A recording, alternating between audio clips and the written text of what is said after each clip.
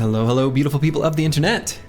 Hello, the Chaucer, Jensen 1, Lucid Tavi, Psycho Ling, Datboy4792, Roxanne, it's me, Dylan Damn Boise 321, Choppy Cat, and Ragged Edge 82, Master Maticus, Rage Stakinski, Squigs 86, Flapperjack 24, Gilora Tix. Hello, hello. Let's continue our adventures. So I'm pretty sure the funny thing about the start of this stream is that it is comically similar to the previous stream's start. If I remember right, we were in the south and we were going to look for a tank, made our way north, and then went south.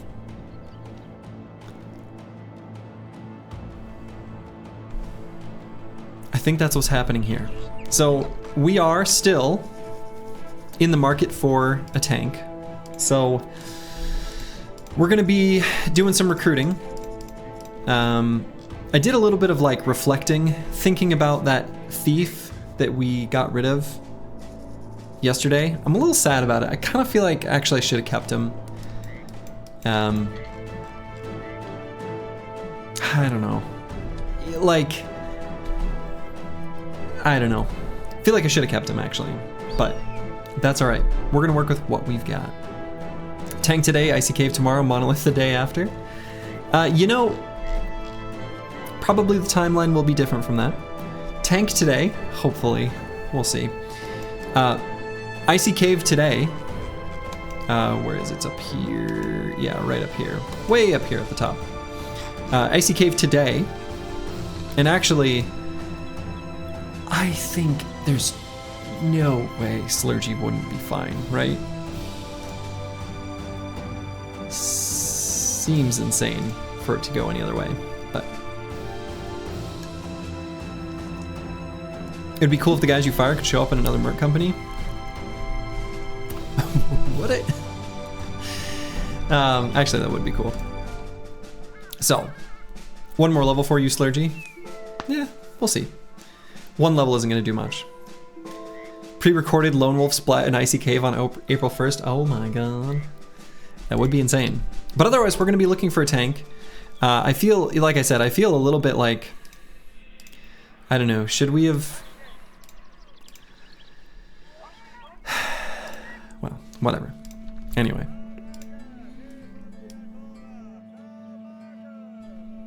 The reason I'm thinking that, too, you have some mushrooms to share, I see? I do. Got a little strange mushroom action.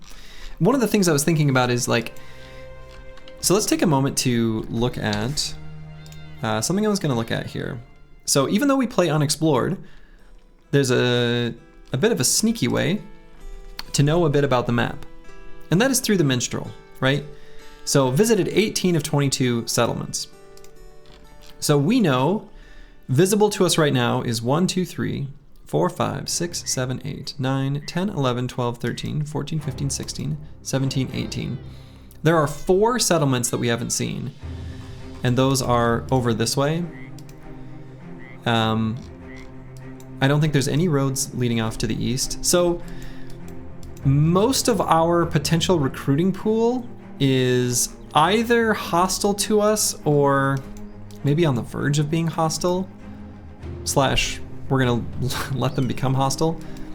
So the number of places we have to recruit from are smaller, which does limit how much we are able to shop around for a tank to an extent. So, Datboy made a very good melon fiddler emote. That is very good. That is very good. That is a melon mugger if I've ever seen it. That's a pretty excellent emote. That's pretty good. So anyway, that was a long preamble, but just something I'm thinking about. So like, I almost like even want to look at day tellers, potentially, if they got the right talent stars, especially if they're cheap. Not that one, but some of them. Anyway. The other thing is we have an option to go to the arena to get ourselves the arena buff with just one more fight on both Uncle Freddy Mac and Slurgy. So we could chill and just get that. I think that would be a pretty good idea. Feed some bros and nachos to hire more chads. Well, hopefully not. So I might like maybe go down and fight this Ancient Dead camp and then come back for day 57 for the arena fight. I feel like that would be a worthwhile endeavor.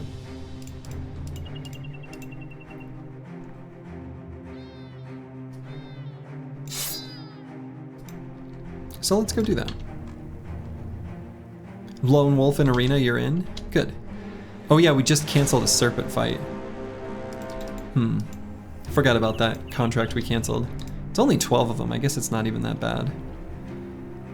What are they, teaming up? What's going on here? Alright, we'll fight these auxiliaries first. Should be a pretty easy fight for us. Something to, you know, warm up the fingers.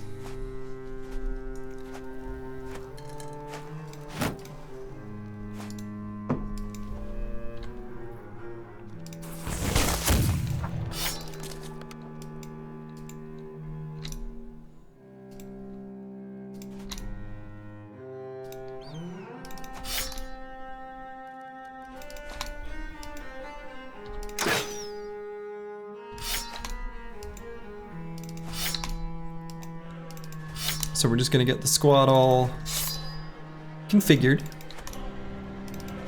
all in a line, as you do, to prepare for the Undead Menace. And here they come.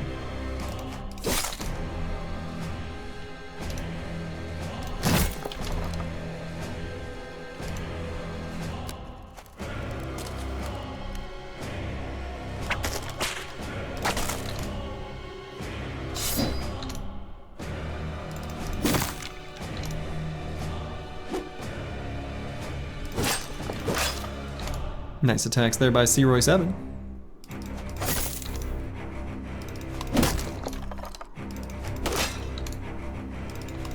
Team's obviously pretty proficient at taking out ancient auxiliaries. It'd be a real problem if they weren't.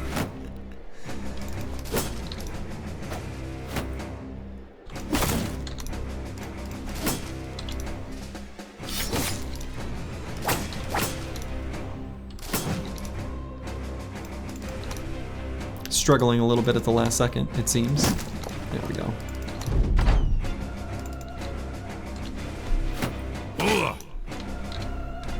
What did you miss? Who died?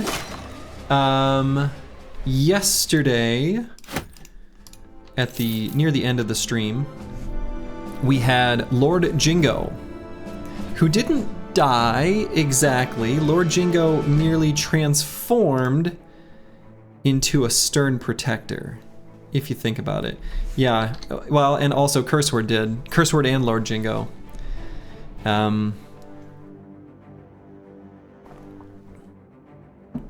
So,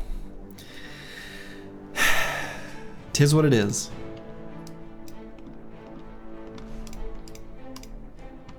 You're out drinking and not watching?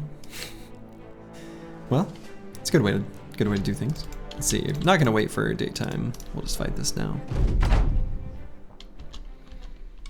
So yeah, we're on the lookout for our tank still. So the reality is, even though someone died, we were going to need to fire someone to get the team in the correct balance. So there was a certain convenience to it happening as it did.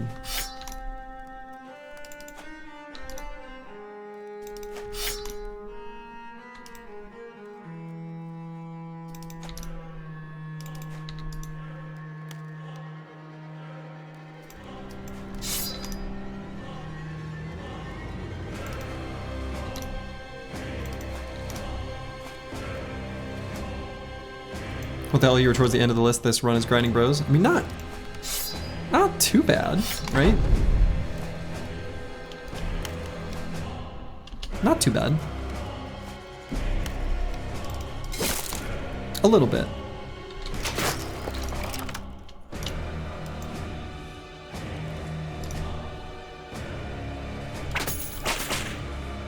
Uncle Freddie Mac, don't whip him in the hat.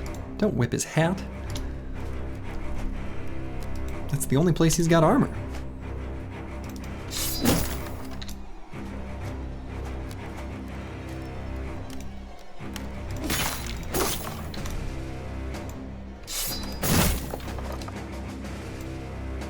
His losses are nothing. Last run was brutal if you were the banner.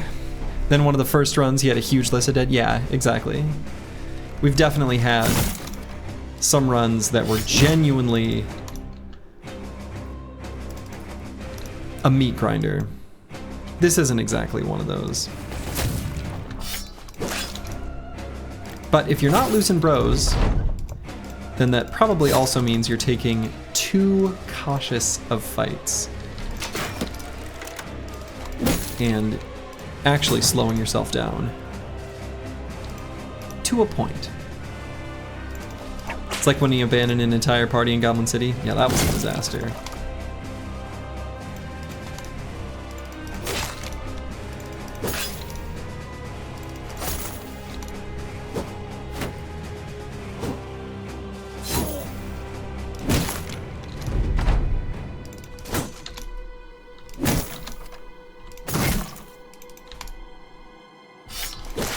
All right.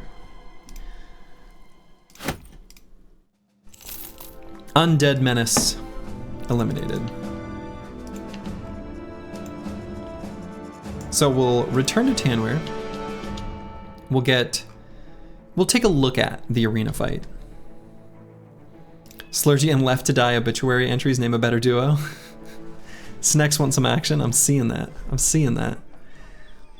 The Snex won in on this, but we're not interested. Get out of here, Snex.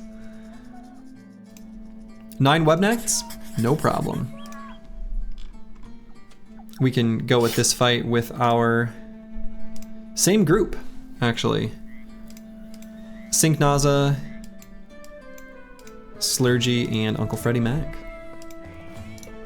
Should be able to do this fight quite nicely.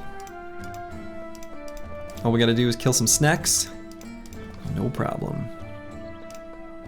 Excuse me, webnecks, not Snex. It is a lot of them, but we've got a good weapon to hold them off.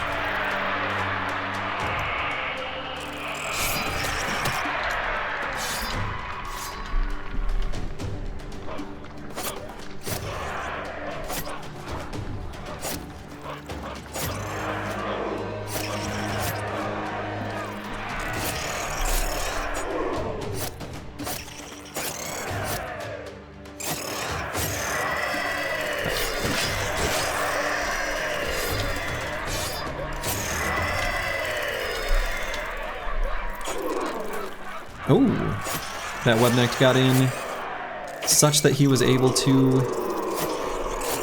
put Slurgy in a net. Tragedy. But it's looking like that still isn't gonna matter.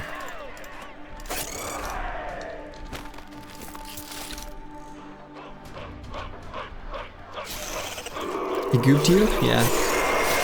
Got me in his sticky web.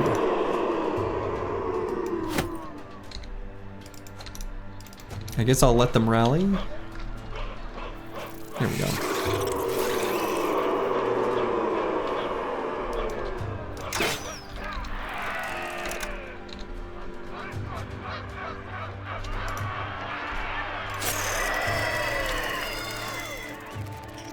All right, they're rallying. They got their second wind.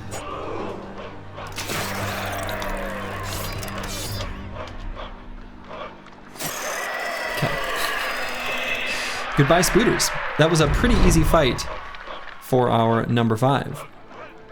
So we got Slurgy and Uncle Freddie Mac, who have upgraded themselves to arena fighters.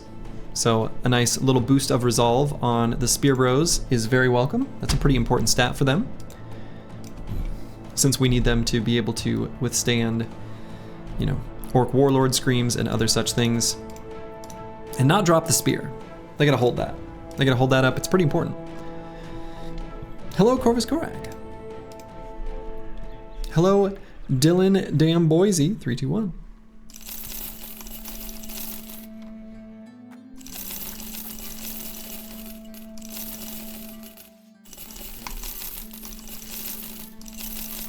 Okay. You know, since getting the cook, we have looted enough food from camps that with it lasting longer, I don't feel like I've bought food in a while. It's kind of nice. It's not like a huge money savings because it's not like the food is that expensive, but that has been a relevant economic benefit.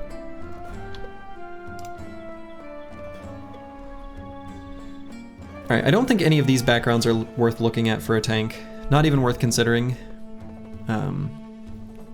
So we're gonna hold off on these. Anything with minus fatigue.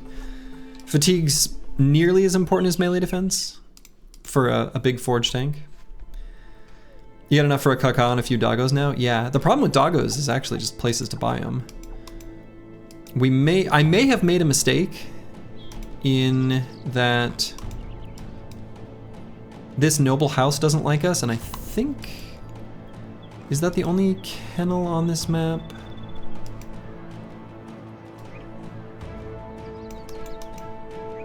It might be, which would be a bit of a problem.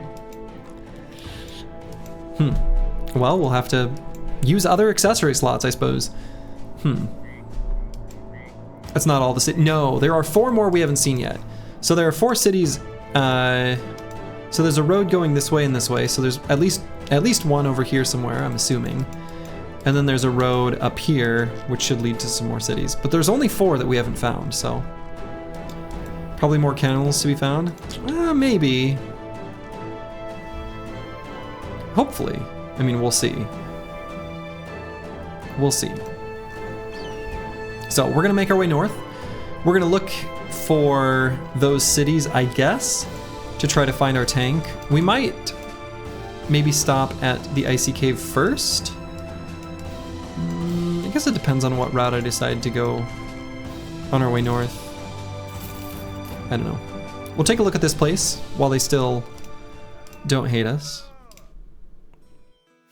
Not gonna do any escort caravan missions for them. Could buy cheap dyes while we're here.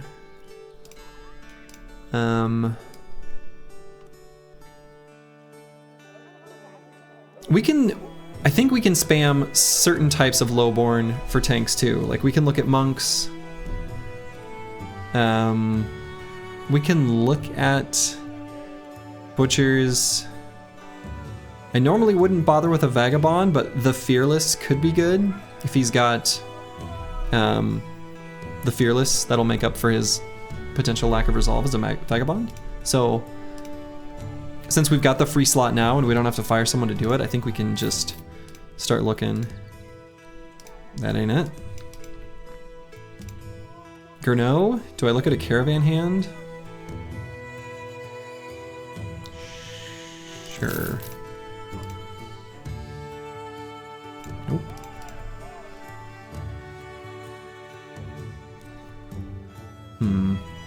Get a miner? No, miners are bad for tanks. They're good for early tempo offensive rolls because they have an increase to their minimum offensive skill, but reduced fatigue. So miners are actually like the opposite of what I'm looking for.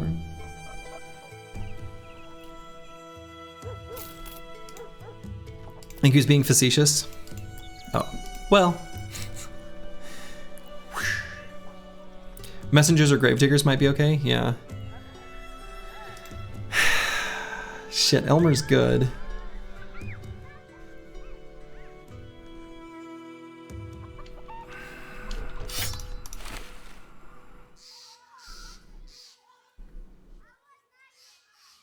But I don't think we need to replace any of our, like, Yeah, no, I'm just looking for a tank. Let's look at the Vagabond.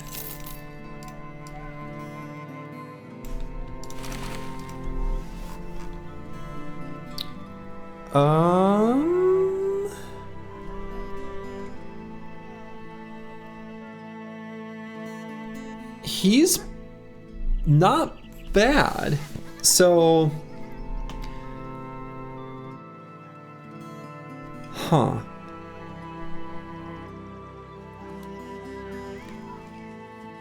So that thief that we got rid of yesterday, that I felt like was on the edge, I think he had 6 melee defense and 2 talent stars. His fatigue was 2 talent stars, but I think it was pretty average-ish roll for a lowborn, like maybe, well, I don't remember. But if we to compare this guy to that guy, actually, I bet this one is pretty similar, maybe even a little bit better. The thing that's really nice about this, actually, is Death Wish. 95 for the thief? Okay, yeah, that sounds right. 95 fatigue. So, Vagabonds have higher than normal fatigue, but lower than normal resolve. This guy's got, which normally could be a serious problem. Death Wish is kind of interesting.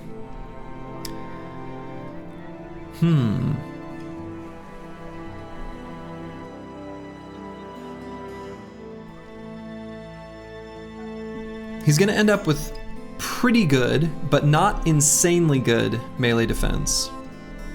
Resolve is a problem. Resolve is a problem, but it's much less of a problem with Death Wish. Near max roll resolve, if this Vagabond isn't good enough, then no Vagabond will be. Yeah, fair enough. I mean, a Vagabond was a questionable hire. I really only hired him because he had the Fearless tag. He's like 35 melee defense. Yeah, so he'll end up with 36 unless you consider, well, on average, unless we consider gifted, which will bring it up to 39. I don't know. At some point, I really like, I don't want to play the searching for tank game forever. It's not a matter of money as much as it is time. Like, you know, it's day 57, which, yes, that's early for my overall time span of day 150 to do Monolith, but I want to do a lot this run. And getting our team online sooner rather than later is important. Death Wish is a precision perk for mono. Sort of, yeah. I mean, that's kind of true. It also enables us to do a nimble tank, which I do think is good. Like a nimble tank, the main thing holding a nimble tank back is resolve checks. Death Wish really makes a big difference there. Not just against Ancient Dead, but against all enemies. Like that's the big thing that makes Forge tanks and nimble tanks like substantially different. So this is, I mean, Death Wish is pretty sweet. I think if you have Death Wish, doing a nimble tank is actually a pretty good route.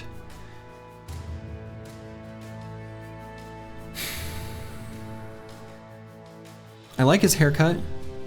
That's pretty good.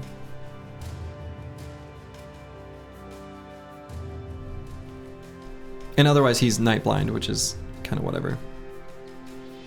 He will fail rolls of people walking next to him. Well, yeah, until we pump it up, right? It's not like we're not going to increase this. It's not like we're not going to take Fort Mind and Lone Wolf. Like, we're going to give him ways of increasing his resolve.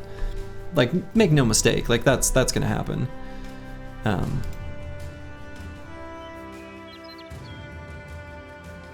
Yeah, here's the deal. We can't be searching for the perfect candidate for forever.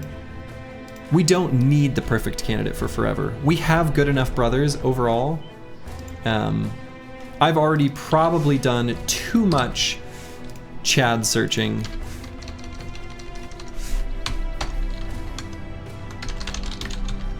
We're gonna do a long-term nimble tank. Gotta run to the post office, be back in a bit. You wanna see a cacao when you get back? Me too. There's not one here, is there? Okay. I am probably gonna buy this wine and dyes though. Something don't like perfect be the enemy of good. Exactly. Don't let Your memes be dreams. For a little while, he's gonna hang out in the back. But I think this will be an excellent nimble tank. This will be a good enough nimble tank. Excellent is maybe overstating it a little, but he'll be good enough. I think we're gonna work with this, right? In the meantime, let's level up our other brothers. This is gonna be an offensive brother, so I'm okay skipping +1s in melee defense. Is this a monolith tank? Yeah, this is definitely gonna be our mono tank. Definitely. The true Slurgy run, the lone wolf spear bro, and a vagabond tank. Have I had a vagabond tank yet? I don't know that I have, actually. Sync Naza, who has comically rolled well in melee defense. God, another +2 in resolve. We're gonna have to patch that up with gifted, probably. Probably? Maybe I don't take fearsome on this brother. Maybe I do Berserk Frenzy gifted?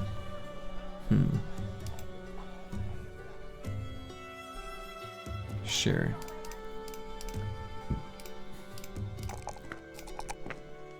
Book Nerd is almost level 9, which is the amount that we need to be able to read the Black Book. Of course, we haven't found the Black Book yet, or we've not even found the library. Another +2 range defense, so we'll take hit points.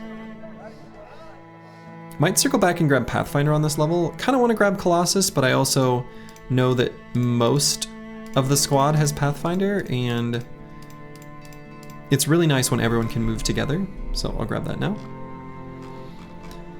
We'll grab the dyes.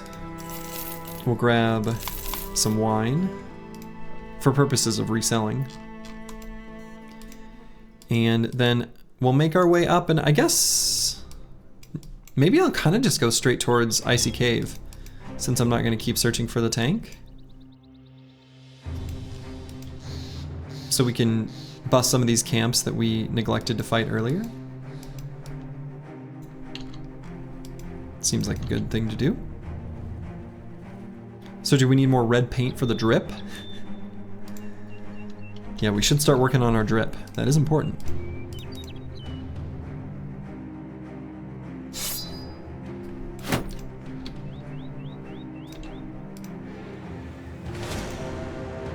Some unholds over there. We're gonna chase those unholds down. Remember, we did find the stone circle. And so if given the opportunity to take the Kraken fight, we will.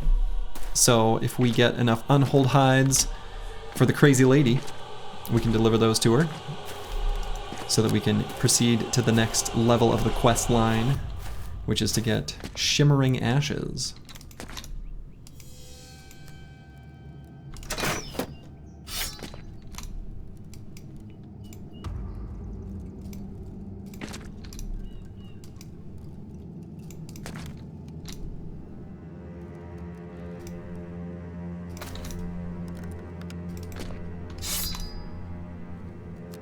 Okay, we'll have to be careful with a few bros that are still in training. Something to kind of mentally note.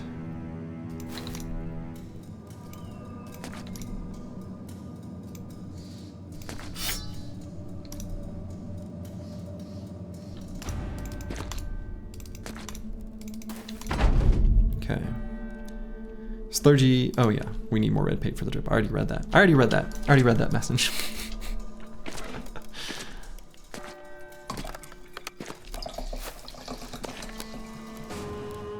Okay.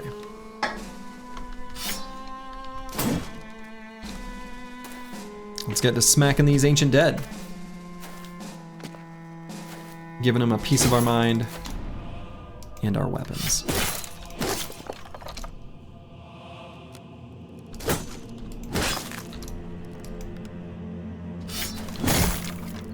But mostly the weapons.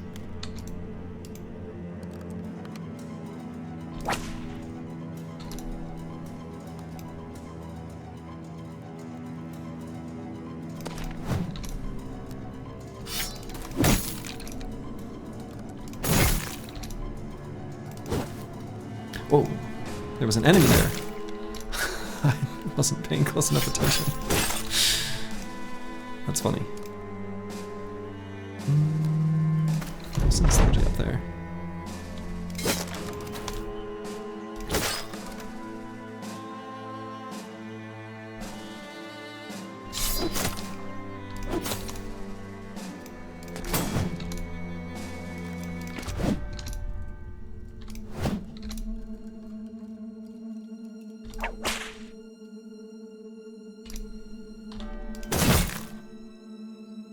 Okay.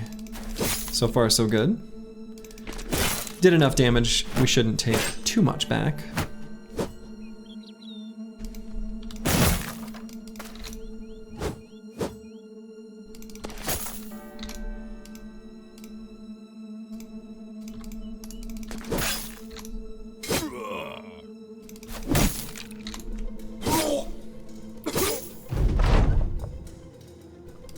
Oh yeah, so Ragged Edge 82 is one of those bros we need to be careful with, huh?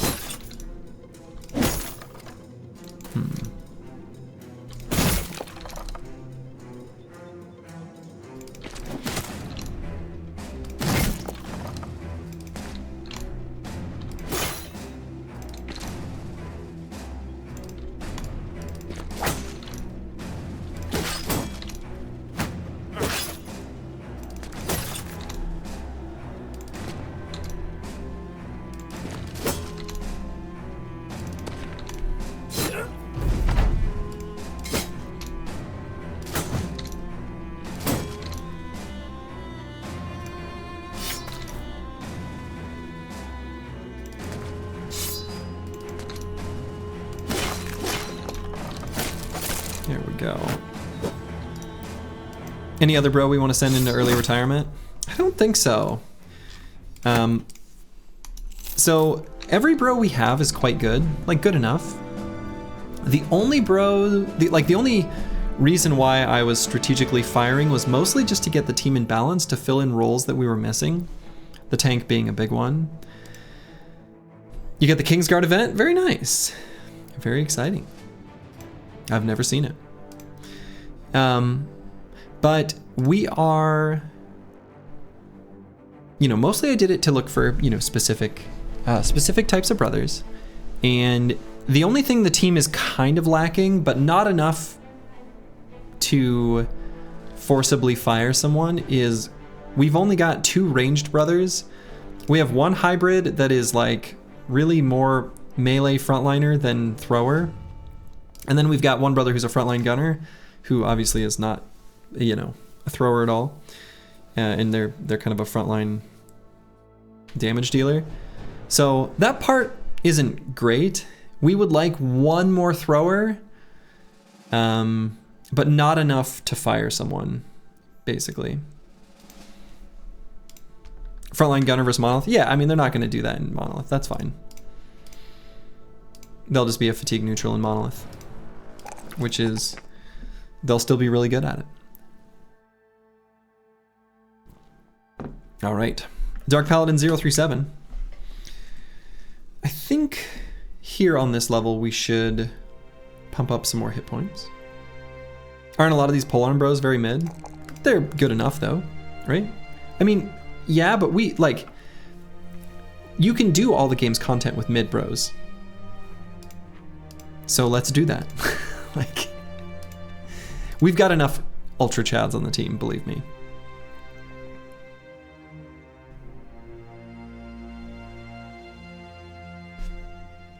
Meaning someone will have to be traded for armor. We have the hat. Well, if it happens, it happens. All right, I could circle back for Colossus. I also could just take like Underdog or Battleforged. Actually, I think that'd be pretty legit as well. I think since we've got 9, we don't have to grab Colossus right now. Let's just grab Battleforged. I think that's fine. He's got high enough durability gear, probably. Ragged Edge 82, gained a nice level here. Since this is going to be an offensive damage dealing brother, we'll grab a little fatigue. And we're going to grab Pathfinder. We're going to be grabbing that on basically everyone as soon as it's available to us now.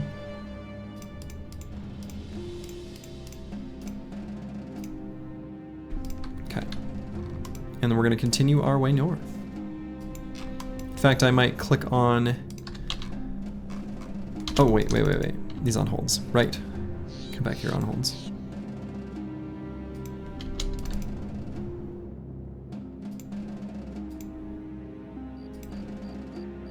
There they are.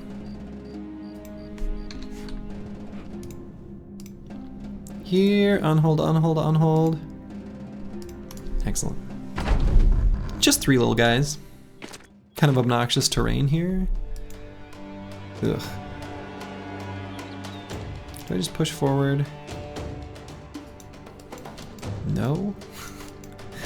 But again, not everyone has Pathfinder, and we got these obnoxious holes. Yeah, whatever. We can just fight on flat. Yeah. I mean, we could retreat, but I think the nature of the terrain, they might actually catch someone out. We just charge forward and attack them. I think that's fine.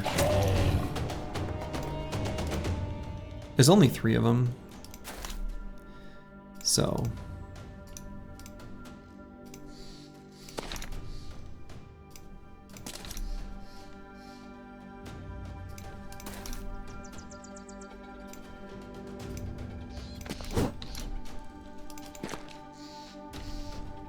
Oh right, Uncle Freddie Mac needs to be given his spear and shield back. He can fight with that weapon for this fight though. Should be fine.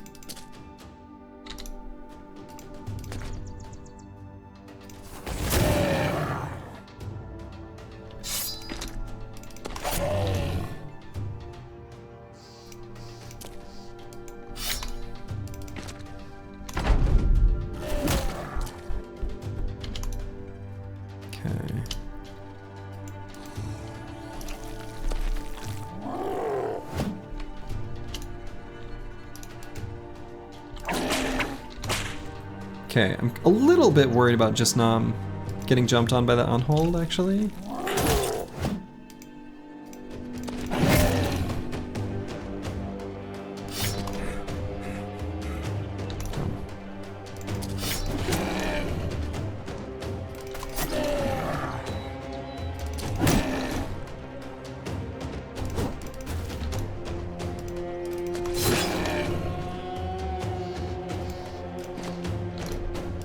So we've got a little bit of a damage spread kind of thing going on here. But again, since there are fewer enemies here, it's not as big a deal.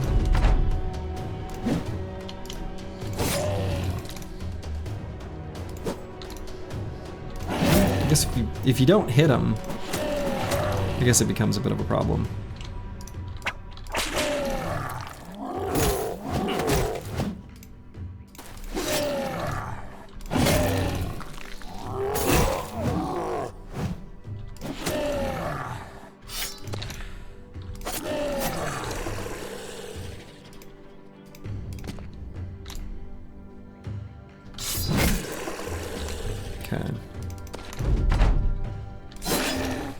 So we did get an injury on just Nom's sprayed ankle. I guess I thought it was cut Achilles tendon at first, which wouldn't make sense. How is he going to cut it? He doesn't have a blade. So actually I guess that injury is fine. And we got 1 unhold hide. And we also got 1 giant skull and bones, or excuse me, 2 to go with the 1 that we've already got. So that's pretty good. We found our tank? Yeah, we just did. Just got him. Okay, sprained ankle. The additional action point per tile moved does mean that if there are potential fights that we need to consider running from, which I don't anticipate at this point in the run, anyway, he won't be able to do that.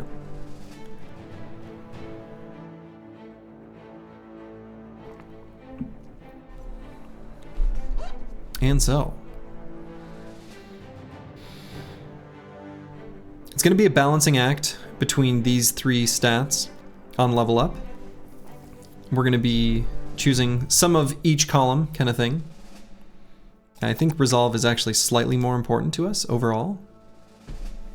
It's also a brother that can probably take 9 lives, and we're okay with that. And I think I'm just going to. So I will. Oh, I had a dream. This will sound like a crazy dream. But in my dream, I accidentally visited the ancient temple and picked up the holy water, and then a drunkard misplaced one, and I had to explain it on stream. I had a stream dream. I've never had one of those. That was like not last night, but like 2 nights ago. It was a very weird feeling. We rolled on a vagabond, guessing because of the Death Wish title. Yeah, he had the Fearless. And so actually what I was thinking when he had the Fearless, there is literally a trait called Fearless. It's like a little bloody heart thing, which just gives +10 resolve. And that's why I hired him. I actually kind of didn't realize Death Wish was one of the possible results from the Fearless title. But anyway, that's what we got. Go outside. It's like storming out. I would touch grass, but there's like snow and shit on top of it. So I'm not gonna. Touch grass? No, no. No grass will be touched. Did you wake up in a cold sweat after this? Maybe. Oh. I heard the hissing of a necrosavant. Makes sense, like when a bro is called the strong. Yeah, but then they don't have strong, they have something else. So we should be able to count the number of ancient auxiliaries that are moving forward, just in case there are any in the fog, and then we'll know for sure how many necrosavants there are.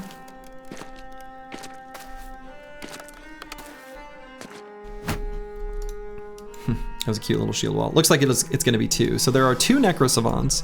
I don't want to back up into these ruins.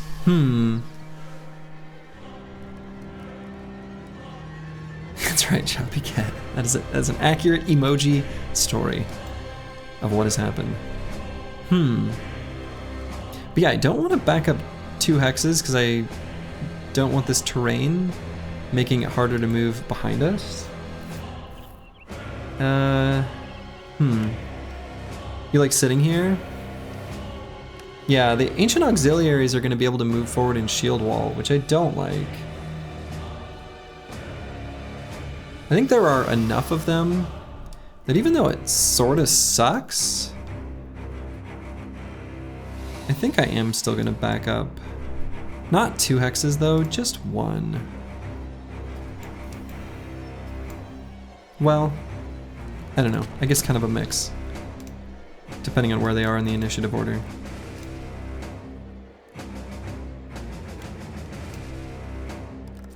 We'll hang Slurgy off the edge.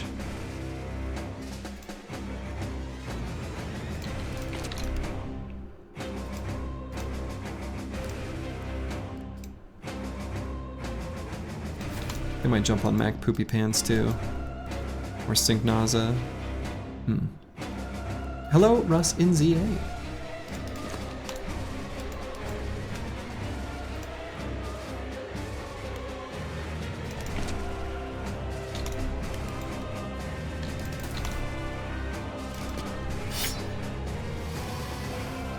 Oh yeah, Ragged Edge 82 kinda... Let's back him up to there.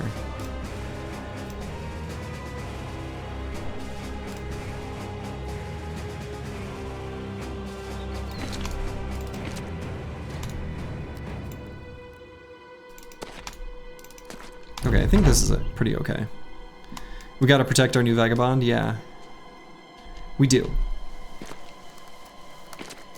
He's got a net, so he's got a tool to help protect himself, which is nice. Hello, Green Killer 001. How's it going?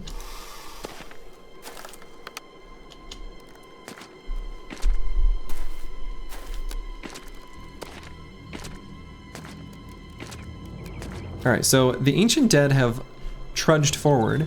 I'm still gonna wait on these bros. The idea here is we want to hit the necrosavants on this turn if possible, so we're gonna wait. Elliot Ferran, hi Slurgy, first time catching a stream, but you've been watching some VODs. You're wondering what my favorite start is. Like, favorite to play overall? So the one that I was surprised how much I enjoyed during this Winstreak series was definitely Anatomists.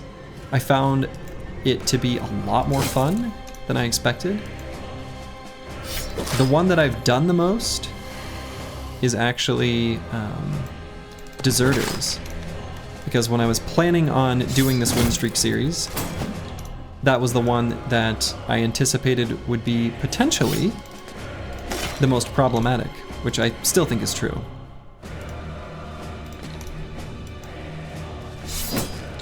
So, I suppose anatomists. I don't know. It's an interesting question, and I don't have a perfect answer because it varies so much run by run, you know?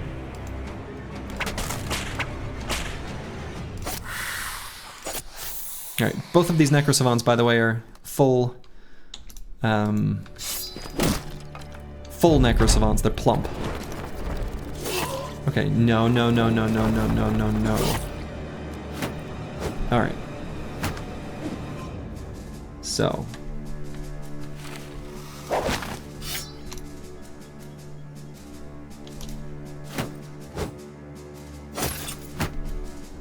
We're gonna fully surround those Necrosavants. Is gonna be the plan.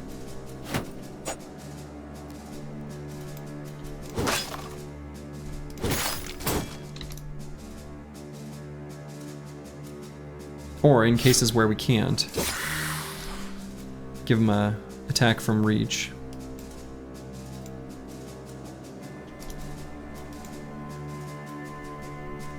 Let's see. Cool.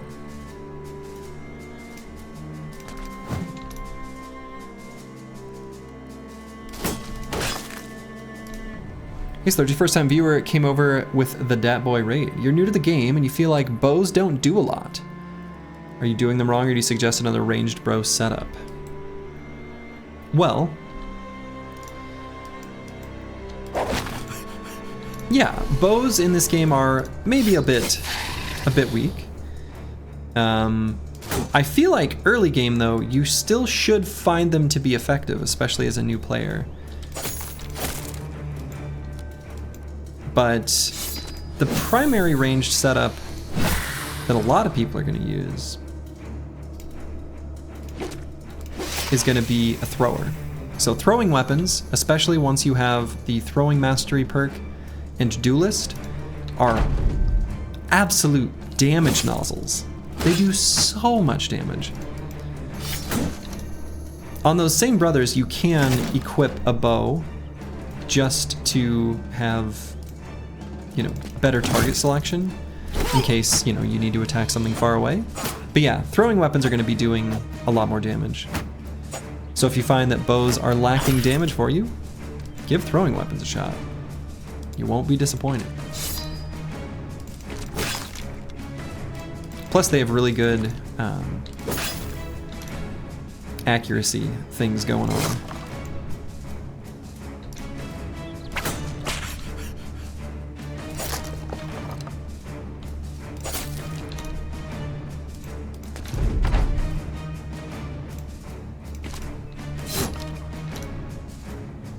You like throwing axes with Headhunter?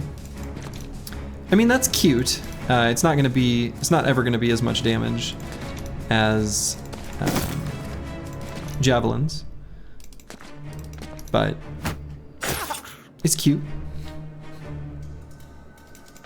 Understood nods and takes notes. That's the Blackfire way of responding. Love it.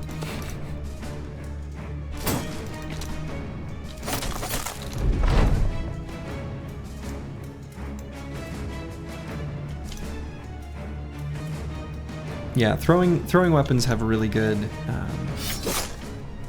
accuracy bonuses. It doesn't really say it explicitly on the skills themselves or the weapons in a way that makes it obvious to a newer player, but... Okay, so where to now? We did fill up our inventory. We could get the next card upgrade.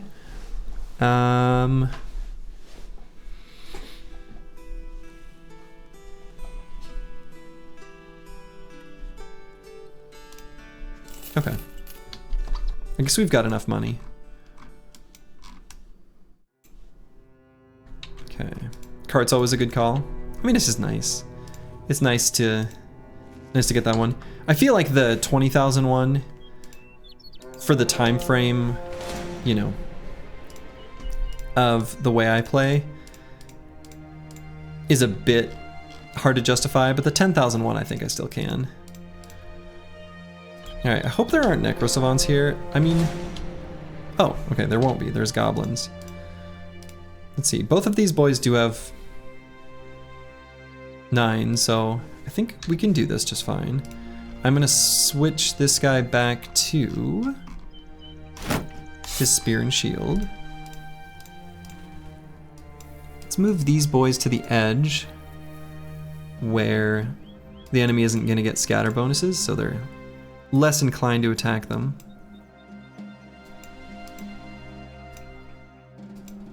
Yeah, we'll just pull these two in. Since it's goblins, we know we're expecting some ranged fire, which they'll shoot right into here now, which is fine. He's got heavy armor on. Here or here. Right.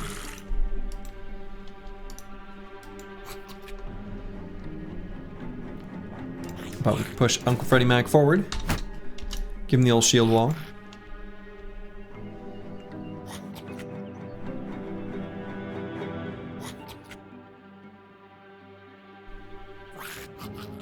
And we'll just wait with everyone.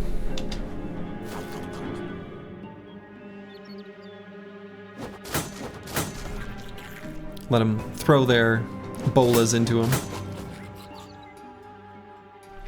The nice thing that we could have gotten from the thief that we didn't keep was he had pretty good range defense.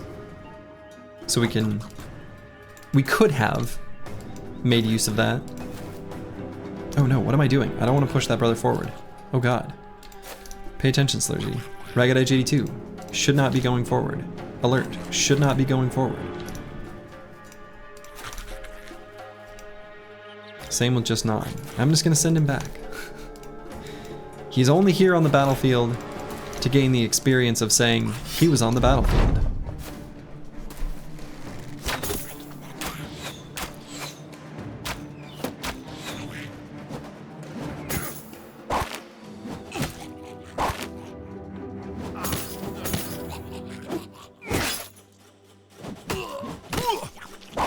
He's only here to put it on his resume, you know?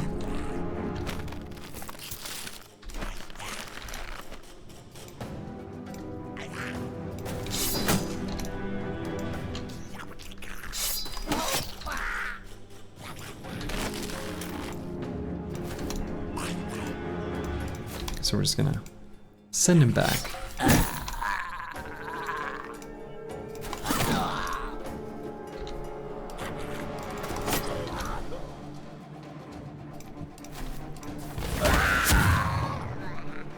Pretty good. Yoink.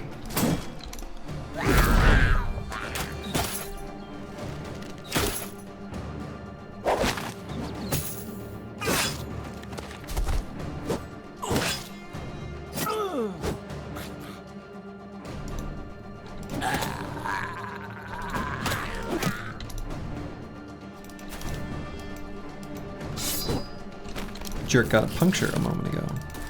Don't love that.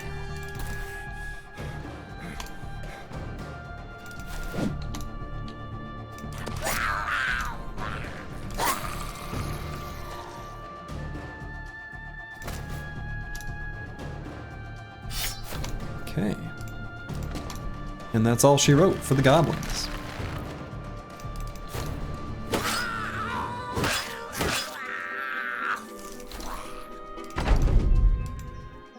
W slaughter.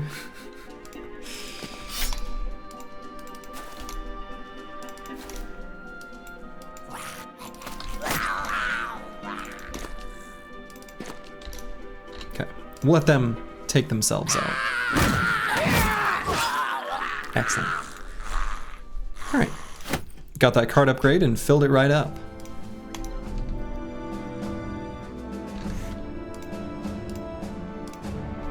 Got a level on C-Roy 7. Frontline gunner. So we're definitely going to take the +2 in melee defense. Maybe could skip the +2 in melee skill for a secondary stat. I'd like it better if it were a +4 instead of a +3. But maybe I just take the +2 melee skill. Seems alright. And so Fearsome is a pretty good perk for this brother to take. So let's go ahead and grab that now. Look over at Just Nom, where we will keep pumping up Resolve. We are going to want to increase this hit point amount, obviously, but we still also need to increase Resolve too.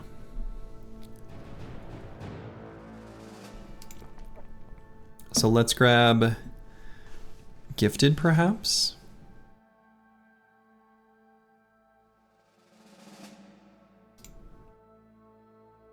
Yeah.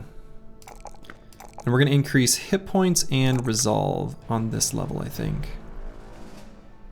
How possible is meme squads like all ranged gunners?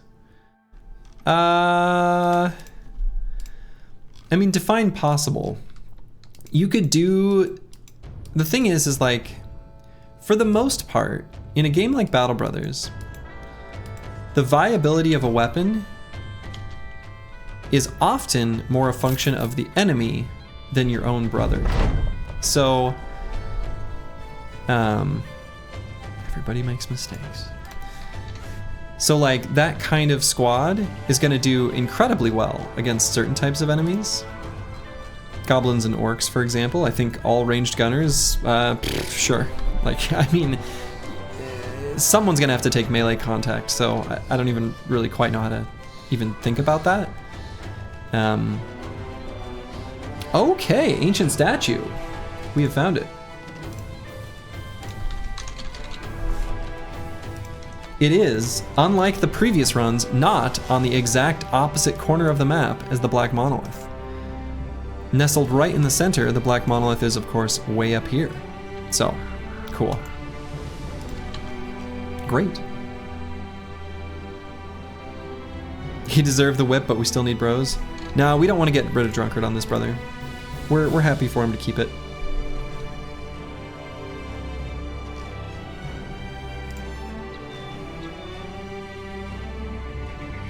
You were hoping it was for comedic effect?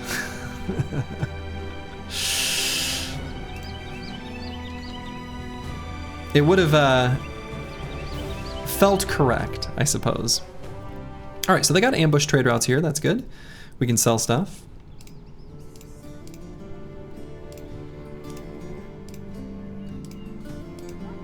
So we can sell the wine that we purchased earlier, as well as this strange meat. Furs and dyes that we purchased as well.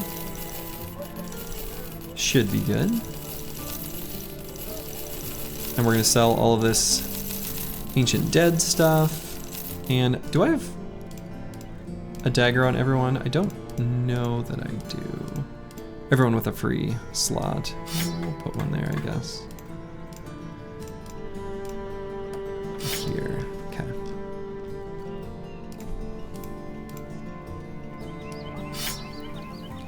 Should have put that heavy rusty axe on Searoy 7 a while ago, actually. That's a bit of a whoops.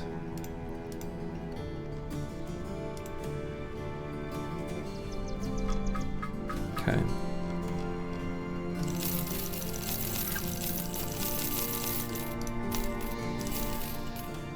The jagged pikes. I might keep a couple jagged pikes.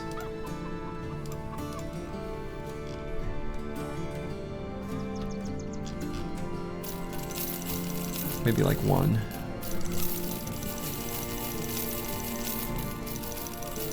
I'm gonna sell the Shimmering Ashes. The idea there is when we do get to return to the stone circle, when we hand in our unhold hides that we've collected, it's always gonna be like an N plus, you know, whatever number you have for the amount that she asks for, so that you can't just go in and do both. So I'm gonna get rid of the Shimmering Ashes, so that she asks for fewer when we arrive the next time. So do you ever miss the times when you could read chat without going by so fast? I mean, I love the more people watching, but good times. You know, I don't know. It's kind of fun to have to have a good crew of people. Obviously the tempo that things happen in the chat is different, but there are still a lot of moments where it's somewhat quiet as people are just chilling, quietly watching. I see you, I hear you. I'm glad you're here. One of the few mods you use is one that fixes that. Fair. That's a reasonable one to use. Okay, so we're going to treat some of these injuries. We've got enough money, there's no reason not to. There's a couple I guess I don't care about. I don't care about the pierced chest. I guess there's one I don't care about, so we'll leave that. Chat going by so fast no one will think I think spears are stupid. Out. No, just kidding. Chat going by so fast no one will notice I take bullseye on every bro. See, I almost missed that one because they looked so similar. Okay. We are going to be making our way up towards the icy cave. We can stop by Varderborg. I mean, I guess I could see what these other cities. Oh, I guess this road doesn't keep going that way. Where's the other road? This way?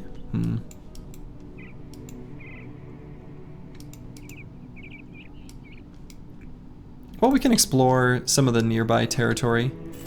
Take some like sweeping. There's lots of unexplored land here, right? We want to complete this ambition, so we may as well look for some of these fights that are here in the middle of the map. See what we can find. Chat going by so fast no one will know you use the Smart Recruiter mod. The shame.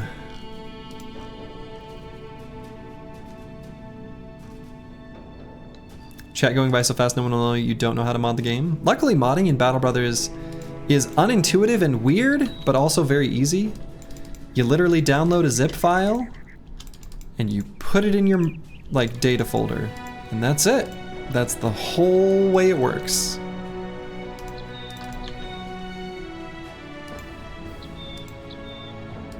It is weirdly simple.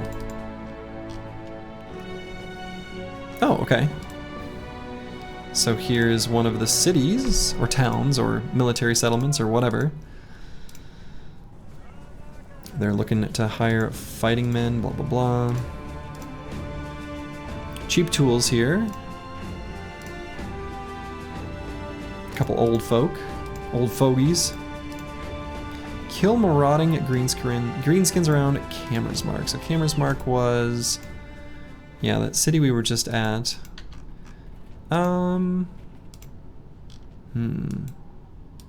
JavaScript shenanigans? No, that part of the game isn't JavaScript though. JavaScript shenanigans are present in the game's codebase, but they are the ones for graphical and UI elements.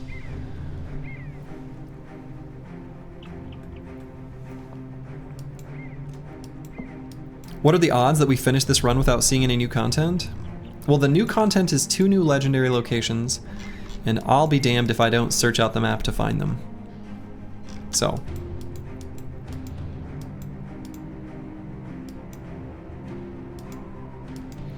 Yeah, so I'm deciding if I want to do that contract because we can explore some unexplored land on the way there. It's like an okay route to take anyway, is basically what's going on.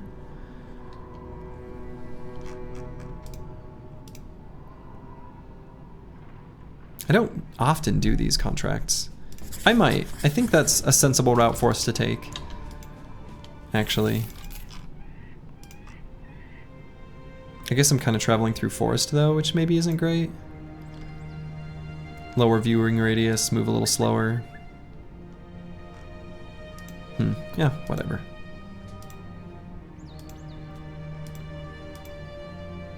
Remember when Slurgy says anything about the new stuff, it's a rhetorical question? Right, yeah. If I ask questions like... So I'll make it explicit when we find the new location, but I might, during the fight, ask questions, and I'll repeat this when the time comes. But I'm not actually asking a question that I want answered when the time comes. Basically, I want the new content to be a surprise. I do want to find it, though. I do want to be surprised. I do know that the first location is not a super end game thing, but that the follow-up location is. I do know that. I think the patch notes might even say that.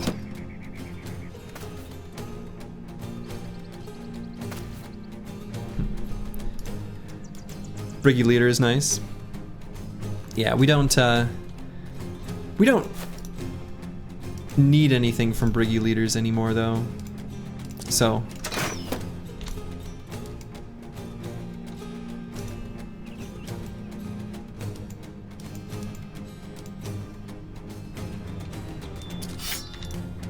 yeah, when the new content comes around, we'll manage it when the time comes. I'm sure it'll be fine.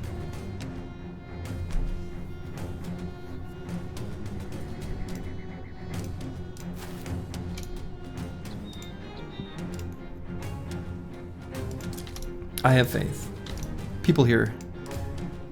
We got some smart folk here.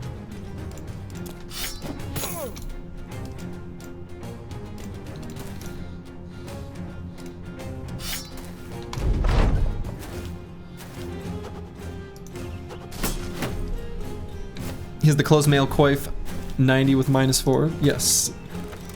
And the light scale armor of 170 durability, -21 fatigue.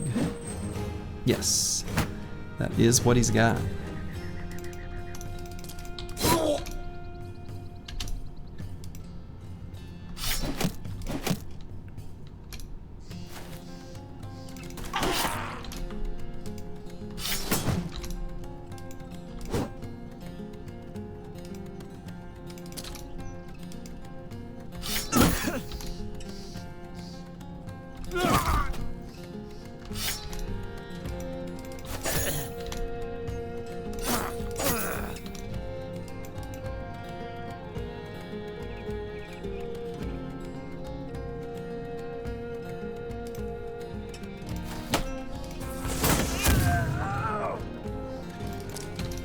You're an encyclopedia without the paper.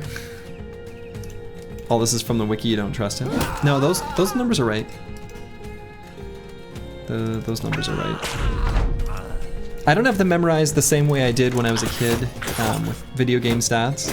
So when I was a kid, I really enjoyed, as I'm sure I'm not alone in this, if you're of a similar demographic as myself, Heroes of Might and Magic 2. And 3 and 5 and whatever, but anyway, with 2, I had this little fold-out booklet, a little trifold, and it had the stats of all the units in the game on it. And in my free time, I would just look at it and memorize the stats. I'm realizing how that sounds now. But anyway, but yeah, I would just sit and memorize the stats of units. I did the same thing for StarCraft, the original OG StarCraft, where I would go onto battle.net and I would memorize all of the units, like damage types, hit points, armor, everything. In fact, name a StarCraft unit, name a StarCraft Brood War unit. I won't be able to do it nearly as reliably now, but I'm curious how well I can do. Someone name a unit. Pick a unit. The drone? Okay, that's an easy one. 5 damage, 40 hit points. Technically has a ranged attack. It's just got a range of 1 though. 0 armor. I don't know. Defiler, see now that it gets tricky. The Defiler, I don't remember its hit point number. It might be something like 70. Yeah, the Defiler, the stats of that one are kind of like less pertinent, right? The Zealot. So the Zealot has 100 hit points and 60 shields, 1 natural armor, but prior to patch 1.05, it actually had 80 hit points and 80 shields. They changed it in that patch. which happened in like the year 2001.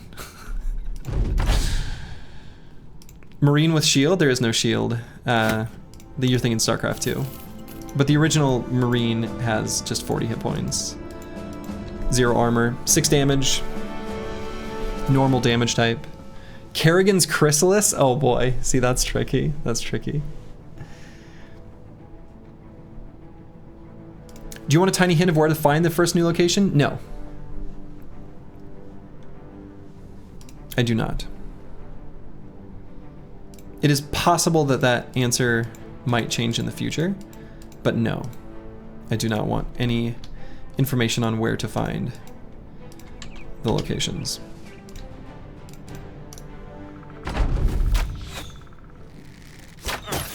Jim Raynor Vulture? Oh man. Okay, the hero units, that's getting out there. He has a pretty crazy amount of hit points. I want to say it's something stupid like 200 or 250 or 300. Hint, it's on the map. Good. Yeah, the hero units I don't have memorized.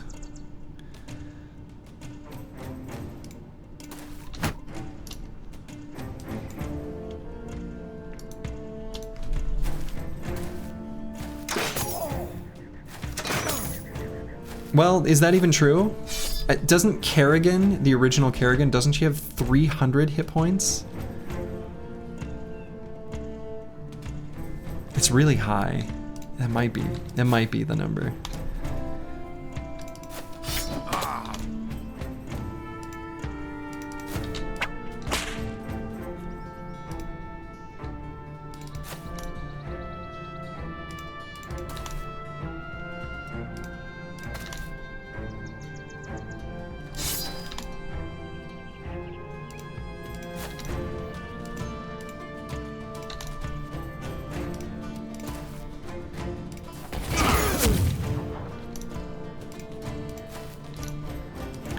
Is the Goblin crossbow simply better than the T3 crossbow? Actually, they have like the exact same stats, except that the Goblin crossbow is like 2 fatigue lighter and has the knockback effect.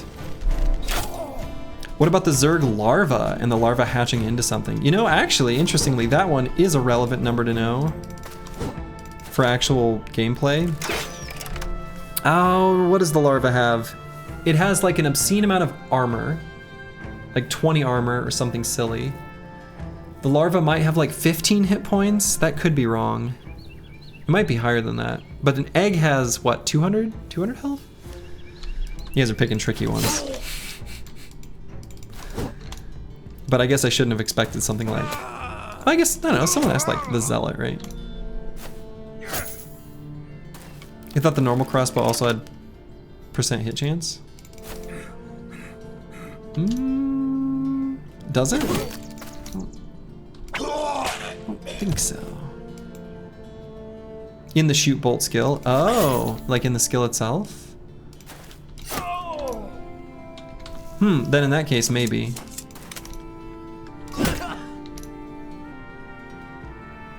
They both have hit chance on the attack? Yeah, okay.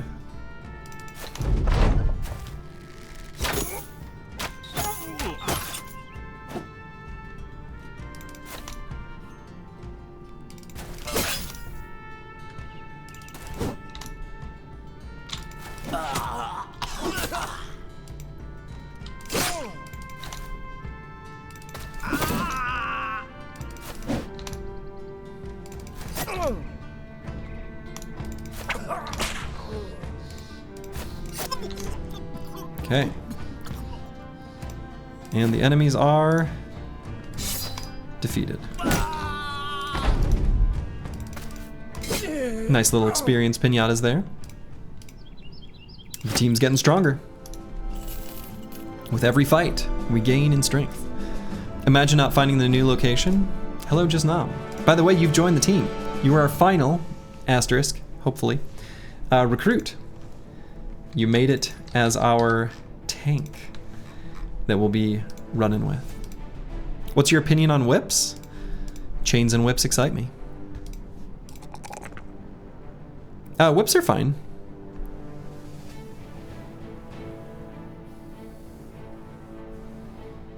they're useful situationally.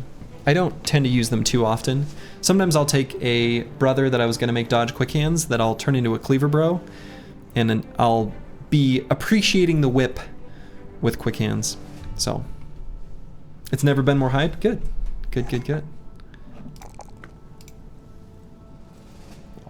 We'll grab fatigue there, since this guy might get old. So, you being something more than just temporary fodder? I know, right? Very exciting.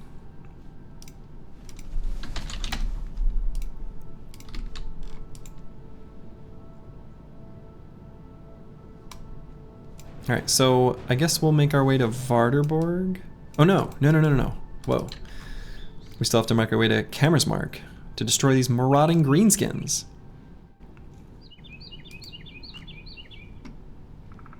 Can't just be letting them maraud.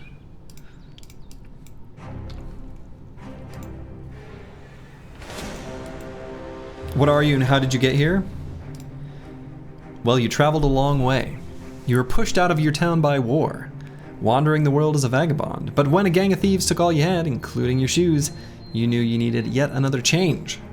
A mercenary band would be but another adventure for a vagabond like just now. One hopes he survives to write about it. There you go. All right, we're gonna fight these goblin raiders, but not on forest terrain. We'll fight them here.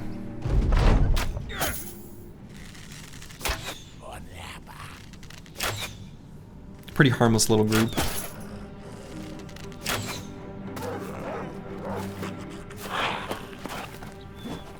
We'll have to be mindful of our fresh recruits and not letting the wolf riders catch them out. That part does matter to us, but...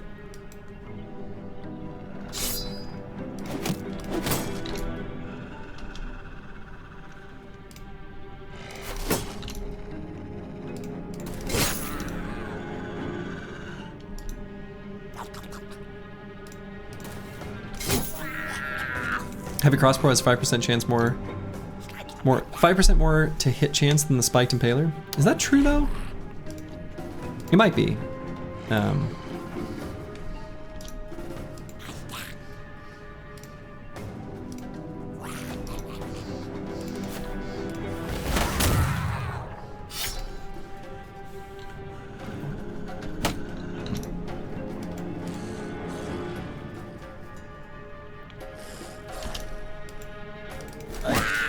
Alright, let's see what these wolf riders do. Yeah, still playing defensively.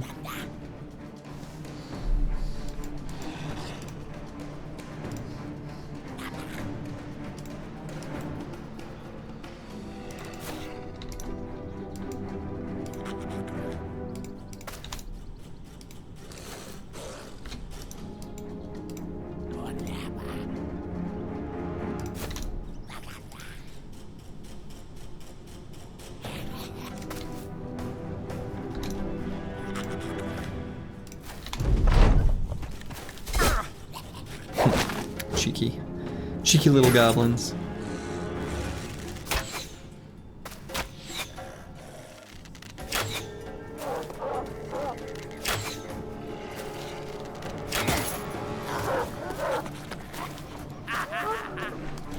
Okay. I'm gonna see if someone else can break Green Killer free. Break him out. Sinknaza says no. You die.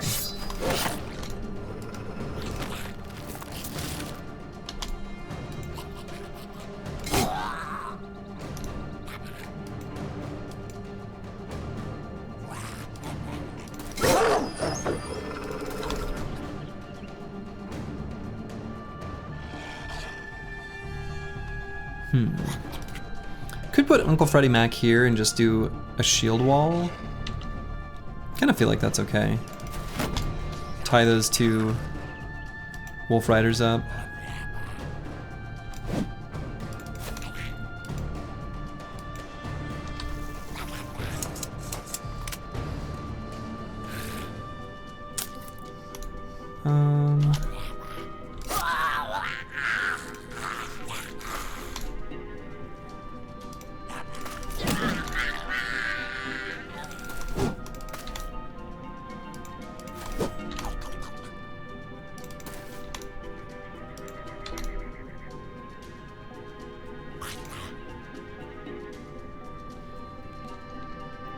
I guess we'll move Searoy 7. Move him in position to attack next turn somewhere.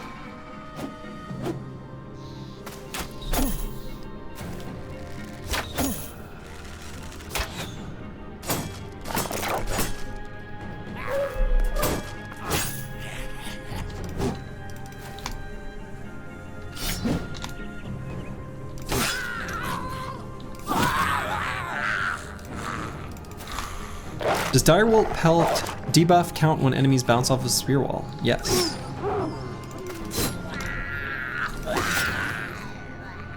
Yes, it does.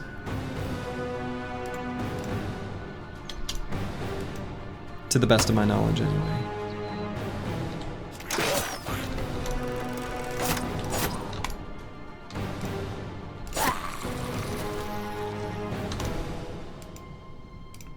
The fact that this spear can one-tap enemies is delightful. One-tap goblins, that is. Pretty into that.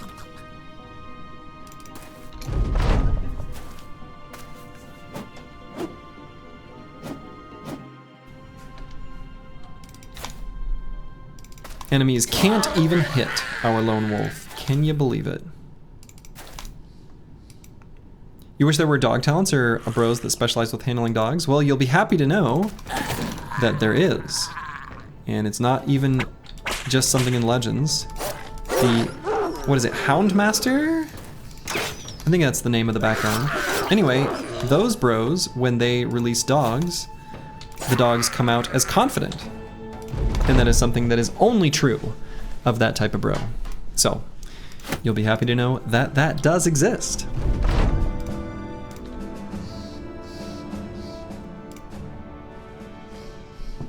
Is it viable? Yeah, I mean, it's a good background anyway. So, like, yeah, Houndmasters are good. Like, they're a good background to have.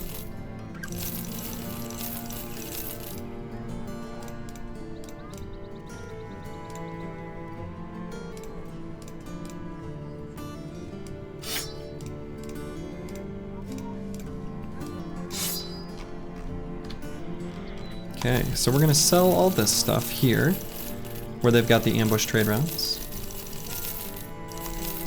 Make some more money off of what we've looted off the ground. And probably no need to buy tools and ammo here though.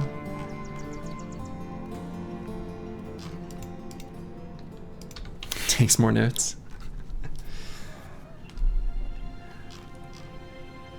Let's see, on our way back, instead of going through here where we've already explored, I could maybe cut out a section of the map here. Again, we're just trying to find camps, find things to, you know, find legendary locations, find camps, find enemies to fight in areas where we haven't traveled.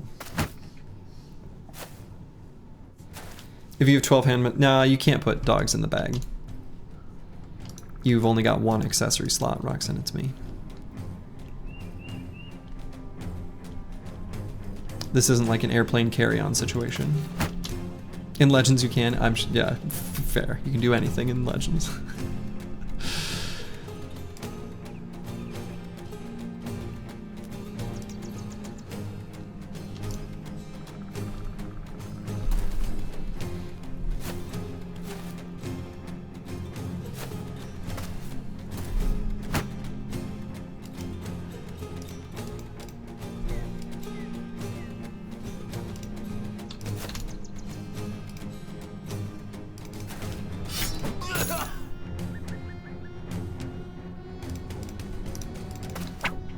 Disarmed. Which arm? Disarm.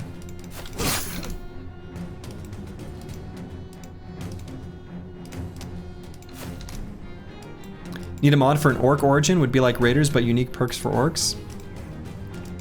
Hard agree. Wouldn't that be great?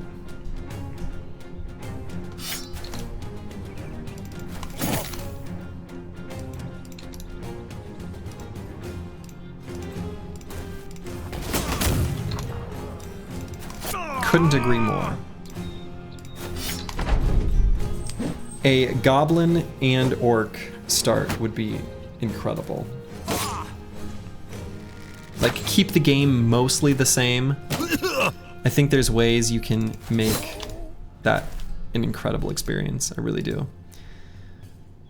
You wonder if it would be possible to play the game with the worst possible overworld luck? Every brother minerals, stats and stars, every level up without stars is the minimum, and anything that has a chance-based drop doesn't? Yeah, must really hate yourself.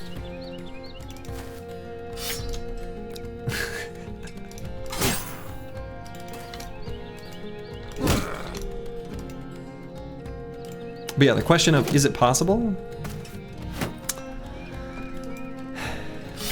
I mean, I suppose. It would be very difficult. I hope that attack rolls don't. I mean, you'd have to define which specific things you're including in those criteria.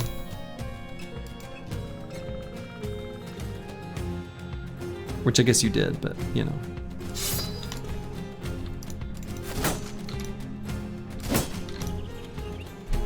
Never getting a hat from the battlefield sounds kind of sad, though.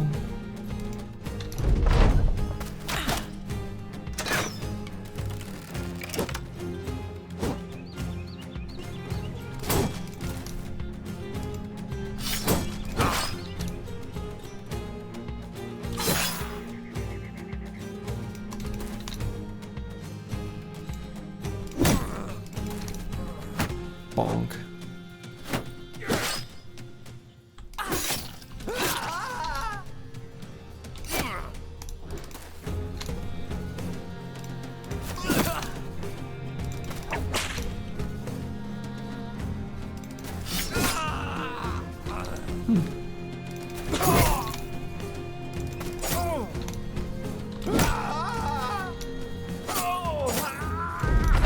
Okay. Another group of briggies taken down.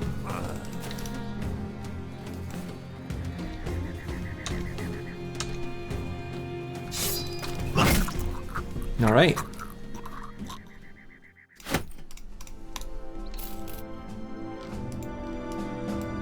So yeah, we'll continue our way down the road. We'll level up on the bros that level up. Take some hit points here. And could grab gifted, could grab quick hands. I think given the weapons we've got, I think I'm missing having quick hands on some of these brothers, so let's go ahead and grab it. Behemoth 6987, our absolute godly Chad Cleaver boy. A +4 in every single secondary stat, huh? Huh. What do we do? Probably just resolve, even though he's got determined, so he's always confident. I like having more than 43 on a brother that's going to take contact with enemies. So I think we could take Cleaver Mastery now. We could also just simply grab Berserk. I think this brother will make good use of it. So let's go ahead and grab it. Green Killer is going to be damage bro of some kind. Give him Killing Frenzy. Zerg Frenzy boy. Here. Just now, our Nimble Tank. We're going to take +4s in any of the secondary stats whenever we see them. And then what do we shore up here? We need both. I guess I'll take Resolve. We are going to need to pump that hit point number a lot higher though.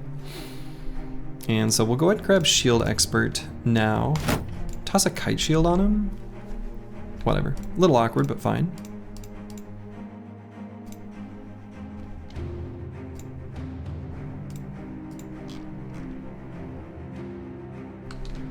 And then we'll make our way this way. I guess we could stop by Langholes. Oh my. Okay.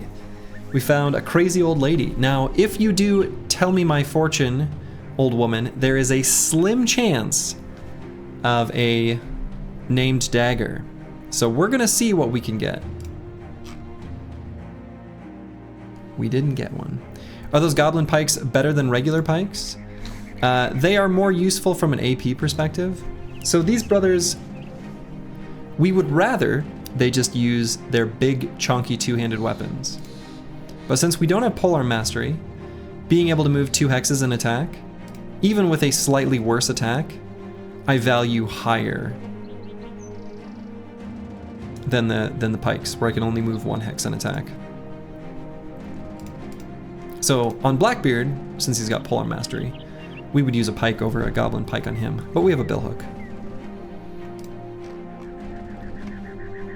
Yeah, it's the only reason is the AP difference. The pikes are a better weapon from a damage perspective. I guess there's like a mountain here, huh? So we'll go around it?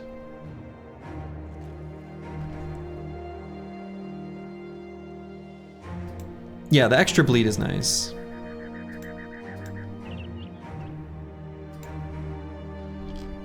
Okay.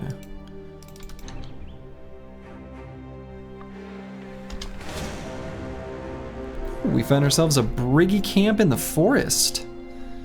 Briggy's in the forest. 5 AP polehammer win. Alright, fight some Briggies in the forest. Their leader, Casper the Cutpurse. He's got a decent armor. The 210, whatever this is called. We might try to get that.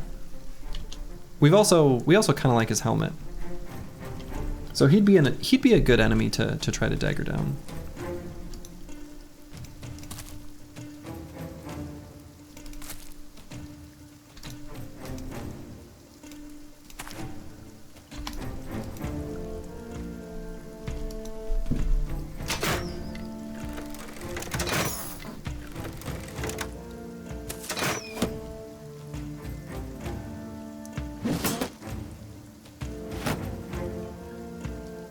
Okay.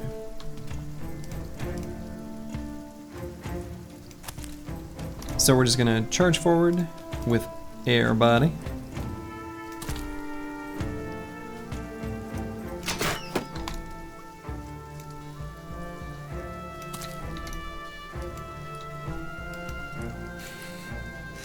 Roxanne, it's me here with the enemy loadout information. Thank you very much.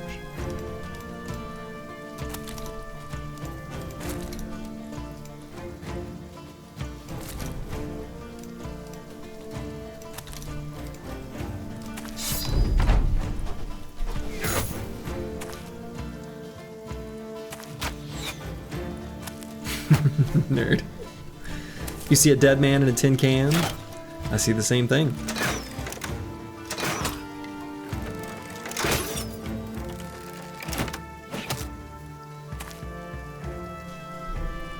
A dead man, a tin can. Casper the Cutpurse. I'm no fan.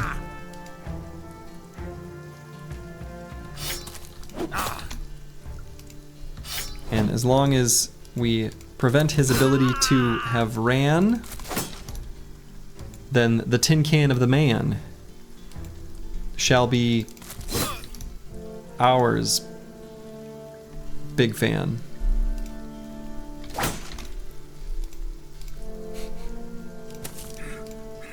We're about to be cutting his purse. Yes. Sounds like a plan. You the man.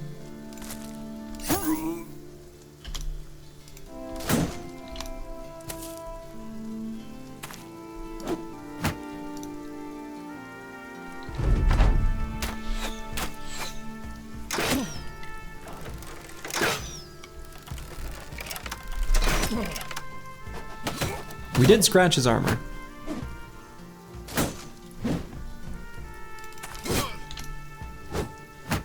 You'd go ham.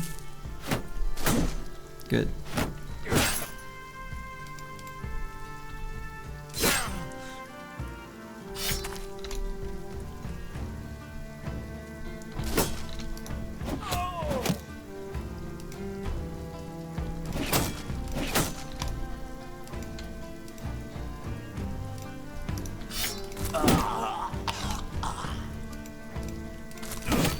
Let's get Blackbeard behind these palisades.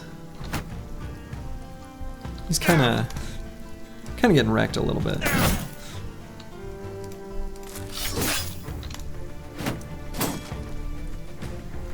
Fame Spear with AP roll still doesn't impress you damage-wise. Good enough for the Fearsome proc though. Yeah, I mean, regular attacks with the spear are never going to be impressive. Searoy 7 doesn't have a dagger, so this is a little bit awkward here.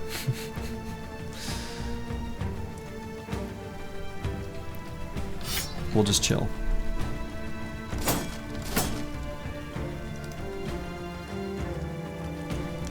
Disaster.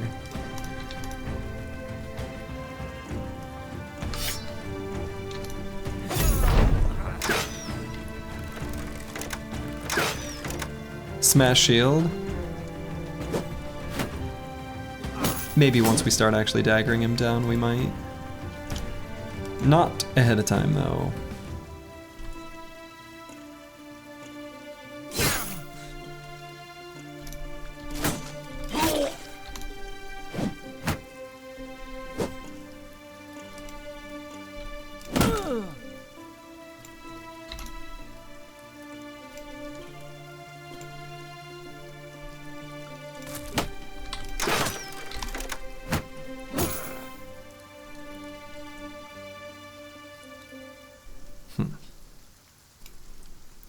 Could try to pass through zone of control, maybe.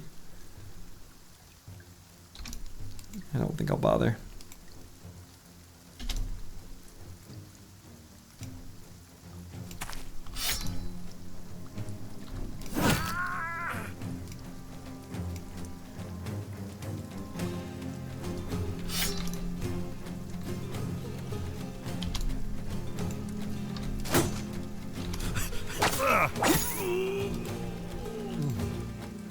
You're a bro? You are, Searoy 7. You are indeed. Where are you? Where is Searoy 7? Yeah, you're a frontline gunner. That's right, that's right. You've got a very important role to fill. It's my favorite build. I like it more than I should, and I know that. But it's fun.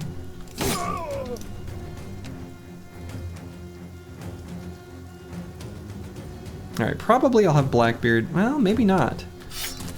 I think the units that I have in melee with Casper the Cutpurse there, I kind of want to be ones with armor, since he's attacking with this arming sword. Putting a Nimble Bro in contact with that arming sword, especially with their hit points already stripped off, feels a little incorrect.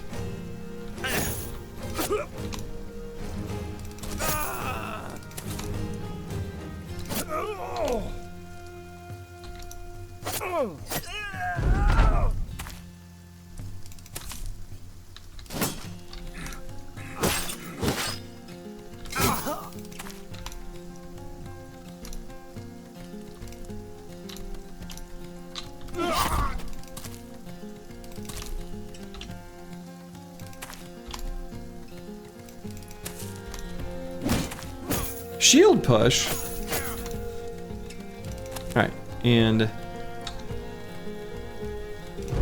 the nerd's running away.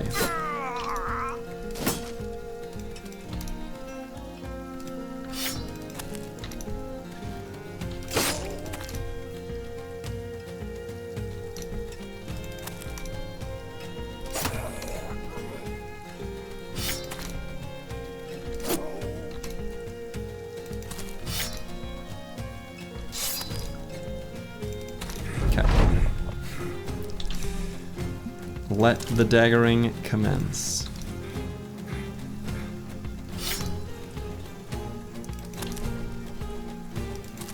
It's a party. It's a dagger party. And you're invited, Caesar.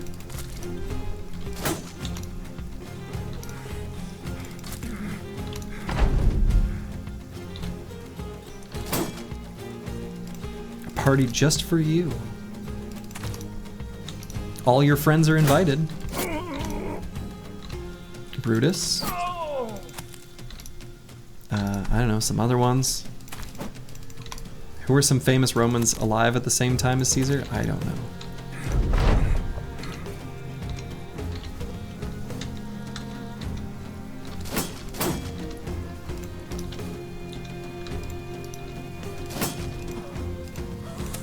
Cassius.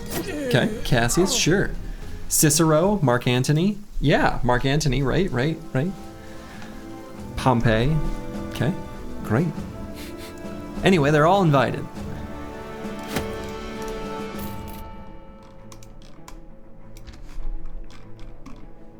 All right, so we got that armor. We didn't get the helmet. We are gonna throw this armor onto one of our boys. Oh, and we need to improve. There's a few nimble setups that are kind of garbo that we need to fix up. Biggest Tickus. Who is Brutus? Just some Et2 guy.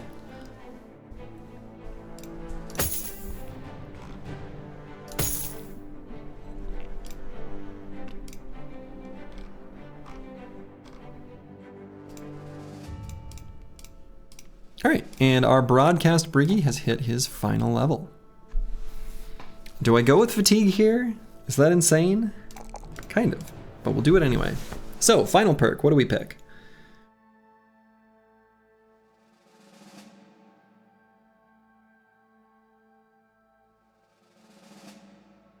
Bullseye. He's got certainly enough fatigue to spear wall for forever. The only thing I'm thinking is perhaps when we do fight Ancient Dead and we have a secondary weapon, Berserk might be kind of nice. Hulking Hedge Knight in big shiny armor with a measly 83 hit points. True. True that. Just grab Berserk. Not really relevant for when we spear wall. Not very often anyway. But it will be relevant when we're cutting down goblins and things like that in some of those fights. Student.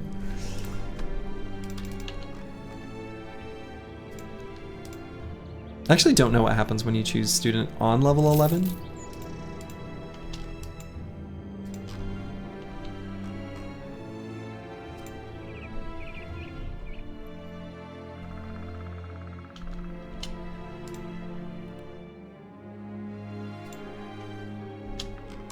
Okay.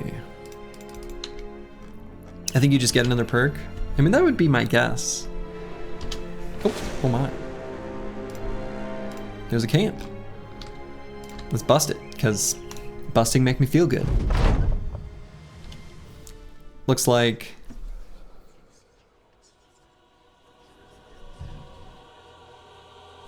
Ancient Dead. Or excuse me, Undead. Zombie Dead. What does student do? Faster EXP or something? Yes. I will say, Dylan Dan Boise 321. As a new player, here's what you should know about student. Don't pick it. It is a quintessential noob trap. It is a perk that you will see me and other players pick, but as a new player, you should never pick it. Never. Once you know the game, you'll know the situations where it's fine. But as a new player, never. No, it disables itself with veteran at veteran levels. Student goes inactive, yeah.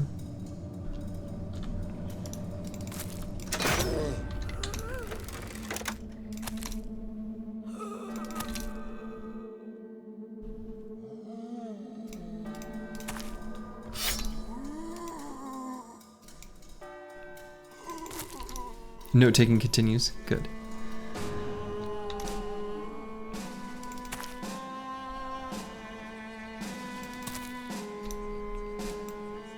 You get heavy armors, student Zerk frenzy, every build. You can't stop me. True. I can't stop you. Yeah, we don't even need to give the new player the conditions for student. Not even something you need to have enter your brain. You don't need to consider student in any way, shape, or form. The search for a forge tank ended at you? Yes. Not only did the search for a forge tank end at you because you have fearless, or death wish. Gonna make you a nimble tank. And because this is a slurgy run, I'm almost certainly gonna do some form of abomination because, well, you're not my real dad. And you can't stop me.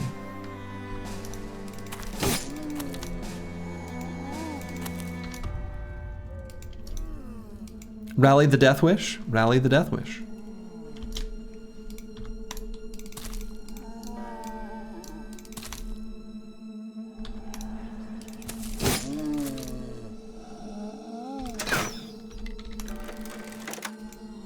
Nah, he's gonna live. He's gonna live through mono. Slurgy, we know who your dad is, maybe. No, I'm his dad. No, don't get spooked, Slurgy. I know, they're very scary. Ghosts are scary.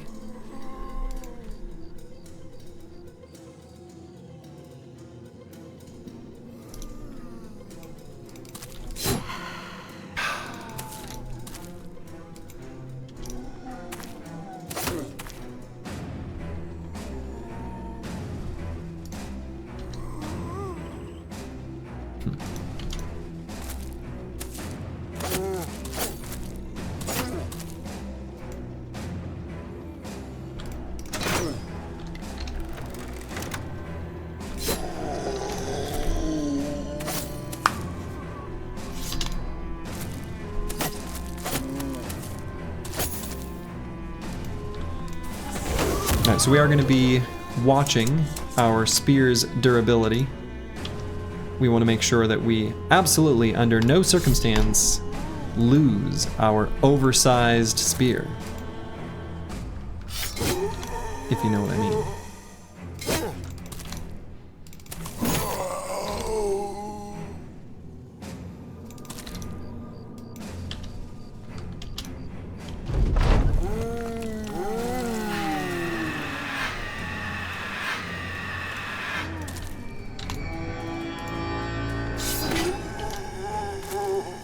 How can you lose something so oversized? Well, if you overuse it, you lose it. And I'm pretty sure that's a euphemism that's, you know, relevant somehow.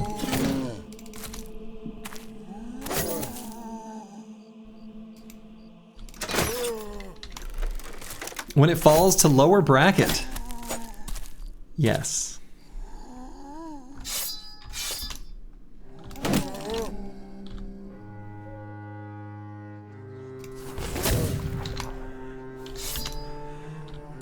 Could happen to anyone.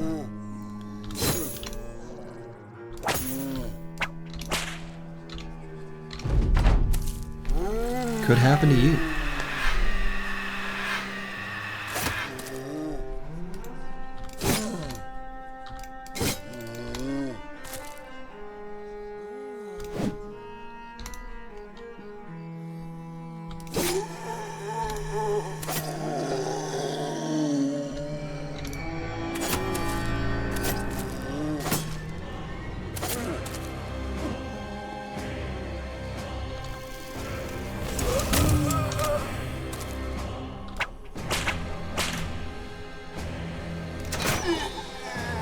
Slowly but surely, we are diminishing their numbers.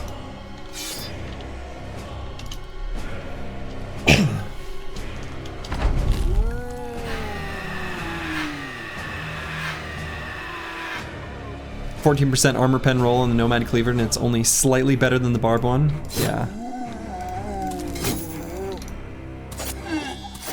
It's unfortunate that the Nomad Cleavers are pretty meh. They're pretty disappointing weapons.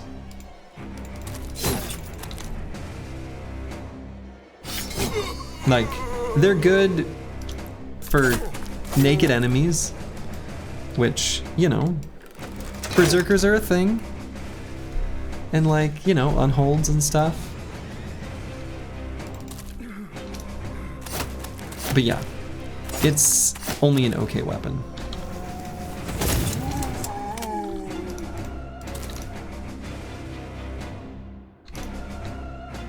Okay at best.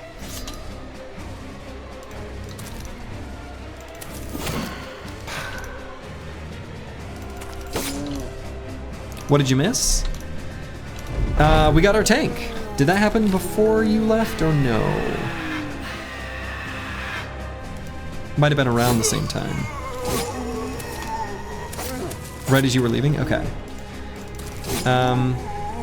Honestly, other than that, I don't think there's been anything too terribly noteworthy, right?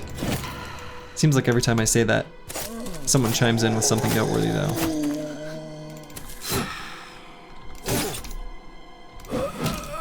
In this case, I don't think so.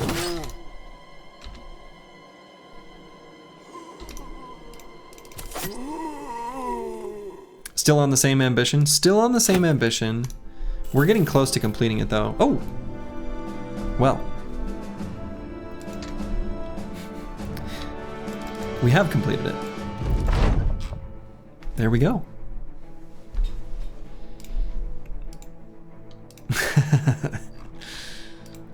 When I said we were close, I didn't realize just how close we were. And did you get the most important thing, the caca? No, there weren't any cacas for sale.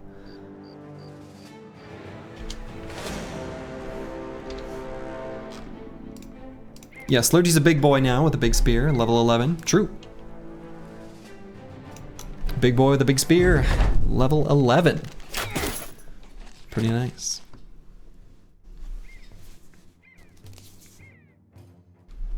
Pretty nice. We're just in the center of the map, beating up on briggies, as you do.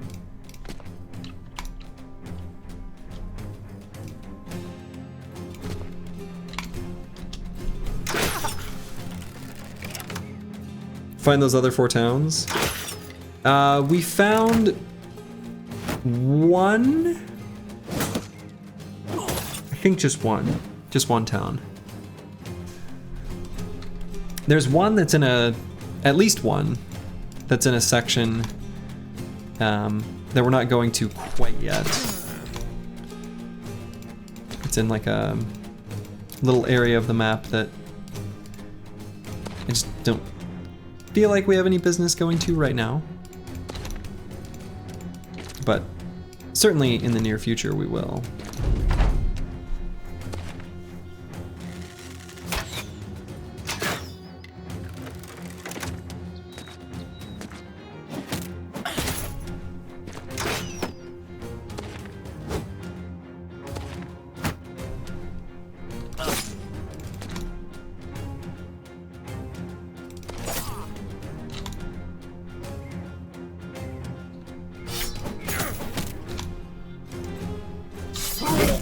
Man split.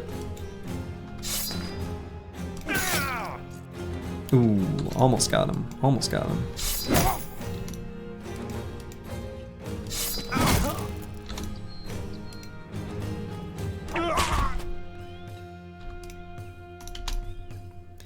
It's nice to be able to feed kills to our tank, since once he actually starts like tanking in earnest, it's not going to be something that he'll often have a chance to do.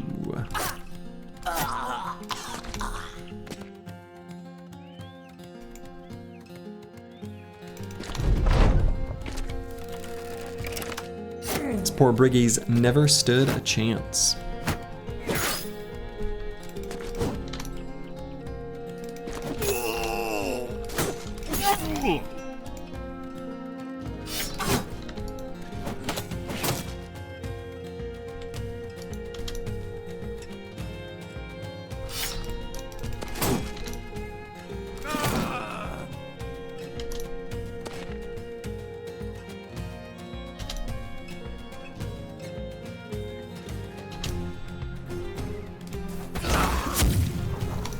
Pretty good handgun blast.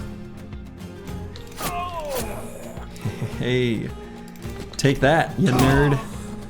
Get speared.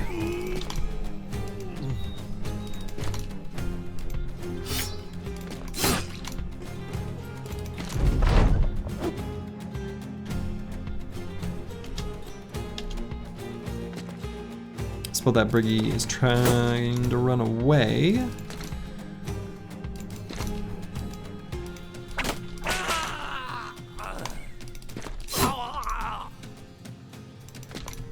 We don't have dogs on anyone, so I suppose he does in fact get away.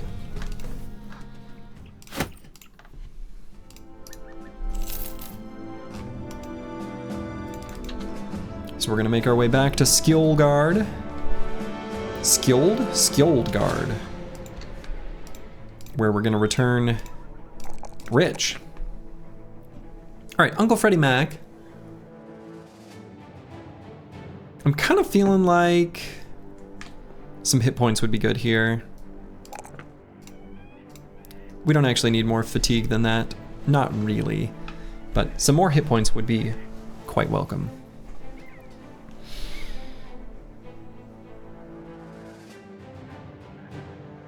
Let's see.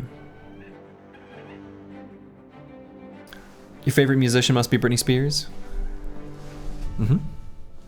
I'm addicted to you cause you know that you're toxic. It's a great song. That's a bop. That's a great song. Anyway. So we're gonna grab Hammer Mastery on this bro. We're gonna do that whole hammer shield thing. And then I guess we get a flex perk. What should it be? Now sing Body by Meg the Stallion. I don't think I know that one. Not off the top of my head. I'm sure I'd recognize it.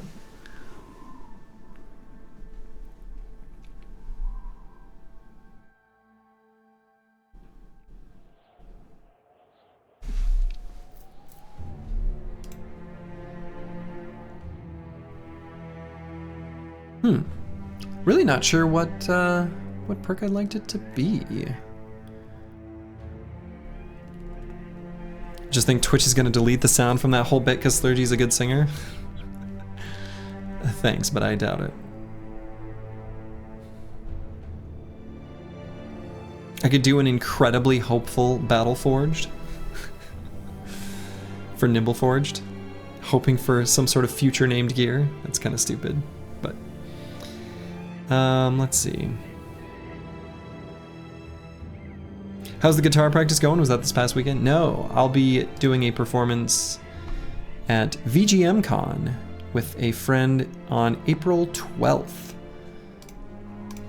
If you're a video game music nerd and you happen to live in the Twin Cities or Minnesota at large or in the general area, and you want to go to a video game music convention to hear a bunch of video game music artists and panels and things like that, you should go.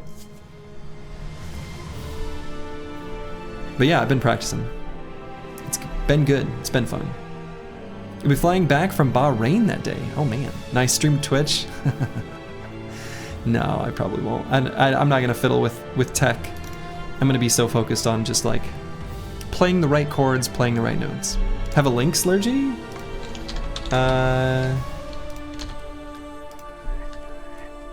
Let's see. Yeah, it is this.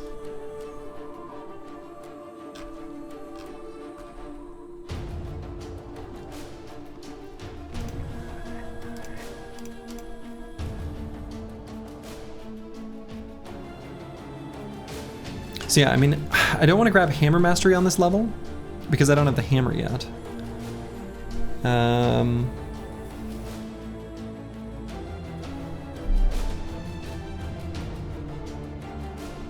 I guess Underdog is okay for the hammer and shield configuration for when he does get surrounded. And it's also okay if the spear wall fails and enemies end up surrounding him. It's a bit weak, but I think it's an okay choice. I think I went through that same dilemma the last spear and shield guy, and I think I did like the exact same thing. After the exact same discussion. That seems, I feel like deja vu in that explanation.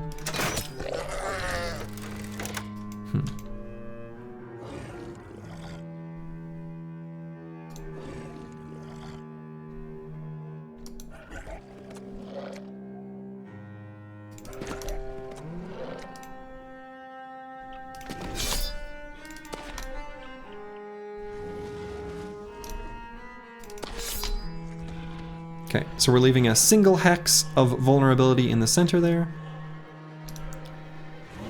Very intentionally, so that there's melee contact as they maybe decide they don't want to run into the spears.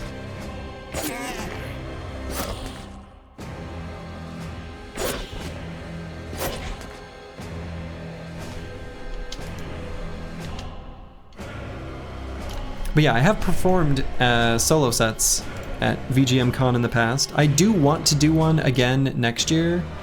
I've got a friend who is a vocalist who like studied voice, and I want to do the Songs of Supergiant Games. That's my planned set. I've got a handful of songs that I've done in the past, and I want to add a few more. I've done the arrangements, like I already did it, the arrangements anyway. I just,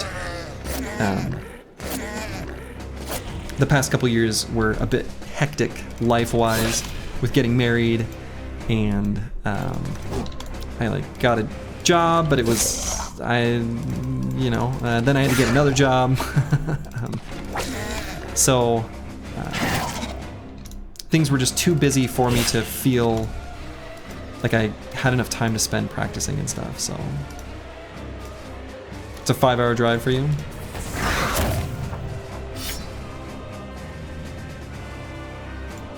Yeah, it's a fun event. Fun event.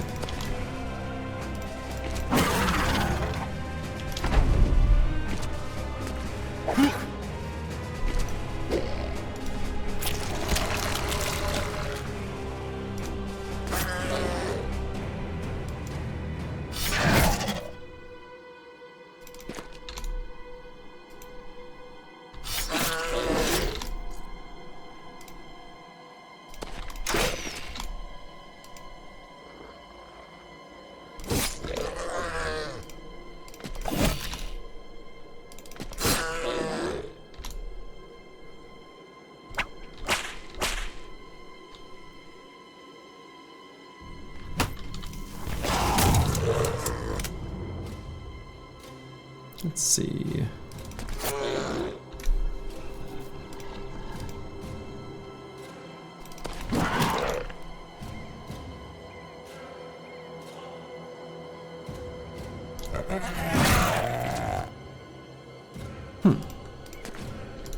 Didn't expect him to move to that hex. Is it? Nah, I can move Slurgy there safely. I was like, I'm a little scared of, my biggest fear in fighting these nachos is somehow getting impossibly unlucky and then having Slurgy get swallowed and having that be the way the lone wolf dies. That would be so sad. So sad. It's like my deep-rooted fear in those fights.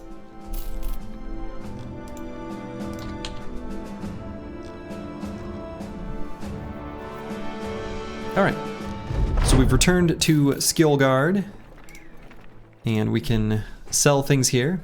It's a pretty good place for it.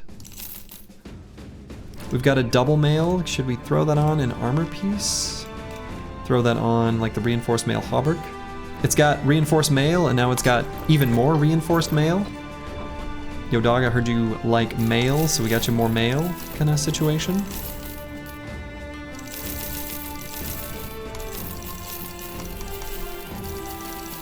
We're gonna keep an extra nasal helmet.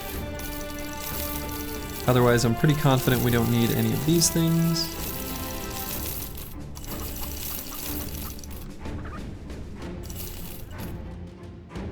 Could wait for a slightly better price for the expensive trade goods or valuables or whatever. Yeah, we'll get rid of the nacho stuff too. I think that's okay. And so let's stock up on supplies. We got a level on our book nerd, our reader. Leveling up nicely. Could circle back for Colossus. Probably not a bad idea to do so. Yeah.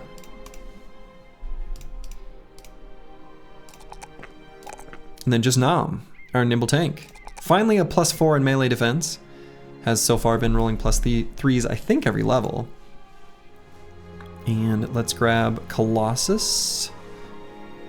Could even grab Student. We want this bro to level up to catch up to the rest of the team.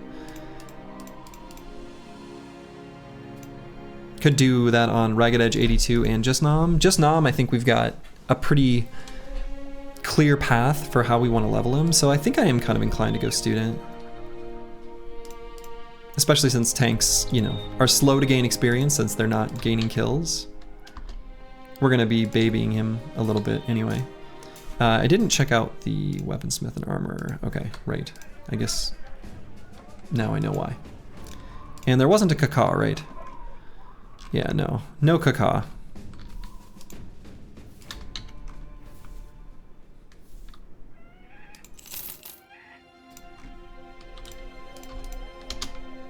Okay.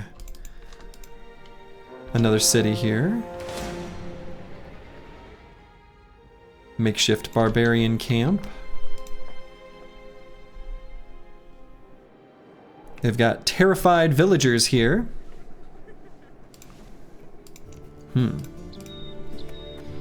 Deliver cargo to Langholes. Not right now. We can leave that contract open. We might do it in the future. Secure mossy gravestones. So that would get rid of the terrified villagers settlement condition. Alright, so we're gonna get bone plating. We're gonna put that on something. We've already got pretty okay attachments on these armors, where replacing it with bone plating isn't even that much extra value. We could toss it on like a stitched nomad armor. I think that's pretty okay. A little underwhelming, but like okay. And then it makes a pretty nice nimble setup.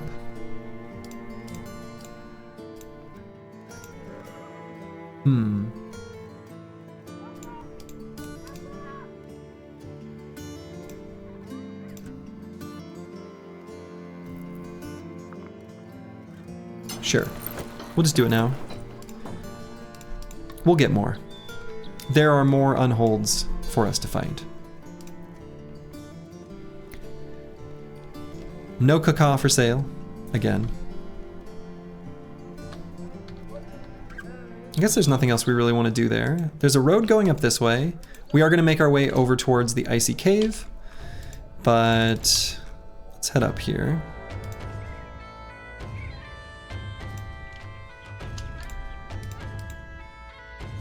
We'll see what town is here.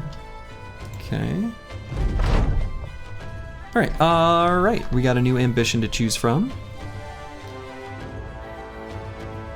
Okay, I like this one. Destroy 4 locations beset by undead.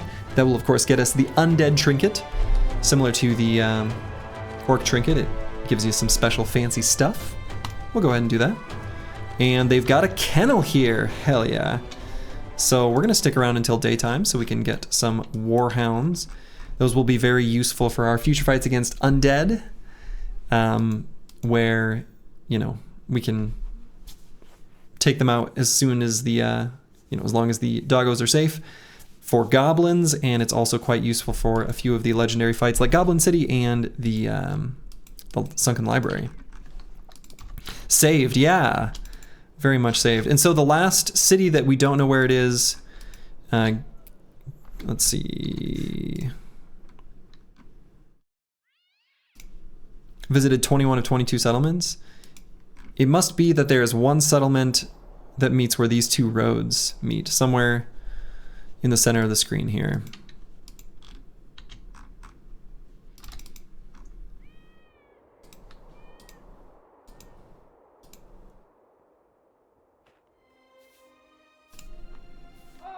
No cacao for sale, though.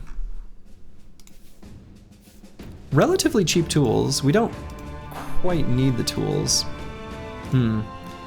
A brawler that we can't even look at. Sad. So we're gonna buy a whole bunch. The team, they need their canine companions, you know? It's important. Damn birds, I know. Maybe the old saying is true. Birds aren't real. All right. Well, team's looking pretty good. I think we'll probably not bother with the regular war dogs. I don't want them sitting in our inventory anyway. Because there's like events that can spawn from them or trigger from them. So given that everyone has one right now, we'll go ahead and pass on those. Maybe you have a bird in your hand? Nope, no bird.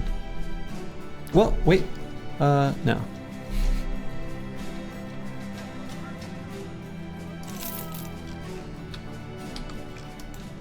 All right, so let's go straight east towards the icy cave. Then there's probably 2 in the bush. How many in the pink? Anyway. All right, we'll fight this undead crypt on the way. The train's doing like a weird glitch there. It's unsettling.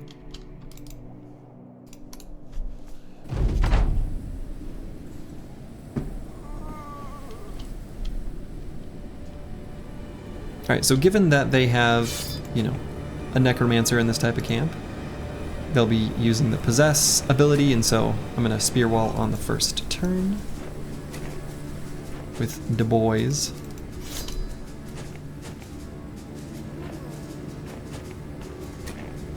Quite a lot of zombies here. Nothing the team can't handle, but still quite a few.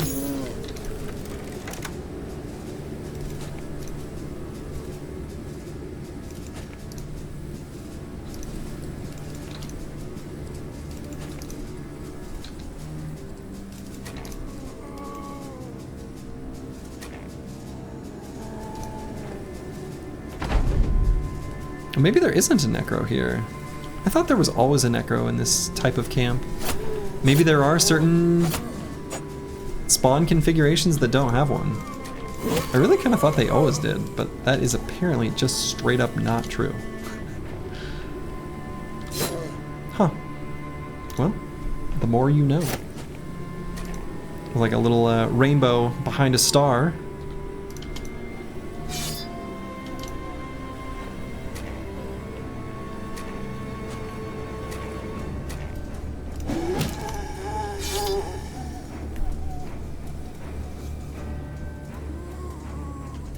The Geists seem a little timid, not pushing forward as far as they could.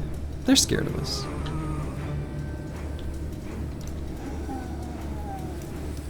Do Geists not have Pathfinder? Right? Weren't they moving kind of weird?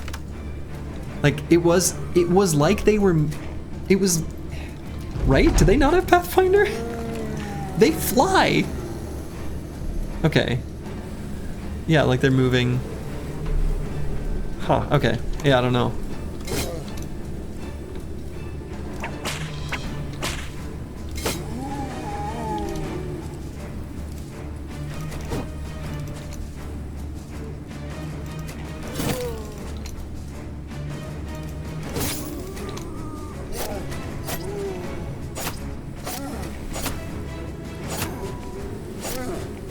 Geists must have Pathfinder, right?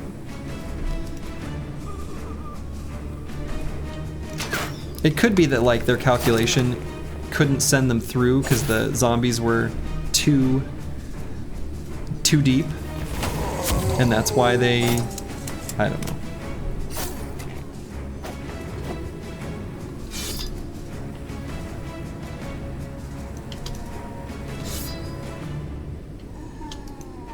What's the command for the brother waitlist? LWQ. Unfortunately, I'm not accepting new applicants at this time. The waitlist is longer than would reasonably be. Oh my. Be filled.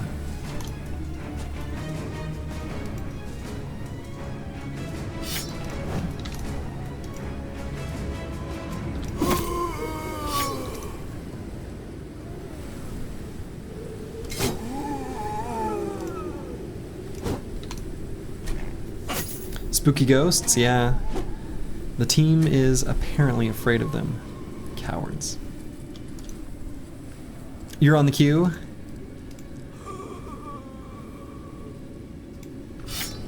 Well, good luck. But if you get lucky, that means I got unlucky. But who knows? As previously discussed, I do plan on doing the new legendary locations.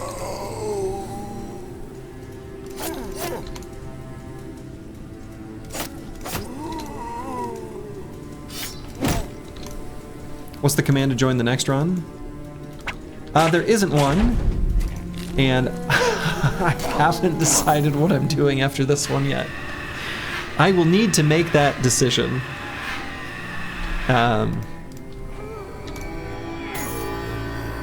Slurgy couldn't be rallied. What is this? What a coward.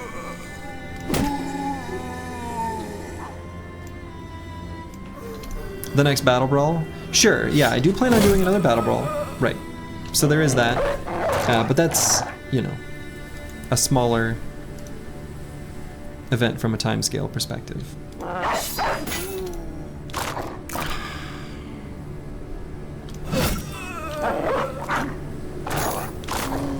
So we'll see. There are a couple, there are several ideas that I have.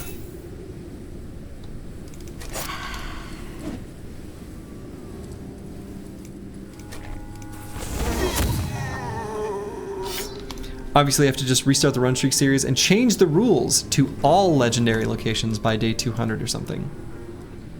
Someday in the future, I may do just that.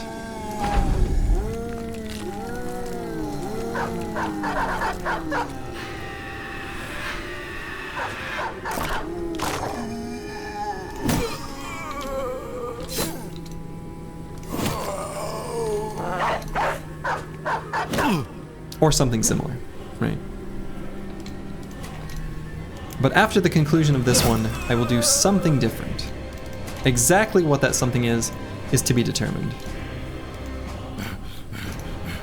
Definitely elevates the challenge. I think the problem that I have with that particular challenge as phrased in that way, I think it's a cool idea, but the practical difficulty is that often the problem with some of the legendary locations, like Witch Hut is a huge, like, stands out, is just finding the thing.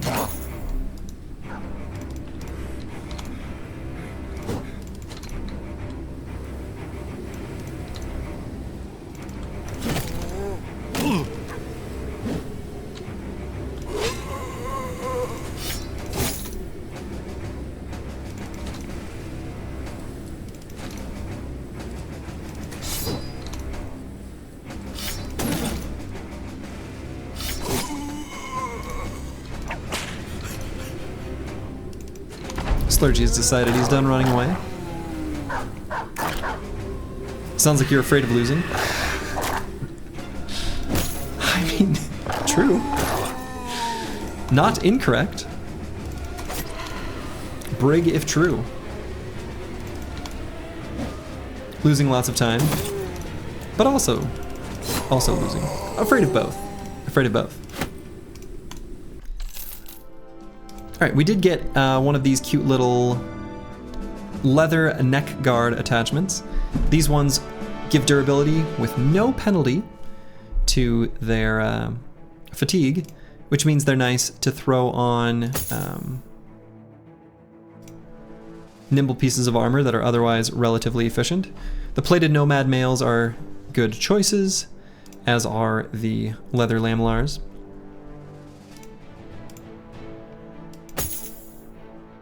Who's got less hit points? Put it on there.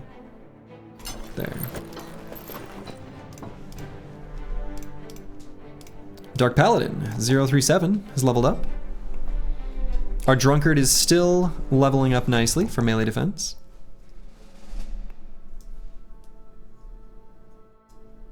Or melee skill, rather. Melee defense, we got the +1 there. He had been leveling well. The +1 is, you know, a bit of a disappointment, but it's okay.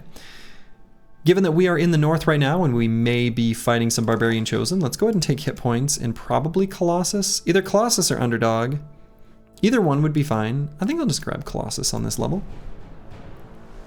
It's okay, you're used to being a disappointment. No. You've actually been... People were disappointed in the recruit. And you showed up. Not a disappointment here.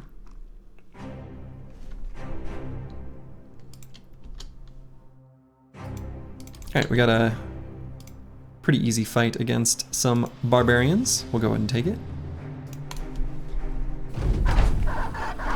Still making our way over towards the icy cave.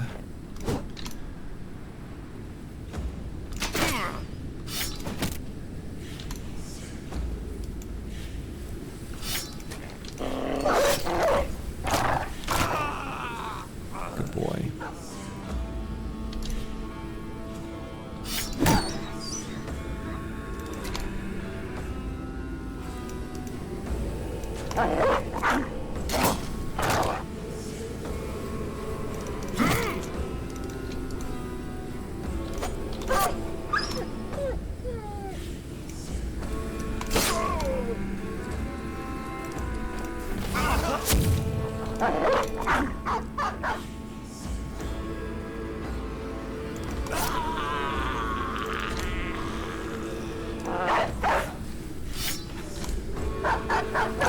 Okay.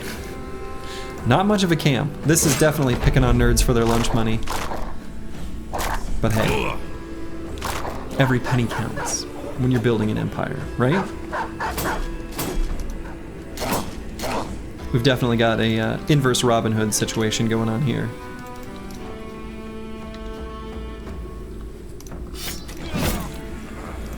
I disgust myself. But that's the nature of the game.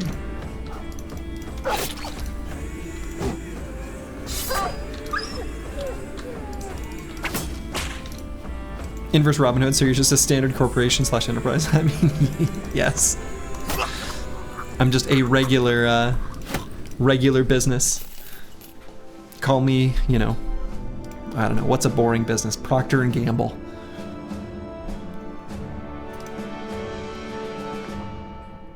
Good, the broadcast Briggy's looking in good shape, which is good, because we're making our way over towards a spooky fight. The fate of the whole run hangs in the balance of this upcoming duel.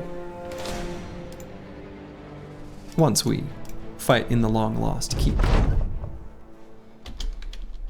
22 enemies. Another big ol' undead fight. Should get us that ambition completed pretty quickly.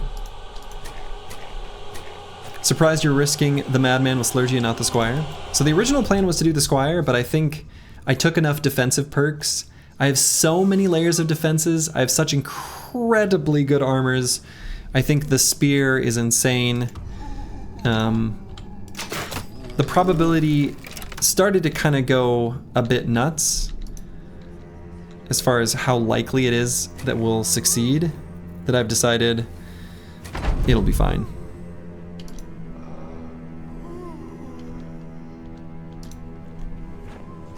The likelihood of success is like comically high. So.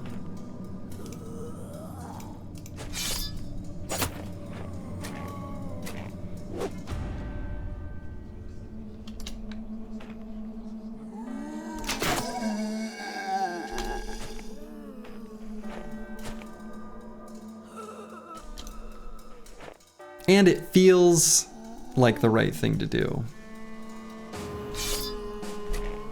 in this run. Would a knight really send their squire off for a duel against their nemesis? I mean, maybe. Now that I say it out loud, like, I suppose they just might do that. But not us. Not me. Not this guy.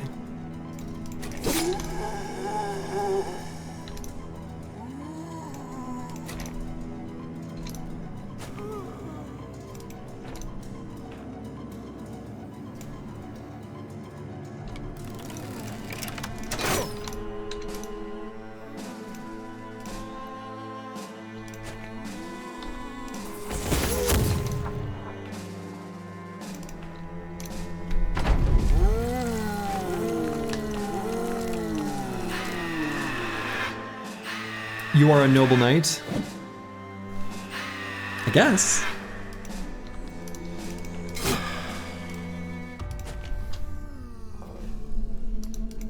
I don't always pay people a severance when I fire them. You be the judge.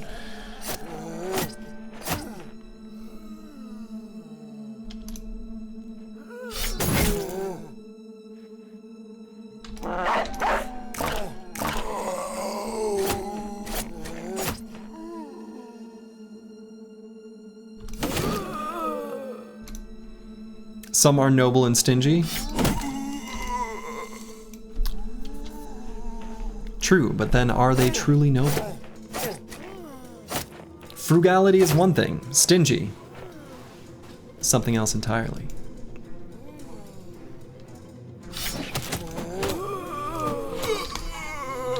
How are our spears holding up? This one's doing pretty well. We'll double check on Slurgy's spear here in a second. The oversized spear is still doing well.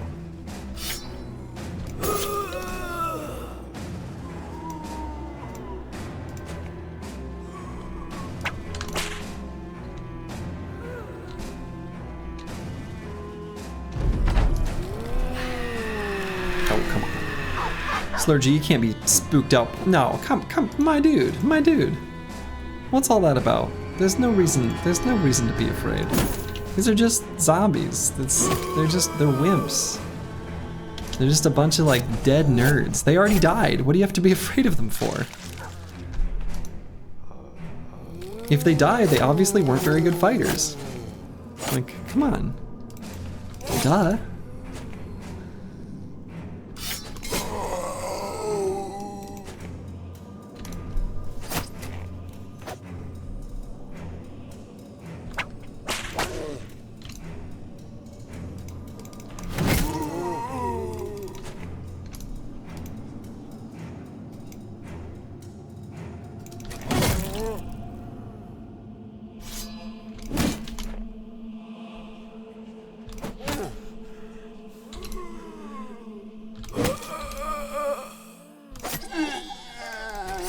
See? Look. See? Now Slurgy's confident. Suddenly. How fickle. How fickle. Going from fleeing to confident, just like that.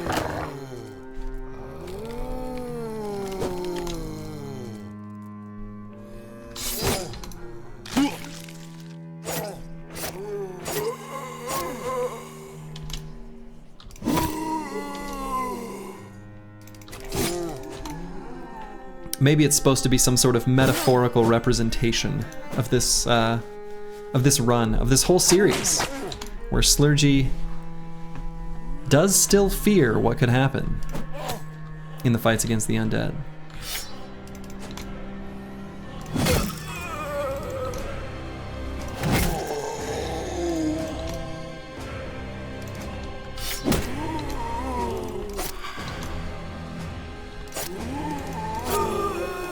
Hollow bones? Yeah, exactly.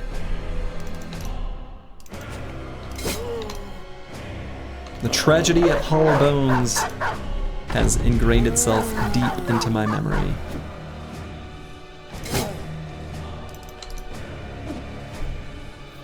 for those that don't know what we're referring to.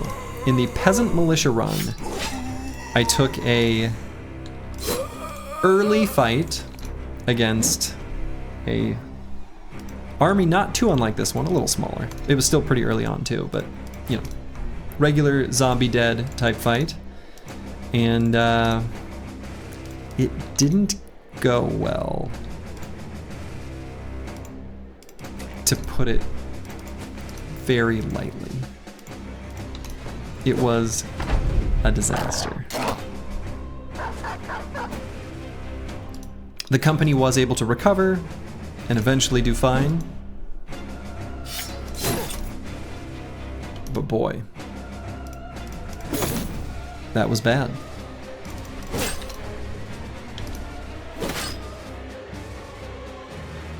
Just one made it out. Don't remember the exact number.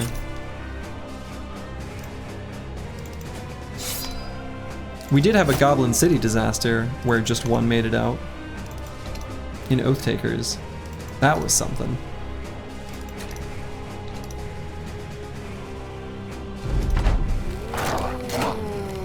It's actually really cool you've kept the win streak even with some really horrible losses. Yeah. You know, the thing is when I originally set the sort of time constraints for this, my thought behind 150 days was that it was enough time where it was pretty loose,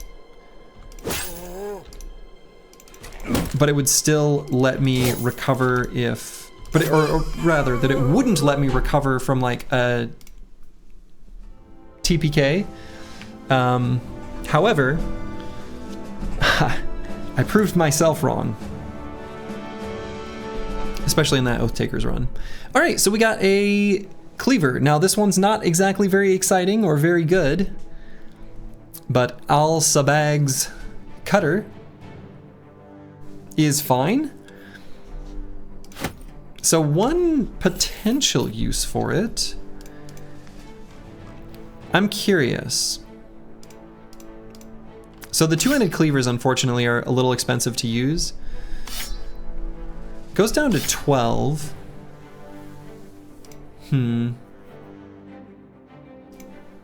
Yeah, I guess if it were a one-handed cleaver, what I was thinking is that could be like a sidearm for Seroy 7.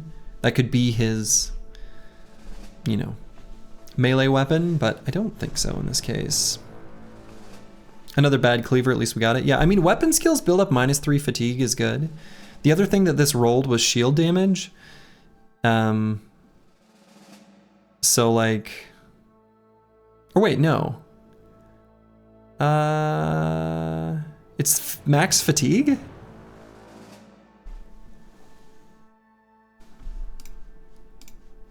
Hold on, where's that cleaver? Yeah, max fatigue from -14 to -11. So it's nice and light.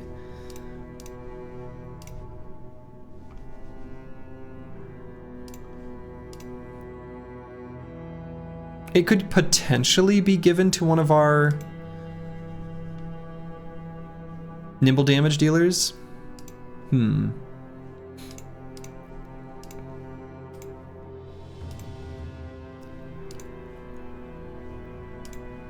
Like Ragged Edge 82 or Green Killer. The game is content to just throw cleavers at me. Even though I talk trash about the cleaver all the time. It's still a good weapon on like the dodge quick hands type builds because you want them to be the finishers, and the cleaver is a natural finisher with its secondary attack that literally does more damage against enemies that are already hurt. Cleavers and shields. Yeah, the shields are somewhat expected because when the enemy is gonna roll a named item, it looks at like a class of items first, like, and then picks from them, and shields then end up overrepresented relative to how most people use them. But the cleaver is like a specific type of weapon. So the amount that I have gotten a named cleaver throughout this win streak series relative to how common they should be are not in sync. And Have I been lucky or unlucky? I don't know. I found I appreciate them a bit more than I used to, I suppose, but still, weapon skills build up -3 fatigue is actually genuinely pretty useful. Oh, do I? Hold on. Oh, I don't even have cleaver. Hold up. Right, I don't have cleaver mastery on this guy yet. So it'll go from -12 to -9. Okay, that's a lot better. That makes more sense. Right. You always imagine -3 fatigue always makes those weapons desirable? Yeah. Yeah, you're right, beginnings. It does make them desirable. Weapon skills build up -3 fatigue is definitely really good. Been unlucky not to find a famed shield yet? Actually true. We would like to find some shields.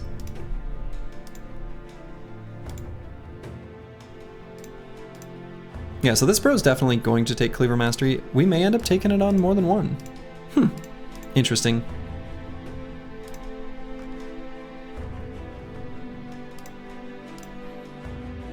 Yeah, so I could grab Cleaver Mastery on this guy right now, and then we could do this and like this. So then,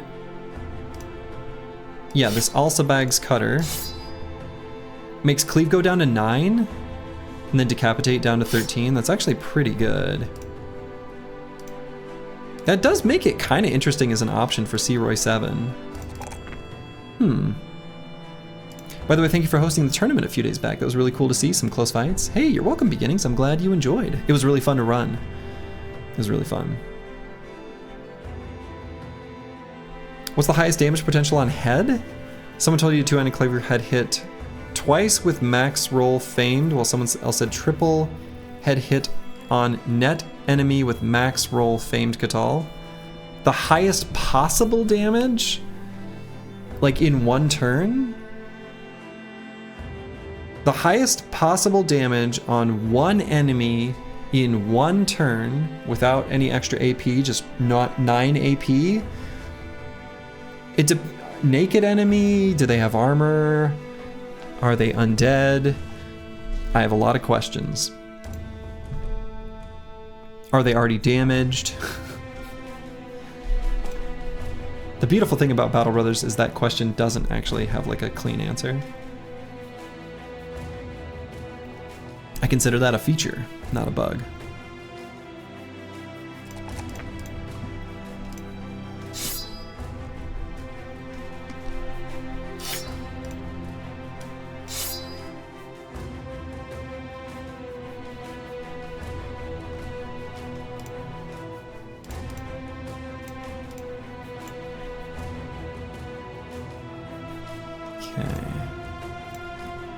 It's a fatigue neutral with second wind or iron lungs. Yeah. Yep. Yeah, that's kind of why I'm kind of into it. Also, we have comically heavy gear on this brother.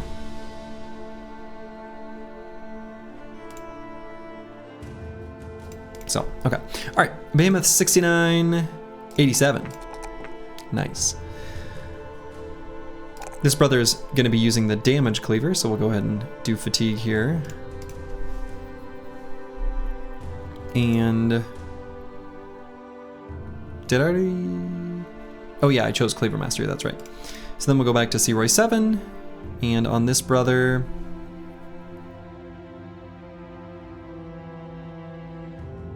even though his melee defense isn't great, and we're not going to put him in too dangerous of a position too often, I might just grab Underdog anyway. You get an enemy with lots of armor and lots of HP. Like, what weapon kills a Lindworm the quickest? So again, I guess I kind of can't answer that because of the way lots of armor and lots of HP, like, once you get past a certain threshold, you want to strip the armor and then damage the HP, like, for example, against Kraken or Orc Warrior or something like that. A Lindworm's kind of the same deal, I guess. So if you're looking at a Lindworm, you're looking at not caring about like penetration that much. So like, are they already damaged? Because then a cleaver will do it. Like, I don't know. To me, these are hypotheticals that don't have any relevance on real gameplay, so I kind of don't it still depends. Yeah, there is a calculator for those kind of things. If you want to look at Turtle's calculator, you can run numbers on those kinds of things. It's a very useful tool. I use it not all the time, but I've used it quite a lot. Okay. Anyway, on this brother, yeah, I might just grab underdog here. Sure. How am I gonna finalize this, bro? This build? All the bros are mega happy. Yeah, we've been fighting and completing ambitions like crazy.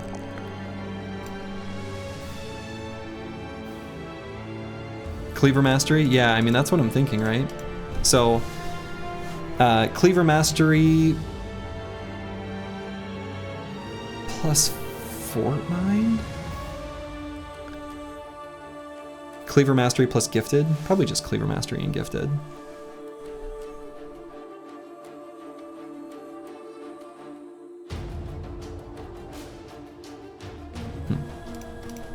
All right, Blackbeard.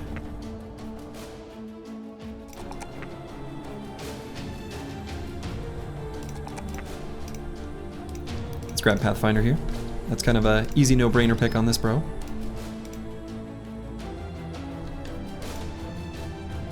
And we'll make our way towards the Icy Cave. If only if you had the Pelsters, you don't need the drip, yeah. Okay, so here's what I'm gonna do here. While midday is approaching, Slurgy, our broadcast Briggy, will be the one to fight the Barbarian Madman in his lair.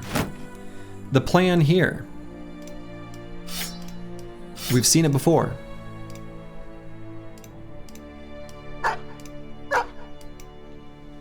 We use the spear until it maybe, eventually, doesn't succeed.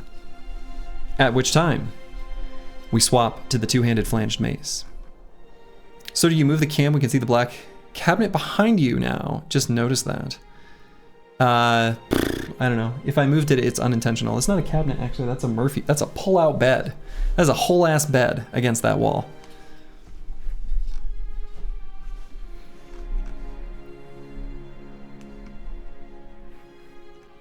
But anyway, what I was going to say is it's about midday. If we happened to get sick from consuming a second wind potion and strange mushrooms, now's the time to ingest them.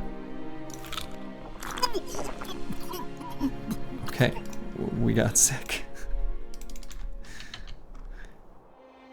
That's unlikely, but unfortunate. We can hopefully heal in the midday tick.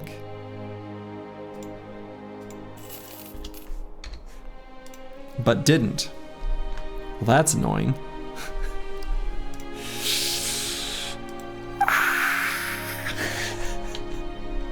Not doing the fight sick, that's for sure. Well, that's disappointing.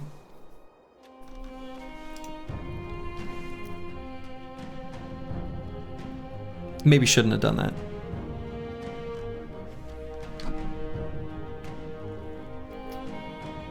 Well, this is awkward.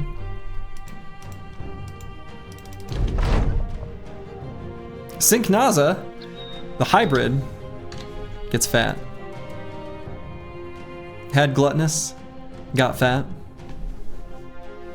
Hey, I like food too. Squire time.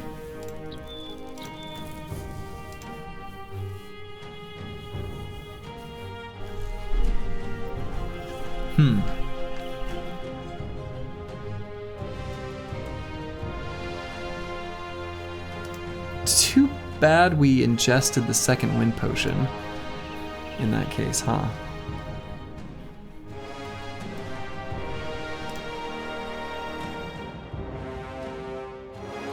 Nah, yeah, we'll let Slurgy get some rest. I guess what we could still do is just, given this is 1 to 3 days, my god, it's so long.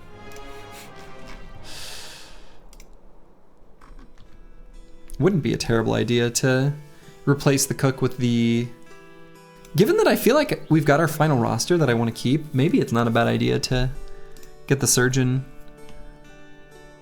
I don't know if that works like retroactively for injuries you already have.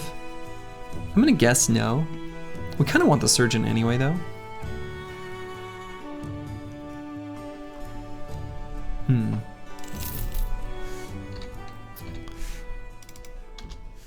Let's see if it updated the tooltip. Well, it did. Huh. Hate the cook feels so weak. They changed it. They made it better. I actually think the new cook is not bad.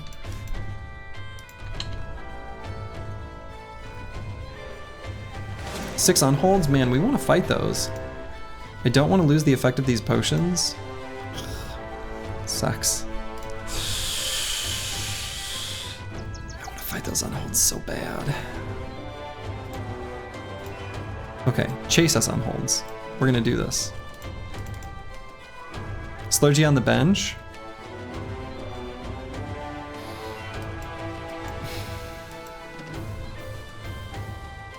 Six on holds feels like I really want the whole squad though. Like that's 6 Frosty on holds is quite a bit. We're just gonna slowly lure them this way. They are following us after all.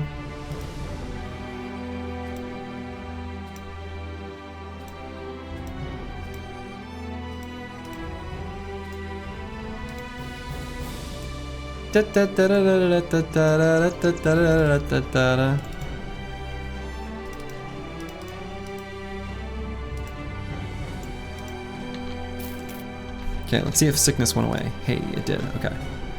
All right.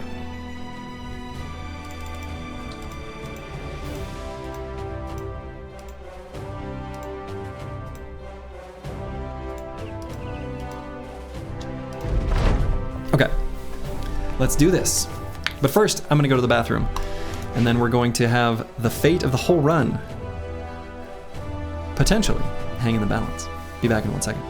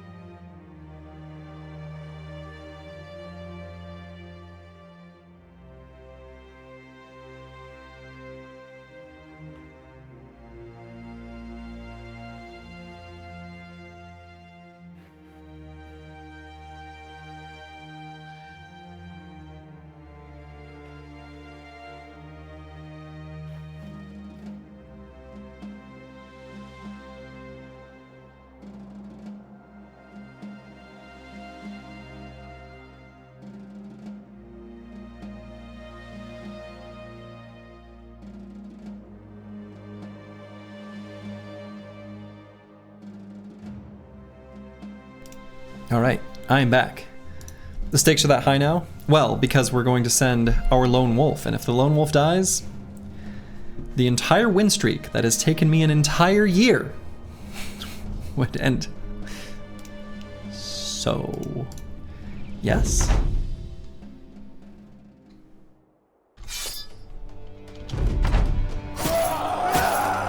Because we've of course got the 95% chance to hit him.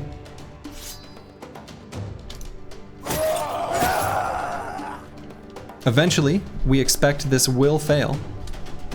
He will make it through the spear wall.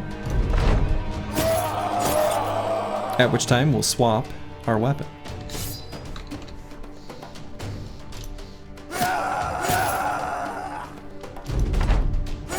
Doing this on April 1st seems like some kind of joke. Yep. We're checking the spear durability, by the way, is what I'm looking at there.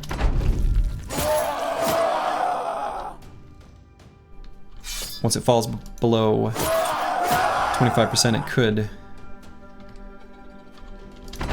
you know. Oh, there we go. So we can still do one stab before we weapon swap here. No, we're not gonna let the spear go all the way. Ooh, we could just, you know what? I don't need a weapon swap. Don't need a weapon swap. And we get the Barbarian Madman's Cleaver, which is insanely good. My God. Okay, 51% of damage ignores armor. What the actual F? Is it better than the other cleaver? Yes. It is.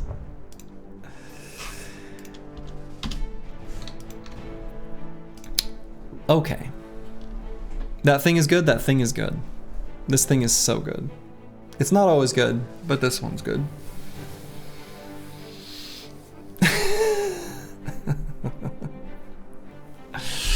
Well. We're not going to equip it right now, considering it's at, 2 out of 54 durability. Cleavers for everyone. Yeah, somehow, is this run really going to be cleavers all the way down? Stupid. But okay, whatever. Finally one that didn't roll shield damage, yeah. It rolled damage ignores armor and effectiveness against armor. Two things that are, welcome, especially the damage ignores armor. Effectiveness against armor is less exciting, but still fine. Better than shield damage. Oops, all cleavers, yeah, right. We did have our oops, all guns run a little while ago. You look away for 10 seconds and the fight is over? Yep. Didn't take too long.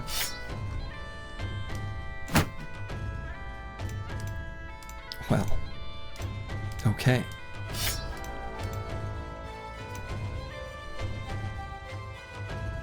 And Slurgy, the broadcast briggy, took out the Barbarian Madman. 'Twas the right thing to do. How high are those rolls on the cleaver compared to what it could max roll for those two properties? What is the max? Is it 51?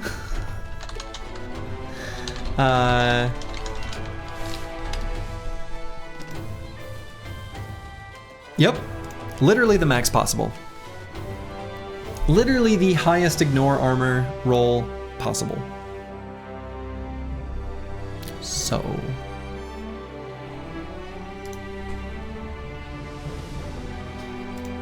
Yeah, okay. And he was a spear purist, right. I carried an extra bonk, but did not use it. I used the oversized spear to the end. And actually, upon, now that I reflect on this a little bit, given how well this rolled, it probably was never going to be worth to switch. No, that's not true. I think if he had broken through the spear wall within the first, couple rounds, we would have wanted to switch. So. The streak is never dying. That's the goal. All right, so now we've got these 6 on holds. I'm gonna walk. Oh, are they stunned because of the fight? That's funny. Okay. I'm gonna walk onto flat ground. And we'll fight these unholds.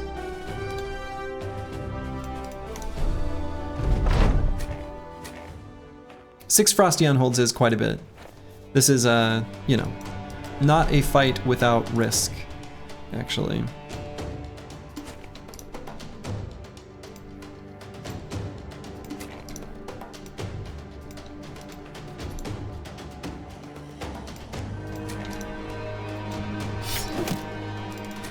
We'll have to do this one reasonably carefully.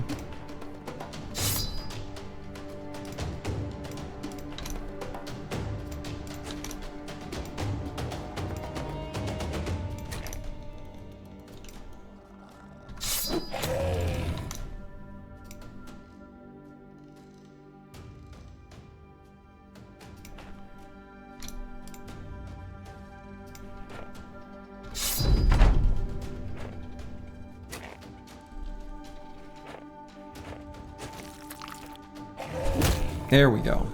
That's what I want to see. Exactly 1 moving forward. Perfect. Perfect.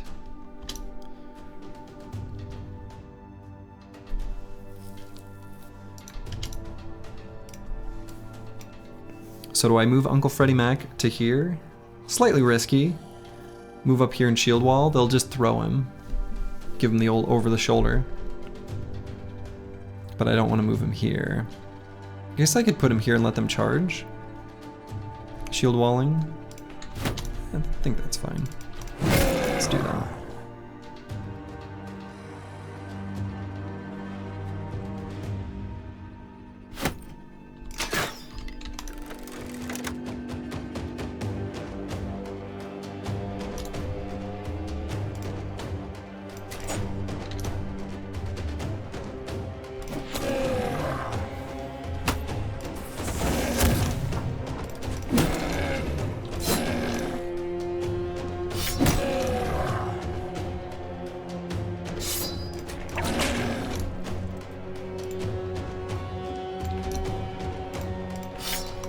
Even though we could have swapped Green Killer and Just Nom, there are 2 positions there, and I could have then had the opportunity to attack with Just Nom because of the terrain, because he doesn't have Pathfinder yet.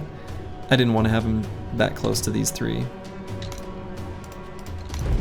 So we're just curled up in a cute little ball.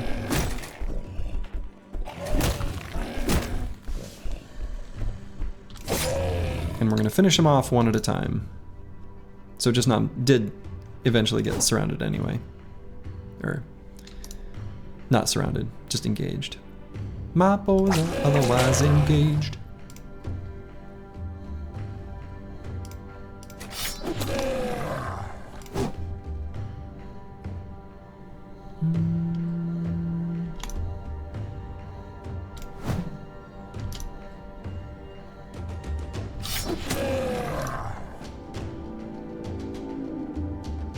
So I guess I'll bring it all myself. Hell yeah.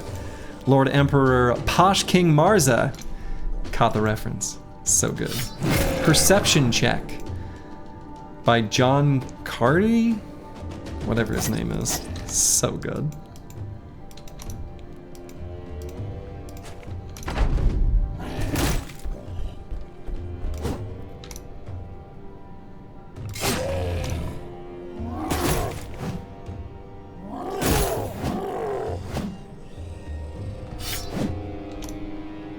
Doing a lot of missing. I don't know why I'm doing that. You could ask me, have you tried just not? And apparently the answer is no. Apparently not. I just don't want to hit him. Just not into it.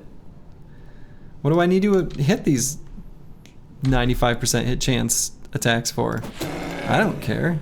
It's not important to me. I never wanted to ever. I like missing.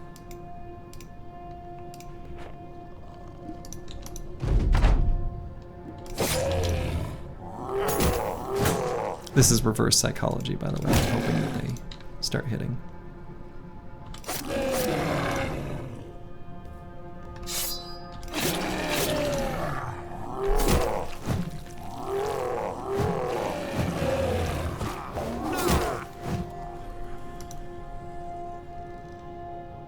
You missed the last hour. Anything cool happen? Also, does the screen look a little gray or transparent to anyone else? Yeah, there's like a little bit that you can control with the camera level. And I think it's just the terrain effects, but... Hello, What the Bard?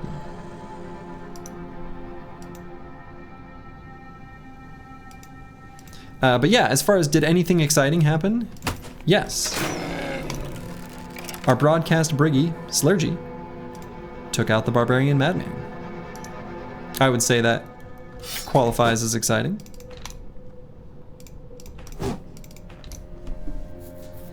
Anytime someone misses a 9 to 5, you're reminded to go back and seek out that 99% max and 1% minimum mod? No.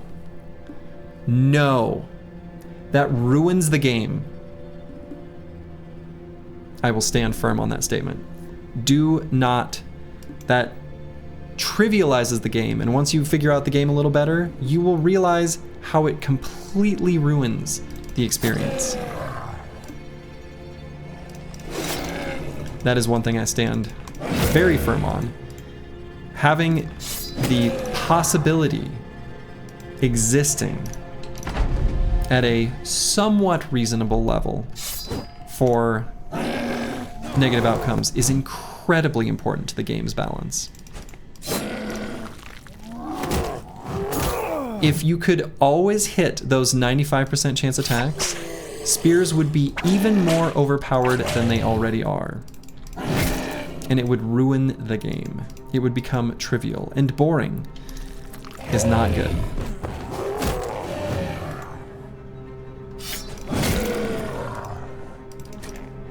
So that is a mod that I very firmly stand by the statement of that ruins the game. So don't do it.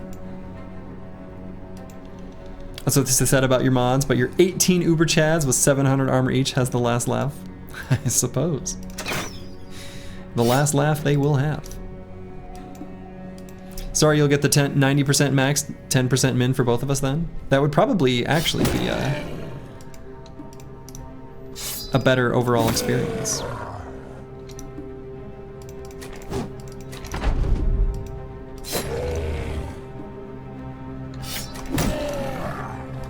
That is an opinion I am very serious, that I hold very strongly. Those mods trivialize the game, and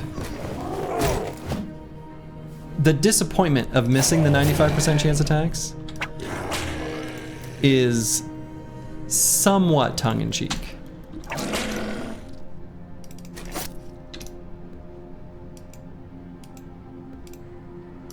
Battle Brothers randomness is the most frustrating thing in the game? For sure. It is indeed frustrating. I will agree with that. But you don't notice the times when you're lucky. And if things were too deterministic,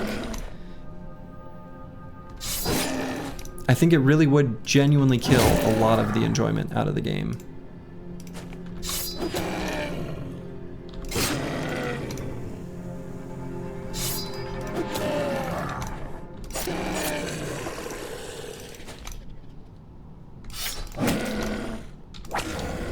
Okay, so we took out those 6 unholds. Only 1 giant skull and bones. It's a little bit disappointing, but you know, we got 4 thick white furs. Battle Brothers is a board game first and foremost, after all. Kind of true.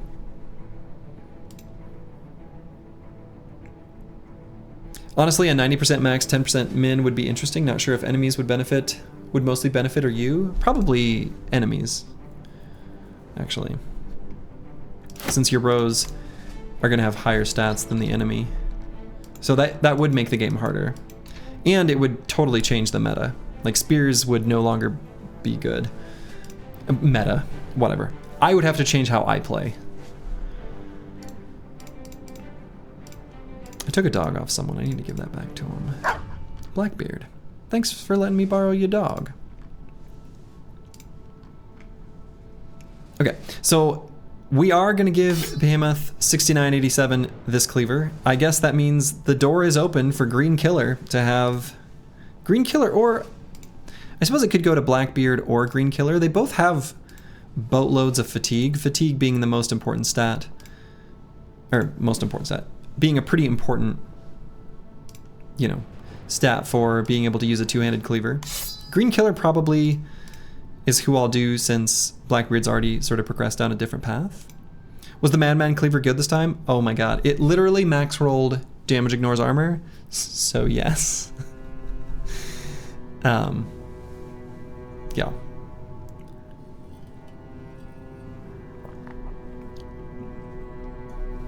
The game has thrown 3 named two-handed cleavers at me.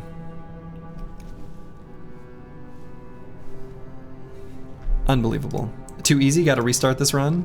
Yeah, this one doesn't count. Too easy doesn't count.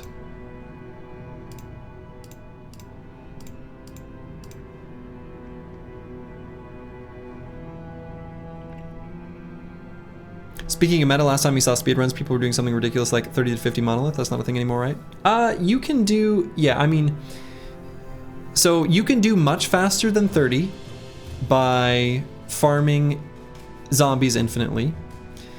You can do 30 to 50 on, most of the people who are doing 30 to 50 are doing it with scouted seeds, so they plan a route, like they know where all the named items are, which is cool, but to me that's not the essence of what Battle Brothers is for most players, and also not what I'm interested in as an experience.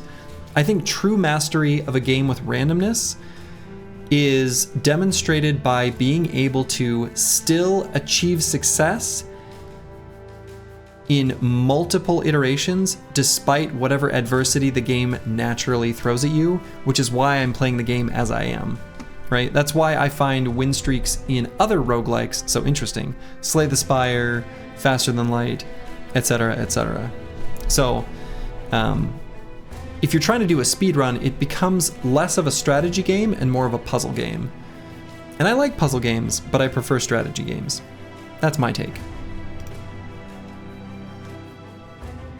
Soji Spears would be stronger that way since not taking contact is more important and Spear Wall reduces your contact? Even just... I'm not sure I understand what that's in response to your octopus boyfriend, but if it's in response to the hit chance, if you only had a 90% chance to hold off an enemy with a spear wall instead of a 95% chance, you are literally twice as likely to fail that check. So, I'm not convinced.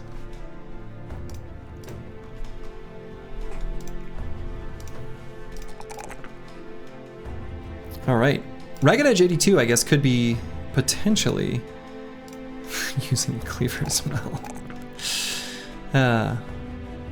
They still maneuver around to try not to engage, delaying the fight.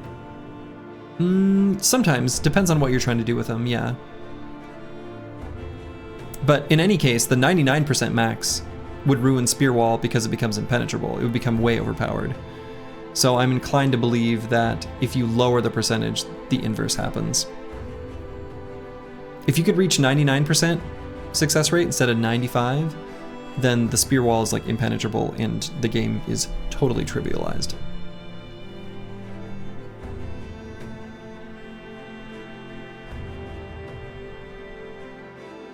I guess I'm gonna greed and grab Fatigue again with the +4 on offer. And we're gonna take Student on Ragged Edge 82, just like we did with Just Nom, so that they can catch up with the rest of the squad. What if spears aren't used in the run? Yeah, I don't know. I don't know. Okay. Speedrunning a game with a roguelite or any other random map circumstance generation is a dark art. So often it ends up that player skill isn't the limiting factor, but sheer dumb luck, and being the best at speedrunning becomes a game of simply rolling for idealized seeds. Yeah, I agree with that. I think that's a hot take that I agree with. Yeah, look away, newbies, he took Student. Yeah, look away, look away. That doesn't apply to you. You can't take it. So Sync Naza here is level 10. I'm not going to let this +4 resolve roll get missed. We are going to take it. 33 is too low. 37, much more comfortable. Even if it's still pretty low. And in fact, I may grab Gifted as his final perk just to shore up resolve. In fact, I almost certainly will. Okay, so where to now?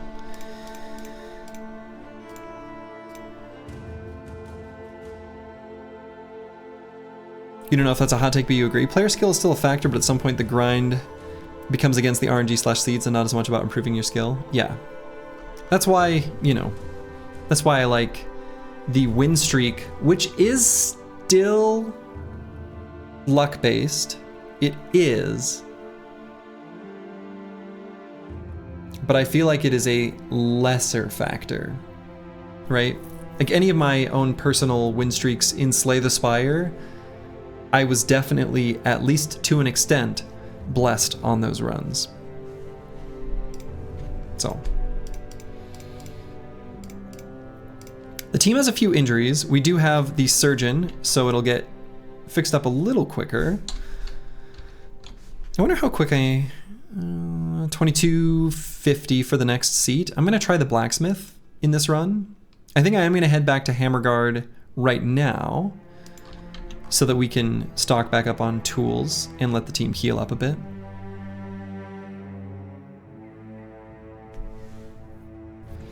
Yeah, it devolves into risk management and playing the odds. The thing about like speedruns too in a roguelike type game is that there's a certain amount of, you know, monkeys typing Shakespeare going on. Because I will posit that it is possible, because the game uses true RNG instead of pseudo-randomized RNG like some games, that on some seeds you could, with your starting gladiators and whatever scrubs you pick up on level 1, or like day 1, walk to Black Monolith within 1 or 2 days and potentially beat that fight. Would it take you like 1,000,000 tries? Probably more than 1,000,000. But it is possible. Yeah. You enjoyed the mathematical exercise that the Slay the Spire has proven unwinnable runs no matter the decisions? Yes, I also really enjoyed that. That was a cool like thing to see the community come together and figure out. They had to find the seeds, create the conditions to prove that it was possible to create an unwinnable seed.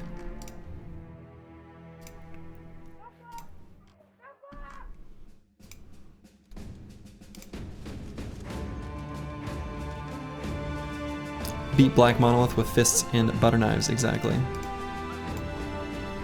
Okay, so let's treat this injury and this injury.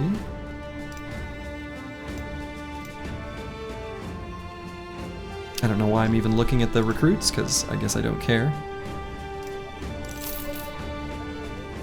We'll just sell this broken ritual armor, right? Notice that it sorts differently. It used to sort to the bottom. Will it let me sell it? No. Good game.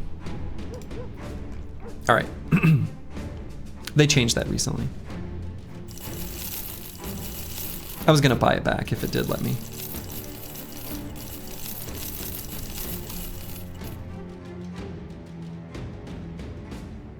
Sale price on the valuables is okay here. Can you sell the black book? I'm gonna guess it'll give you the same warning message. We'll try it out.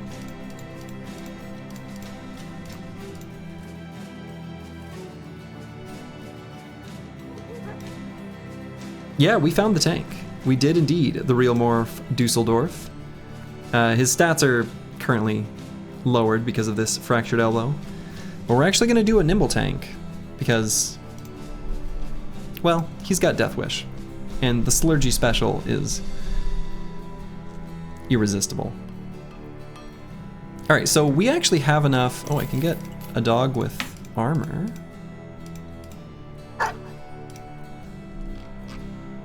No caca though, that's too bad. So we've got enough stuff on offer to purchase here. We can stock up fully and then do a proper trek through the wilderness. We can also do so scanning the tundra for simply irresistible. Yeah, for the Idrak. So I'm gonna purchase a rondelle. Handy little improvement to our current daggering situation. We'll go ahead and throw it on Uncle Freddie Mac, I suppose. Given that I'm gonna do a trek through the wilds, maybe I will sell these valuables. It's only an okay sale price, but we're looking at saving not that much gold. I'm just gonna do it. Anything else I wanna sell? Surely we don't need that duelist cap or the kettle hat. I don't need this heavy rusty axe either.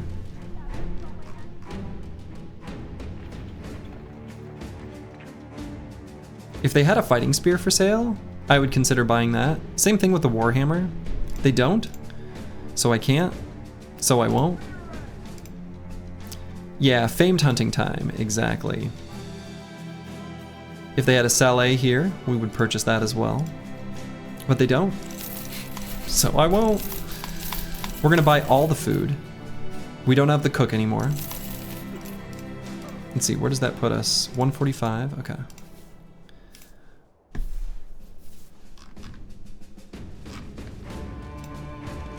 I think that's it. We shall make our journey out to the great unknown. Now let's treat that injury. We've got enough money. So we'll go...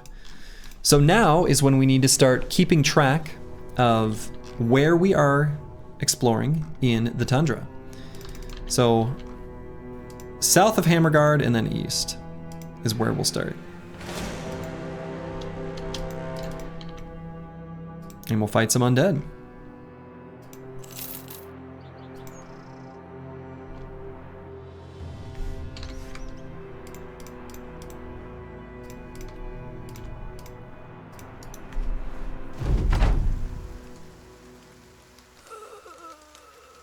So you calculated Turtle's damage calculator? I think with an enemy like you just described, I suspect that a two-handed famed axe with damage and armor damage, given that the enemy is 500. With the enemy you're describing, Lucid Tavi, I don't think you want AP, actually.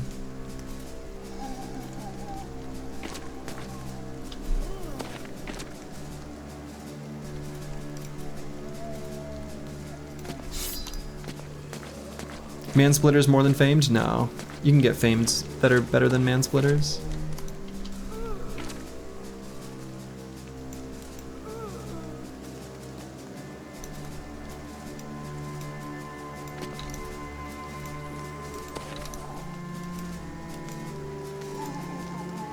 But can you get a famed mansplitter?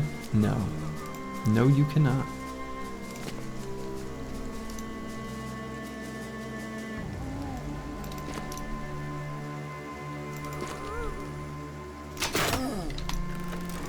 You wouldn't download a car.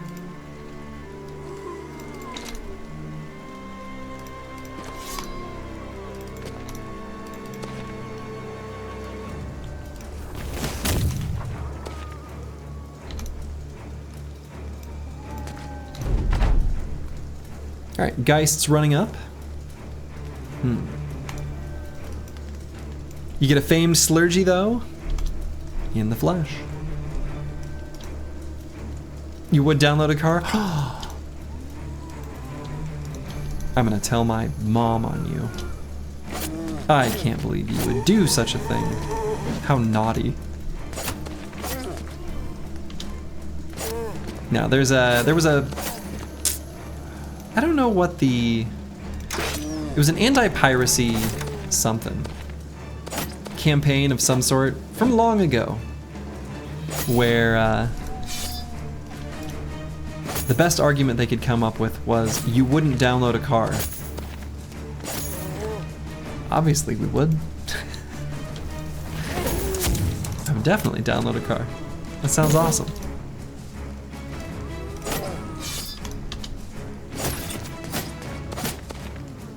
You remember the anti-piracy commercial well? Yeah. Was it a commercial that was from though, or was it like some sort of like PSA type thing, like a, you know, don't copy that floppy type of whatever that's called. You only remember it from movie theaters? I don't know that I ever actually saw it. Slurgy, you coward! Why? Slurgy, the broadcast briggy. Again? Fleeing? Because of what? Some ghosts? They're not even real.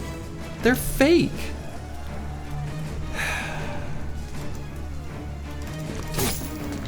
You wouldn't download a car because you don't even want a car?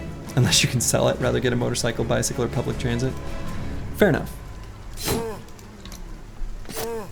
Depending on where you live, though, the reality for a lot of us is that our cities are not designed to facilitate not having a car. So, I personally kind of hate driving, and if I could just not drive, I would. Yeah, NYC you can definitely get away with not having a car, for sure. In fact, it's probably easier to not have a car. Cars are cool and driving should be enjoyed.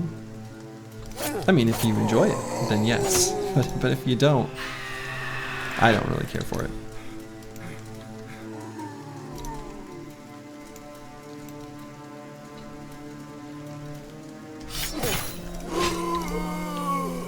Yeah, you love not to drive, but works 45-minute drive away and those bastards don't let you work remote? Yeah.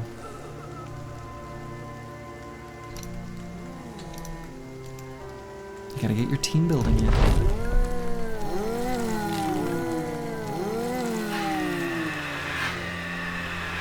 But yeah, when I lived in Korea and just took the Seoul subway system everywhere I went, I loved it. It was great.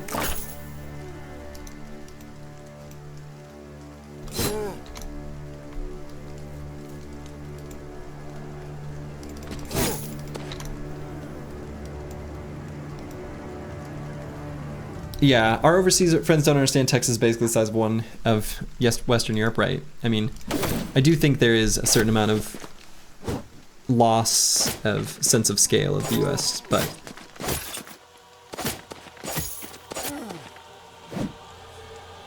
anyway.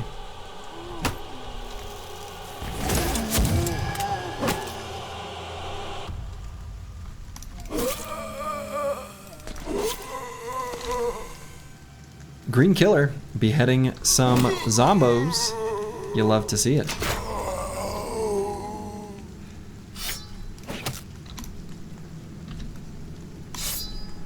Ooh, nearly lost our spear there.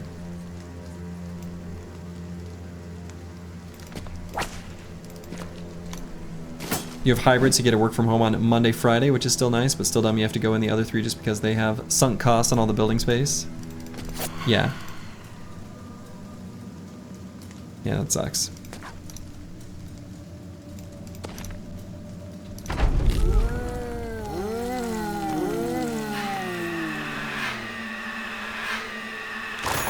Any enemy you hate facing? Alps are fine sometimes.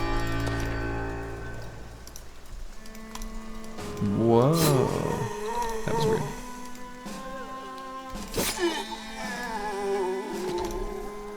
No, enemies I hate facing, Ifrits.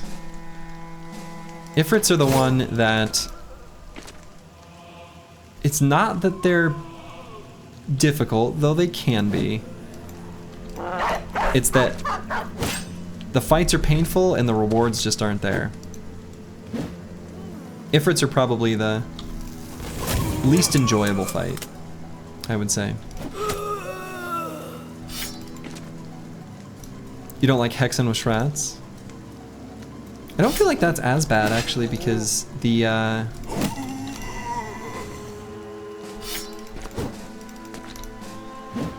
number of Shrats is low, so it's easier to get to.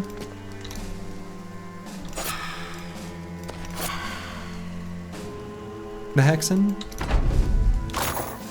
But, yeah, Nacho's in the arena? Okay, yeah, that's the real answer.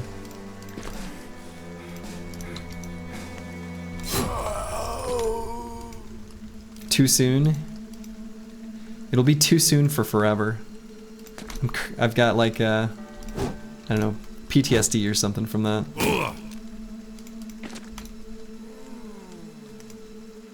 Hexen and Shrat loot is great too. Yeah, yeah.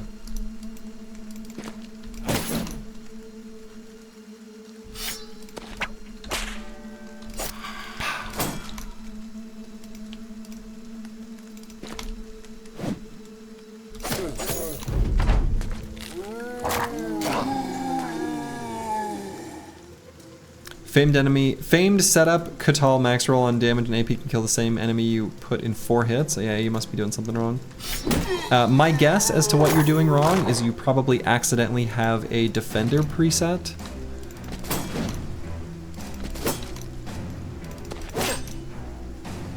As soon as you have a preset in either, you know, attacker or defender, talking about Turtle's calculator, by the way, then it's going to ignore the other things you put for those parts of the calculator. Okay, another undead camp down. Got ourselves a winged mace from that fight, which, you know, could potentially be an interesting weapon for someone like Syncnaza to use. He's got enough melee skill, I think, that it is a justifiable choice. Normally I like going with a sword, and probably still might, actually. Just because the damage is still good, it does well against the enemies that happen to make it to the hybrids.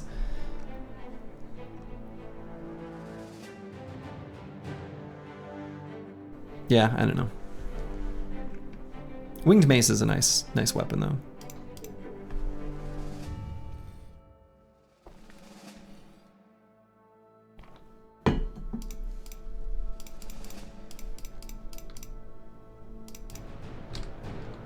Okay.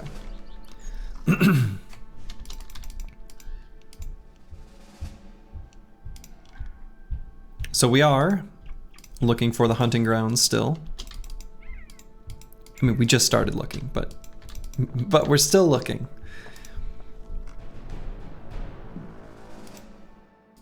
Are ranged heavy comps a thing at all, ever? Sure.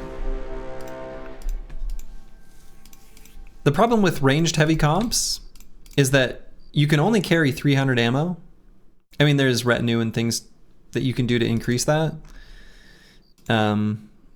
But you pretty strongly limit how far you can go out into the wilderness if you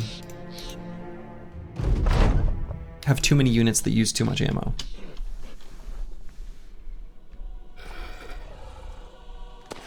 So realistically, melee weapons are what you want to have on most of your squad. This is less ranged than most compositions that I've run.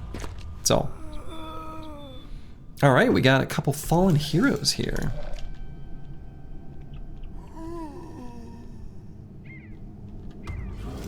How's our spear holding up? All right, back to full durability.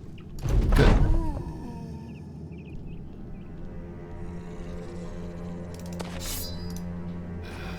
Nachos.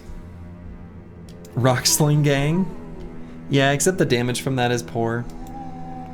But if you want to see that in action, probably not in the way you're imagining it, the trash adapter from the Peasant Militia run has a special place in my heart. Famed Sling, please devs. Right, yeah.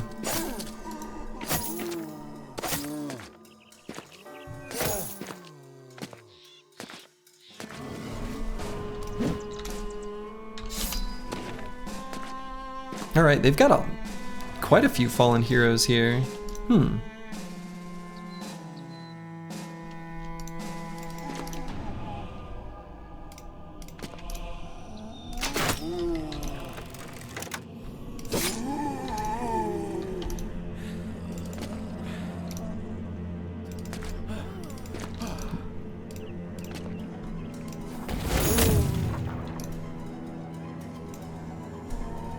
Is that run you mentioned on YouTube? Sounds fun. Yeah.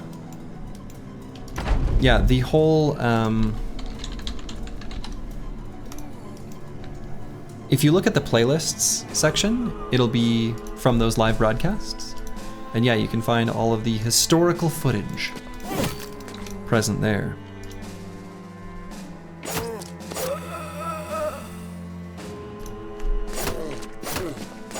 There might be a famed item here. I hope so.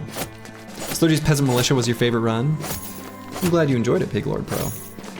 I think Peasant Militia is where, you know, I kind of started streaming this on a whim, and I've mentioned this in the past, but you know, my initial goal with streaming this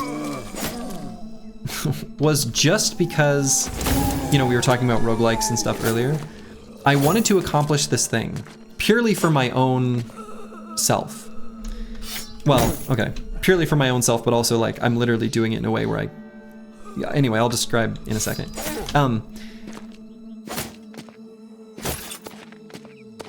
Self-motivated, maybe is a better way to put it. Anyway, I had this thing I wanted to do where I wanted to win streak every single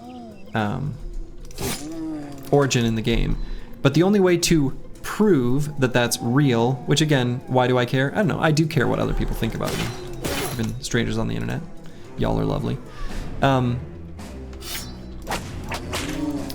the only way to do that in this context is to do it live.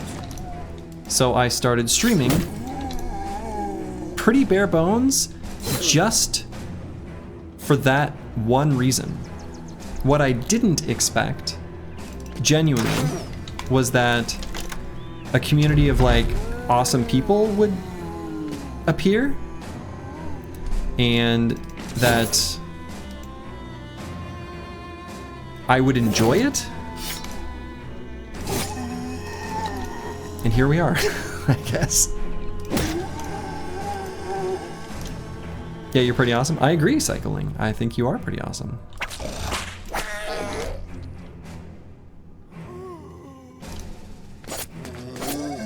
Is bone plating more of a battle forge or nimble armor attachment? I think it's pretty nice for both. Good origin story. Thank you, Union ID.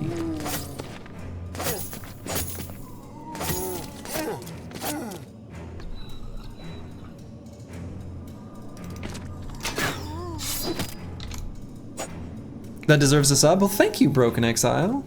I appreciate that.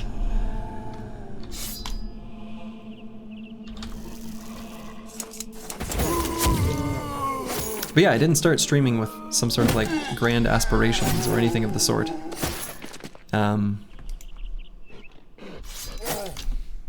It was kind of just a thing to do to, you know, prove it was real.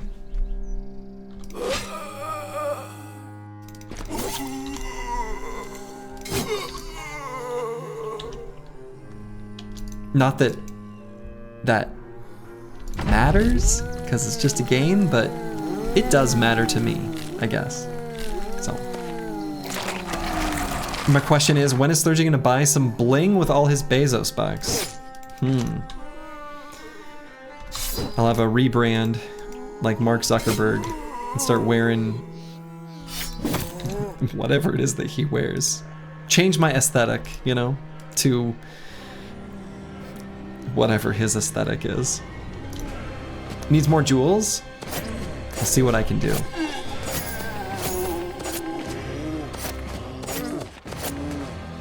Lex Luthor. We all know it's just to prove the Crayon Briggy's wrong about spears. Unironically, that's part of it. That's actually apples and fruits. I don't know if you're being facetious, but like, actually,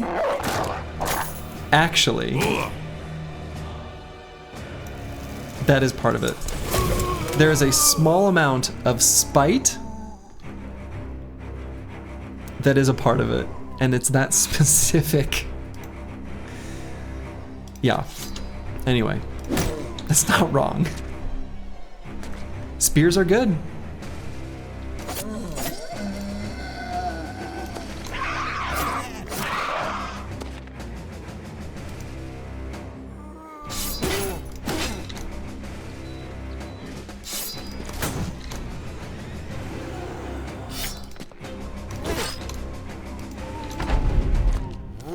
Spears are good.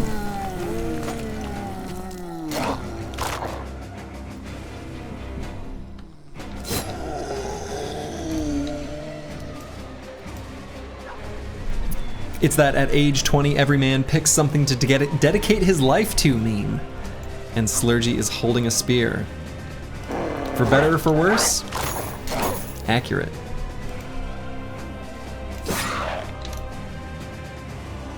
Are there more noble pursuits out there in the world? Maybe. Maybe not. Who am I to judge? I just keep stabbing.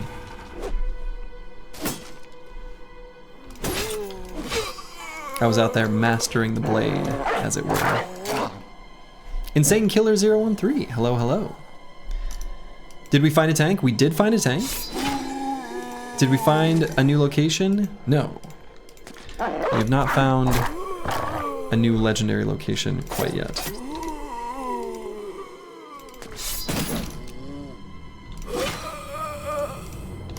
We did find the icy cave, beat the icy cave.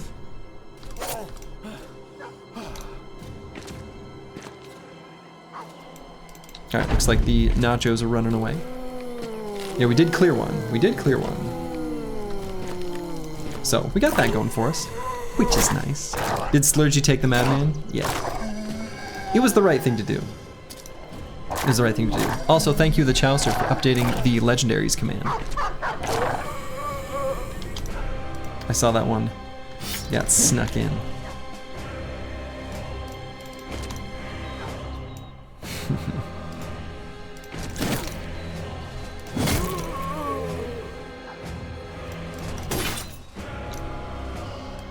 That's right, Slurgy only needed the big spear to do it.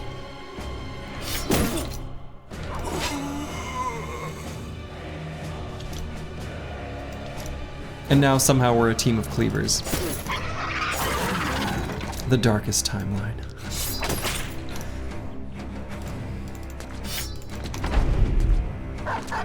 Large and girthy spear, oh my lord.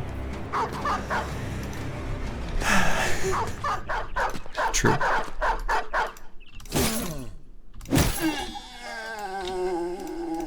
All right. That last nacho, I think, is just gonna flee the battlefield right at the start of the next round anyway. Any shinies? No shinies. Boo.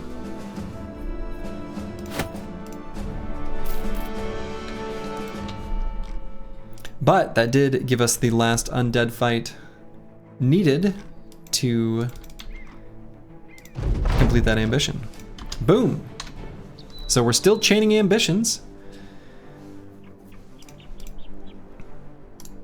We're going to be using the Orc Trophy and Undead Trophy on our Spear Bros, because they're going to be the ones that are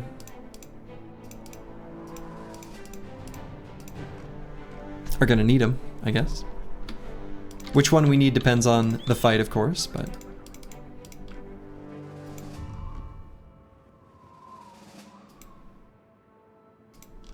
So we're going to... So far we've gotten south for Hamargard, and then we're just going straight east.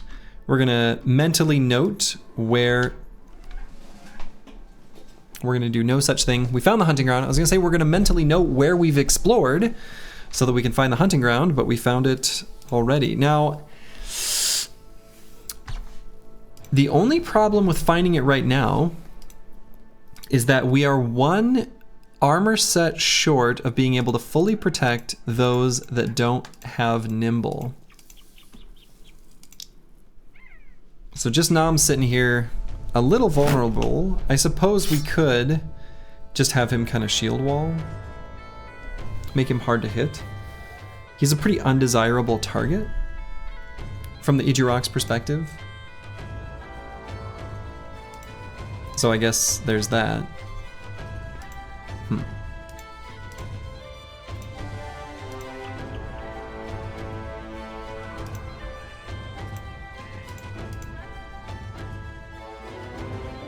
But in any case, I mean, I think we can do it.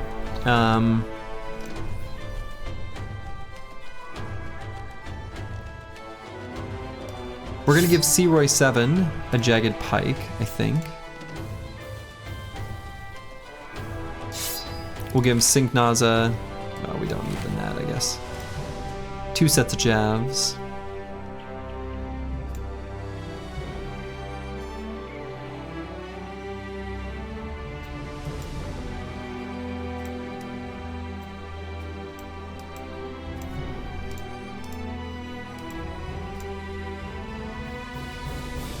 Otherwise, we have a decent number of maces, which is nice.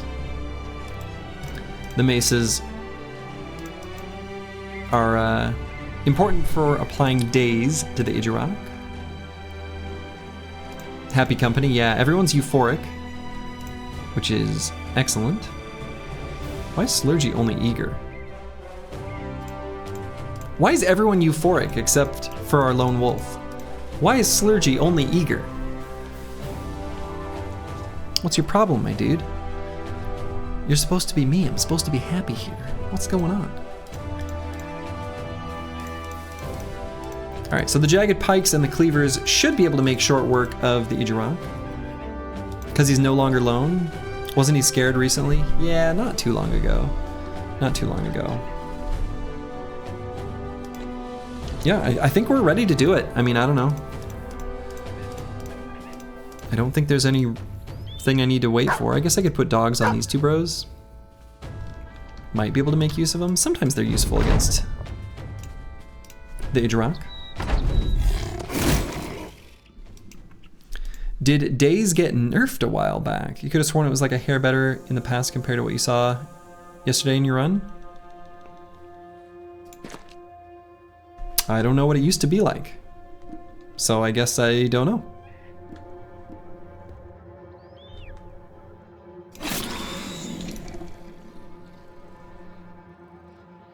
Alright, so Behemoth is actually not going to move and attack this turn because Thomas the Train is going to. So maybe I'll just go here for more surround bonus.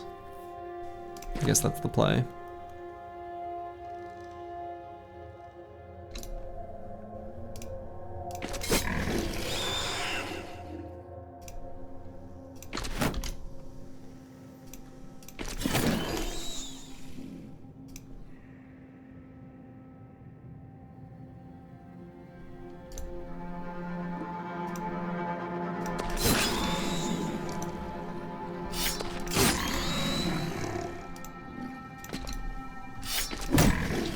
Boom, got the days.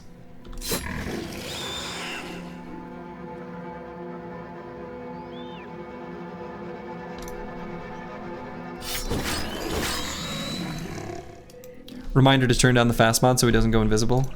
Well, let's see if that's fixed, actually. I'm curious if it's fixed. I want to know.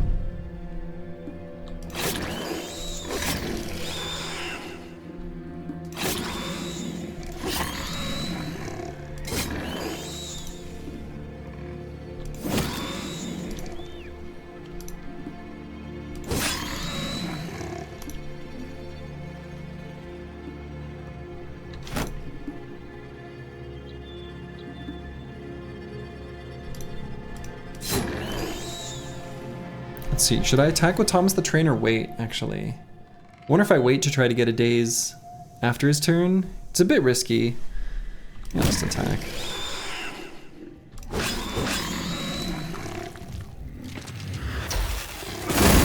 He's getting worked. Ow!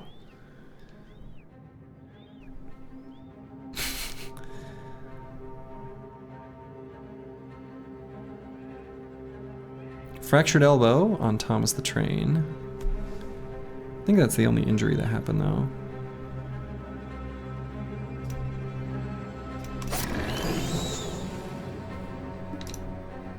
The Idjarok is getting worked. Idjarok's getting worked.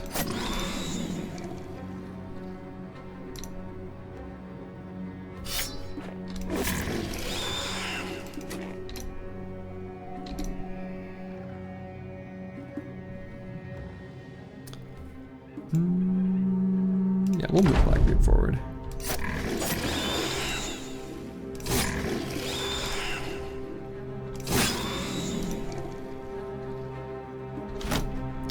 Cleavers do well versus big deer.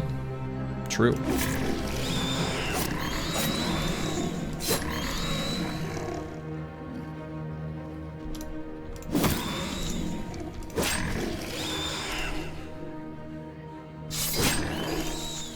So close.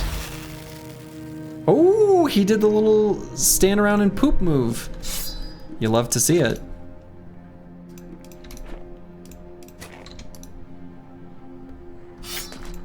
Happens every once in a while, where he just sort of like drops a dookie.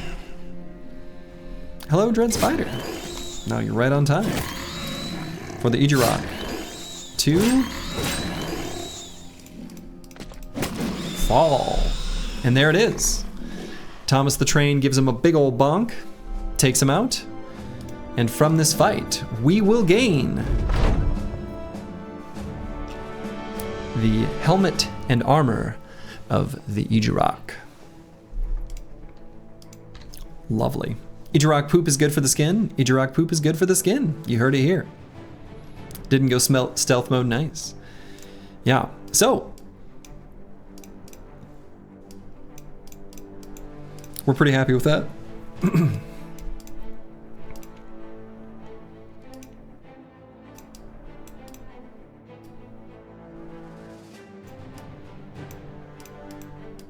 Okay. Armor of the Ejirok and helmet of the Ejirok, for those who haven't seen it before, heal the wearer 10 hit points each turn. So it's good stuff. And it's heavy armor. Very durable, heavy armor. Who to put it on? Who to put it on? We've got a number of body armors that are kind of on the docket to get replaced, for sure. This Decayed Coat of Scales is certainly among them.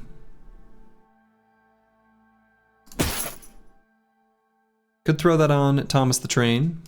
Could also give it to Slurgy, our broadcast Briggy, but I think his armor is actually better and better suited for him.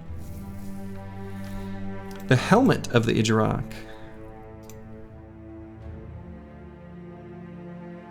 Really could go on anyone. We may or may not have a plan that will cause some to cringe. Don't worry about it. But for now, we'll put this heavy stuff on just Nom to keep him safe. You'll just have to wait and see what's going to happen with the helmet of the Ejirok.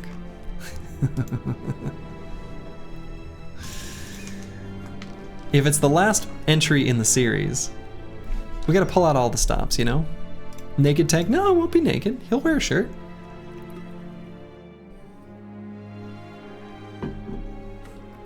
Okay.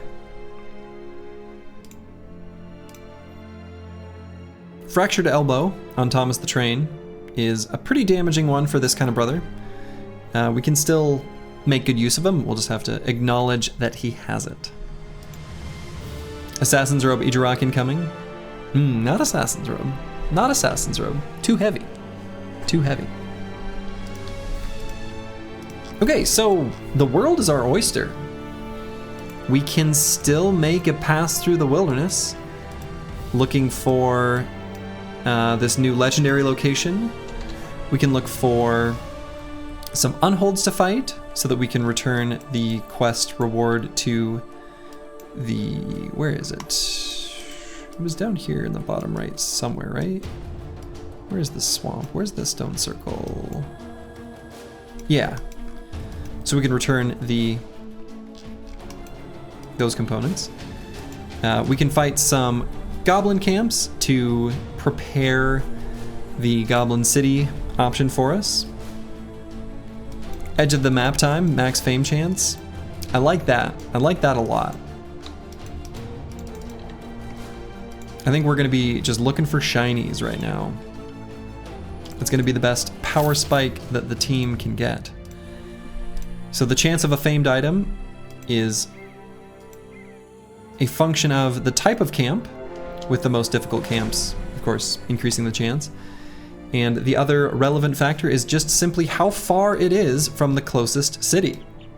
So this map is kind of nice in that the wilderness is actually quite vast, which is good from the perspective of getting named items. Speaking of named items, we may be able to get some here.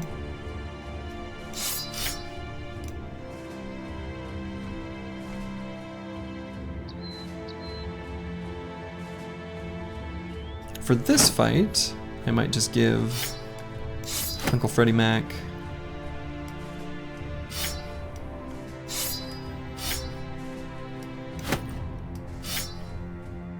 A two-handed flail.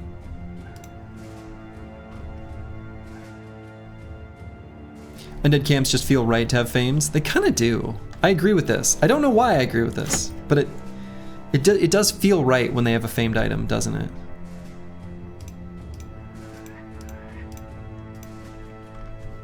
Okay.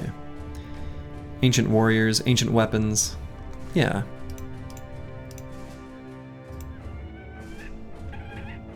Alright, many ancient honor guard.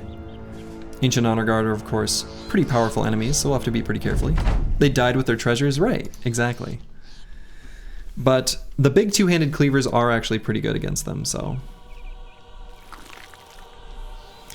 Since we're already thinking about the Kraken fight soon, do we have plans for the lightsaber if we get there? Yes. We do, actually.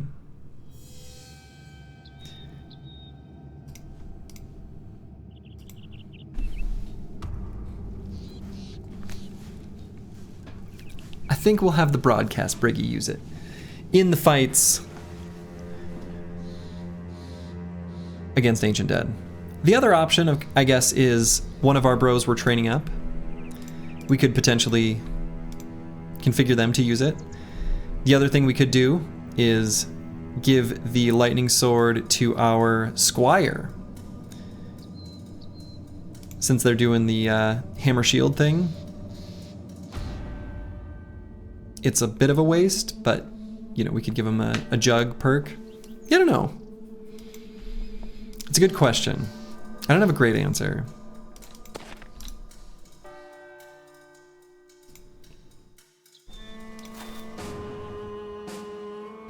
Alright, gonna pull out the reach weapons just so they think we're in melee contact faster.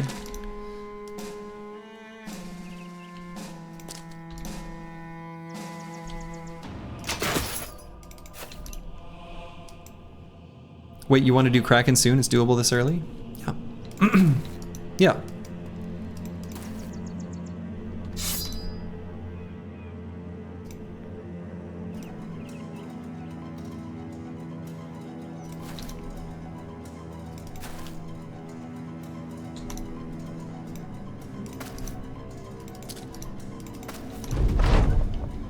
We'll do it. I mean, soon is a relative term. We do have to do 2 fetch quests for it, but as soon as we are able, we will be doing it. Doable / cheesable, yeah. Depending on how you define cheese, which I think is fair. If you consider the way I do it to be cheese, I think that is a absolutely valid way of thinking about it. Thought they got rid of that long ago. Yeah, I don't know. I don't know your frame of reference. You're referencing a lot of like how things used to be beginnings. Which I don't know personally.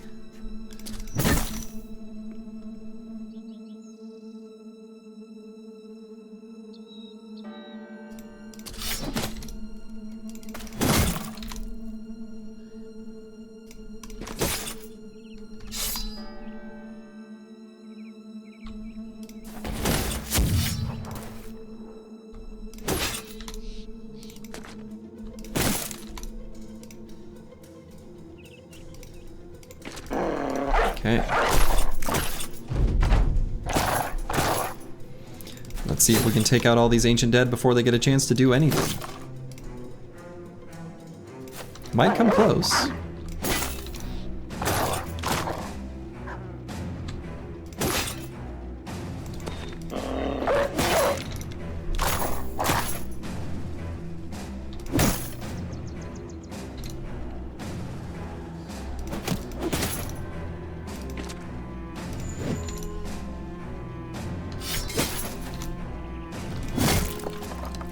Hey.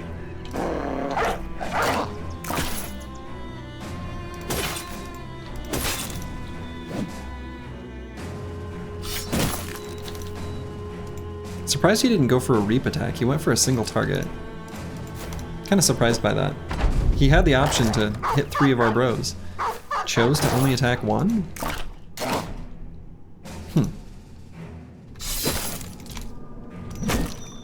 All right. Boo, no shiny. Okay, I accept this result. We also didn't get the war scythes. So we didn't, I was thinking about giving one of those to Blackbeard. Oh well. 'Tis what it is. Just Nam, our nimble tank, has leveled up.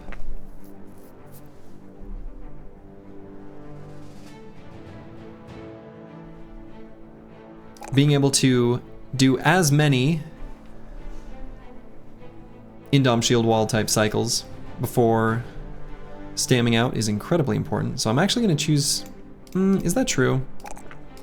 Maybe at this point, maybe I do hit points. I think I will do hit points.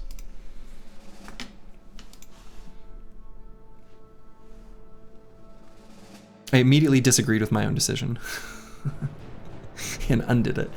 Did something different. Okay, so here I can either do Colossus or Underdog. I'm going to grab Colossus. We're going to be grabbing Nimble next level. And then we'll take off this big, bulky, heavy, decayed coat of scales. You take every single HP roll on Nimble tanks. I think under normal circumstances, normal people should do that. In this case, we're going to be doing a goofy kind of tank build where we have the helmet of the Idjarok on, and then just a leather shirt. And so the goal, the hope, the dream is that any hit point damage that does leak through from any attacks, we still remain resolute and we're able to heal it up.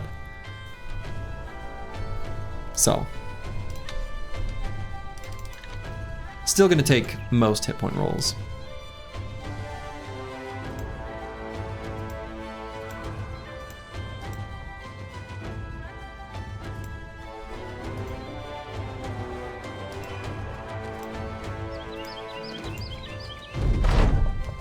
Okay, so two good options here. Having at least one of each type of famed. All we have to do is find a famed shield, which is inevitable at some point here soon. This is maybe more likely to be completed first. However, I'm kind of inclined to choose this one because given the way I plan on doing the fight against the Kraken, we need this Goblin Trinket. It also makes the fight against the Goblin City much more cozy. So, let's choose that one.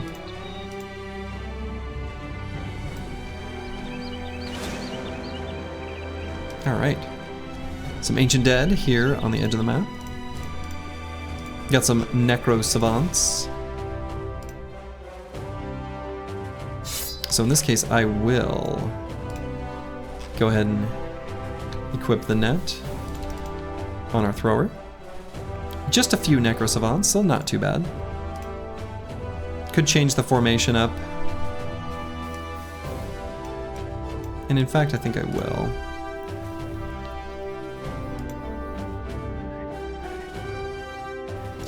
We're gonna have Slurgy start with a spear, but I'm gonna leave the winged mace there for this fight. So maybe I put him back there, or here.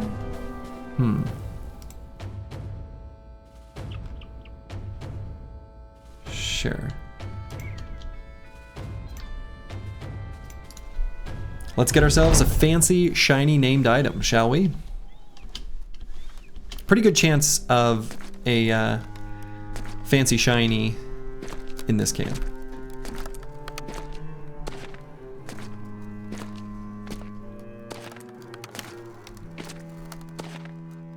We shall indeed. Okay, so I think I'm gonna move down and to the left 2 hexes, and we'll keep the team in this kind of block formation.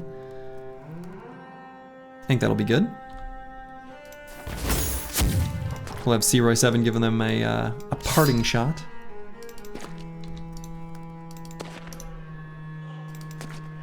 The Necro Savants will, of course, sit still as they wait for their allies to engage first. It's just what they do. We need some heavy throwing weapons. So if we get the chance to fight some more barbarians, we should take it. We want to fight some reavers so that we can get those heavy throwing weapons.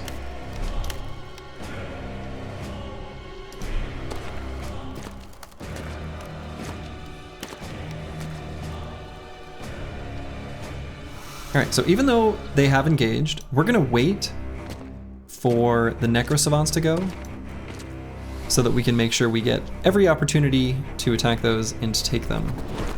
Just 2, so from a numbers perspective, not too bad. But still, they're the only like actual threat, so they're the ones we want to focus our damage on.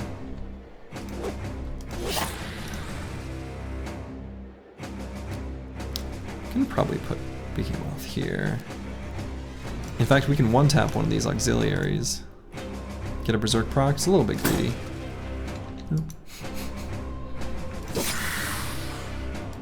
By we can, I mean we can try, I guess.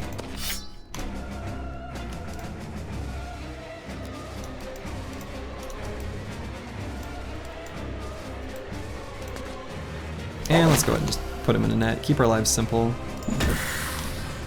Stunned him? Alright, well, now our life's very simple. Okay. Cool.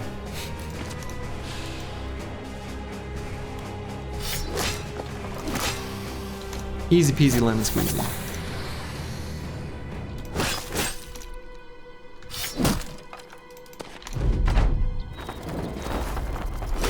An indie game like this has no business having such a nice soundtrack. Goodness lord, it's great. Oh, it's so good. So good.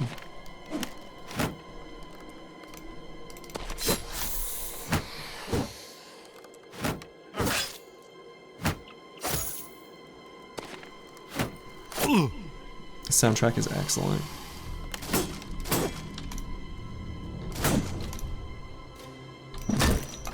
As a big video game music nerd, I appreciate it very much. The soundtrack is amazing, just like literally everything else. Perfect game. It's a very good game. It really is. It's incredible that I've, you know, even after putting so many hours in this game, that it still finds ways to delight, you know? When the Desert DLC came out, you're so hyped to hear more music was coming? Yeah, for sure.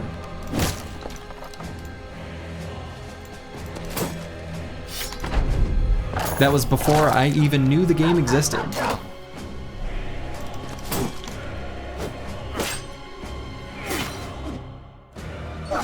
The undead music is your fave? Yeah, it's very, very good.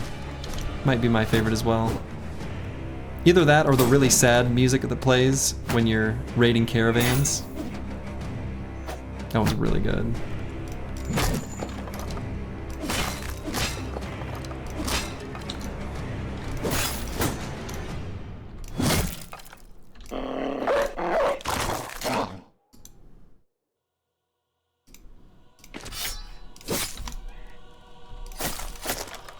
Eastern Lands DLC. Yeah, I don't know what they're... I don't think they plan on any major content releases for Battle Brothers. I mean, you know, they're spending their time on Menace. Good for them. Moving on to a new project is a good thing. But glad they were able to give us a patch. You don't think they want to touch this game ever again? Yeah, I think they're probably done.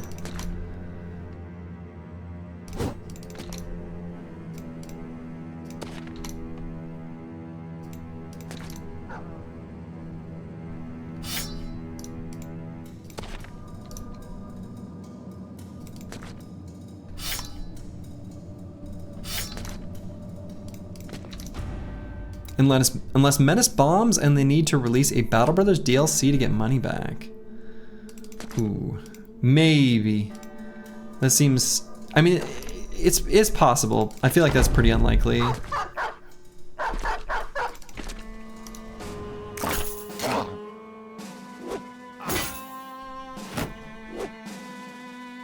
Hey, King the Warhound may live just yet.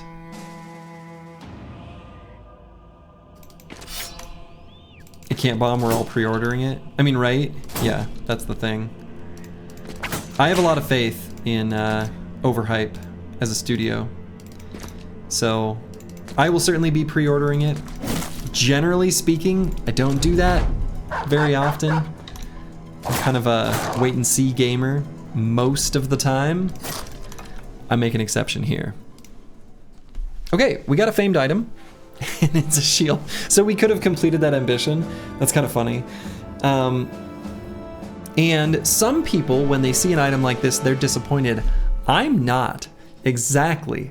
Graculus has, I have no idea if that's how I should pronounce that, has outlined exactly what this item is for. This is an anti-goblin weapon. Item? Item. Shield. I mean, a shield's a weapon if you hit things with it. But, hell yeah. 34 range defense? Let's go. So, of course, since we are doing this as a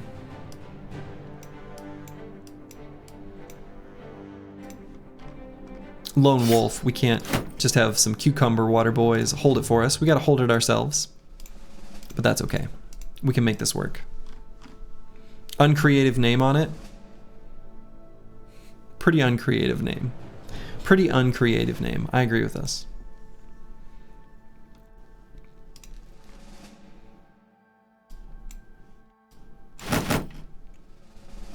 But yeah, our boy Just Nam has 46 range defense when holding it, compared to his 4 when holding nothing, which is pretty good. But it's squeezing a heart. Yeah. It's honestly, the art on the undead shields is so good. It's a shame that they're often not very good, but in this case, we got a real good one.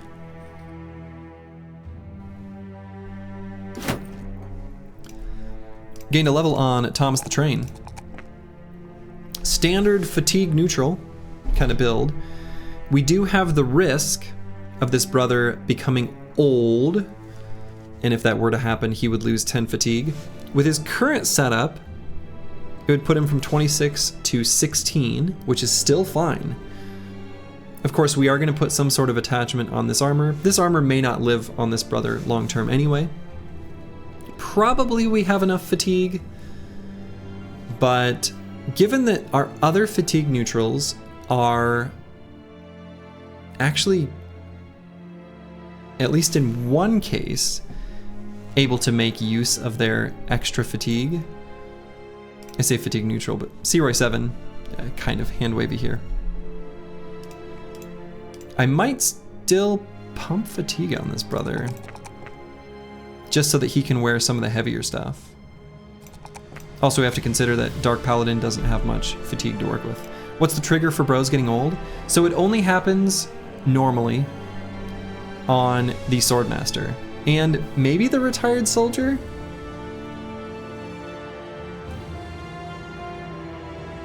For sure, the Swordmaster, and it's just an event in the event pool for them to have like a precursor type event where, you know, they have trouble sitting down or something, and then they'll become old.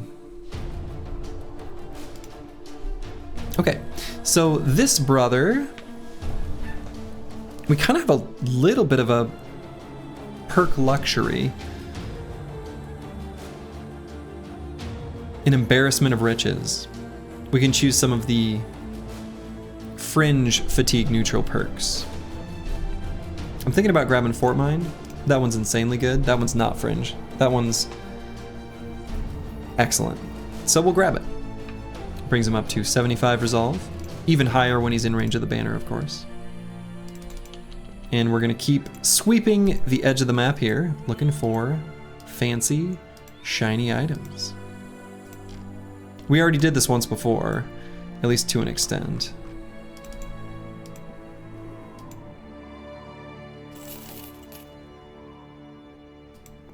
Is that a broken knee on the Swordmaster guy? Not a permanent injury. Oh, and it literally just went away. Yeah. He had it was a temporary injury, but yeah, it was his knee. It's the same like base icon though, so.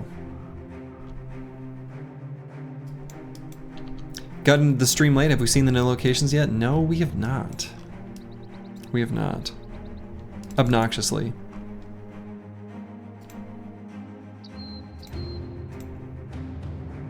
Alright, so there's Rule Gazix, we're not going there yet.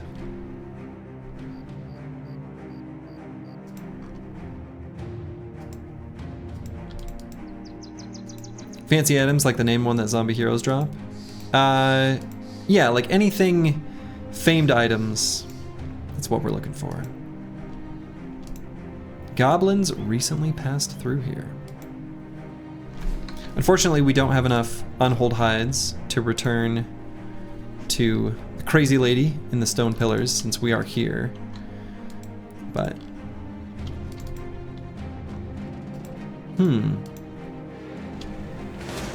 alright, so there's one in the forest, kind of annoying.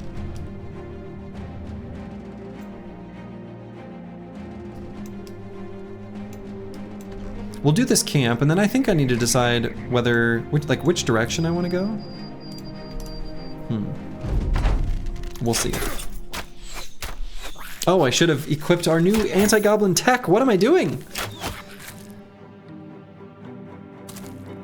Forgot we had it.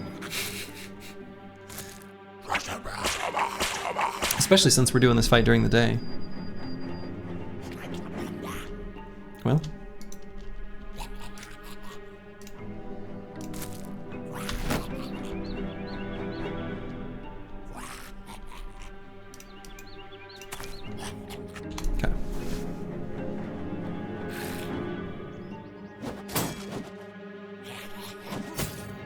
There's a weird there's like weird cloud cover on the screen. You can see, what's the deal with that? Huh.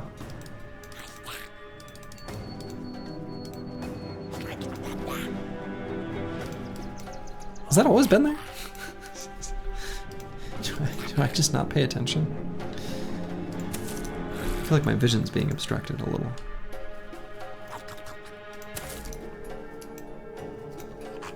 Like there's fog in the air. Are these goblins polluting? You can't do that.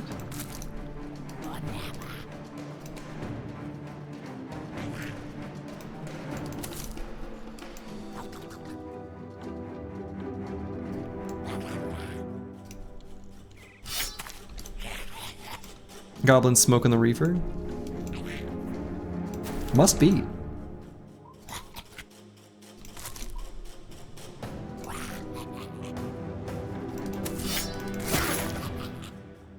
I wonder what their hit chance is. 53. Okay. That's where they're gonna shoot now. Yeah. It's a pretty okay place for them to shoot, actually.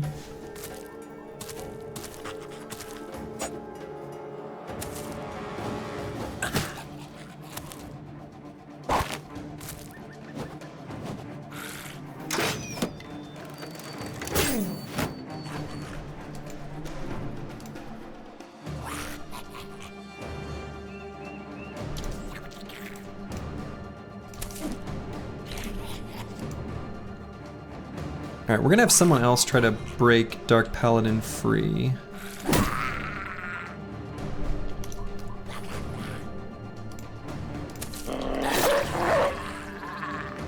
Lovely.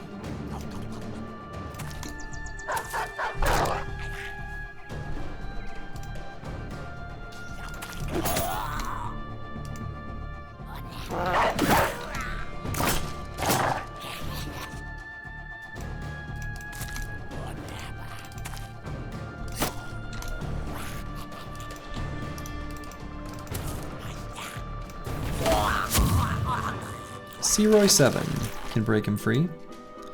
So I was gonna maybe have Slurgy go up, but now that I think about it, I'll have him go down. What? He missed? Disaster.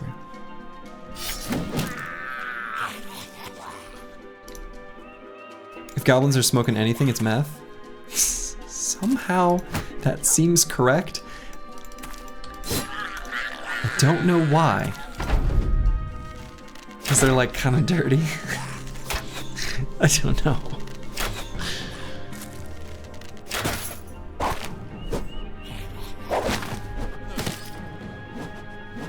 Don't mess with this stuff though. Evil filthy tweakers, yeah. Because they're hyper? Is that what it does? Goblins must be from Florida. Goblins, the true Florida man.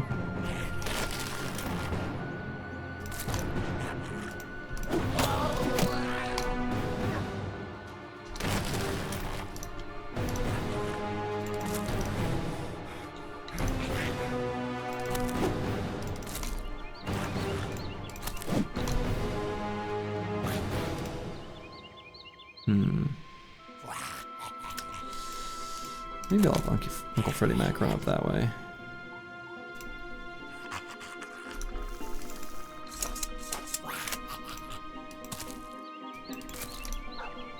Dirty, skinny, talk random nonsense, bad skin, missing teeth, yeah. They do have all the ingredients, I suppose.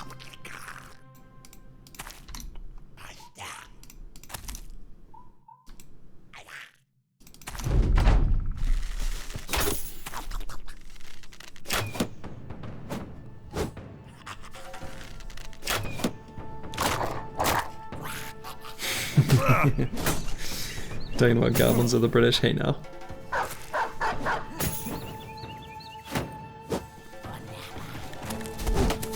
That's funny though.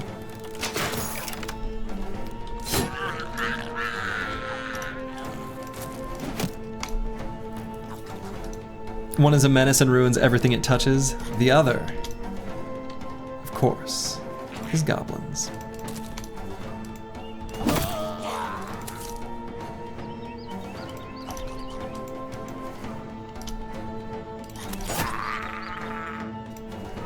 Okay. Blast him.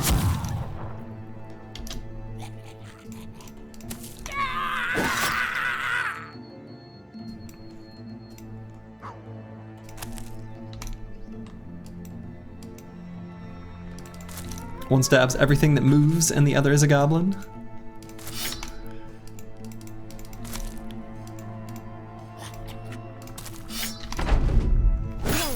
Alright, we are way up in the goblins' faces now, which, that's bad news for them.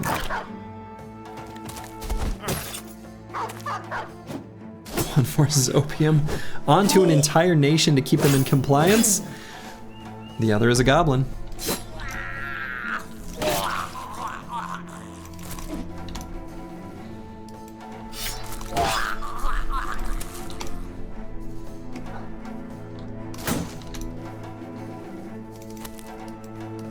Oi, bruv. Swore on me mum. Simple as.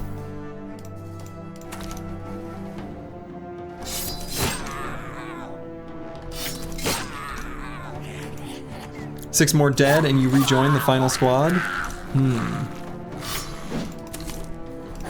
The team's looking pretty strong, not gonna lie. Seems, I don't want to curse it, but I guess I'm cursing it. I don't think anyone's dying. This is the final 12. The illustrious, legendary 12 that'll carry us to the very end. And hey, look at that, a shining happy faces. We got a revered warlord's helm. Didn't have to trade a bro for it. Just got ourselves a fancy, shiny, forged helmet. We have the new legendary fight right slurgy. Yes, two of them. Two of them. Excellent. 319. This is a great helmet. We can give that to, I guess we could just slap that right on Dark Paladin.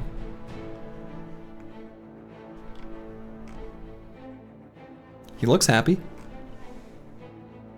You'll lose one during the second, you promise? We'll see. We'll see.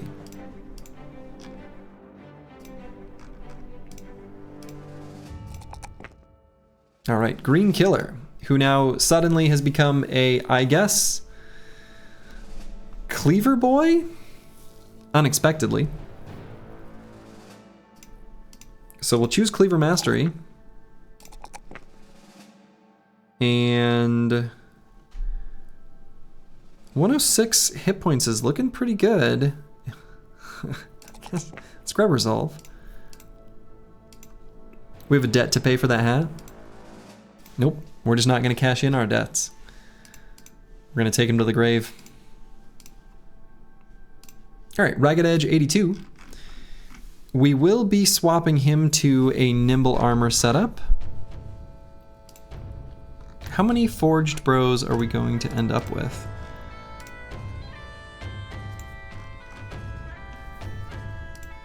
So 1, 2, 3, 4, 4.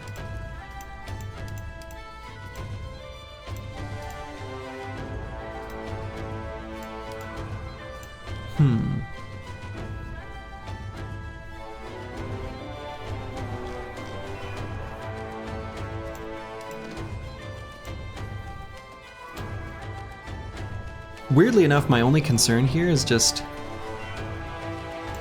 if we find too many famed armors and we can't equip them, how sad that would be.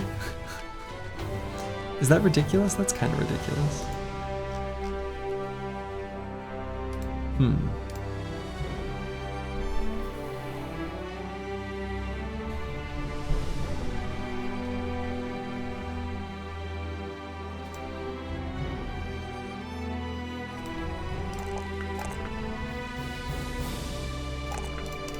I guess we'll grab Nimble.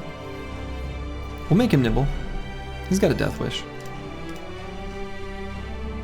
So we'll pop some transitionary Nimble Armor on him.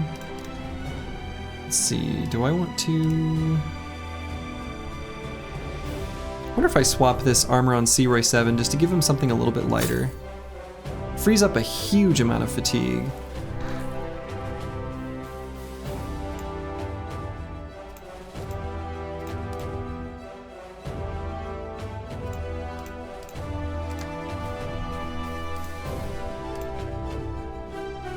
Okay.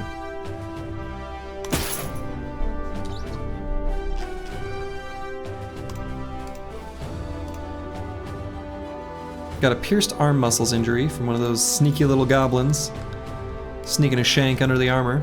So now I have a decision point of going south to meet up with Al-Hazif or to go north. I think there's probably more goblins up here and more orcs down here, so maybe I should go north. We can travel through this area of fog and just make our way back to Kammersmark. Seems like an okay path. Nimble Tank wearing decayed coat of plates. For now. They don't have Nimble yet.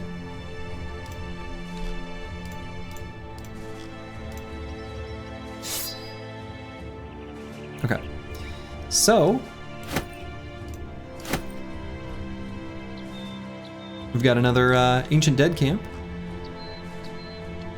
A nice mix of things here. A smattering of different types of undead. Kind of cute. Felt cute. Might delete it later. But we'll delete it now. The camp, that is. Because busting make me feel good.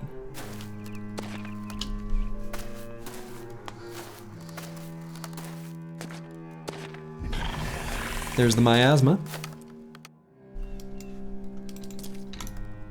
Brig if true.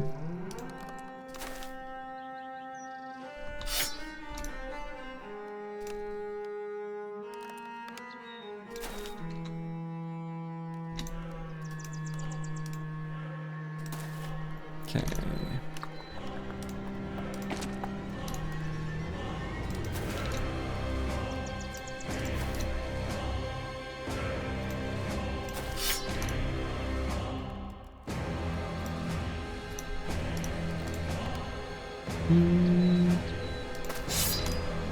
Put 07 there. Yeah, we'll let them come to us. A smattering should have been a Heroes of Might and Magic quantity type. Sure should have. It could still be one for Battle Brothers. It really should. Modders, get out there. Find a nice range for smattering. Make it happen.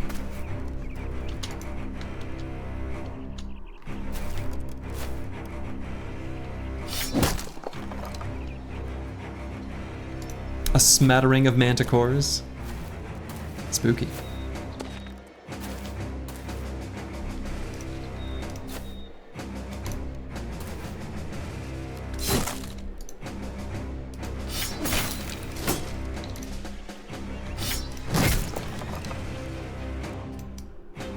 And can I push Ragged Edge 82 up safely? Somewhat.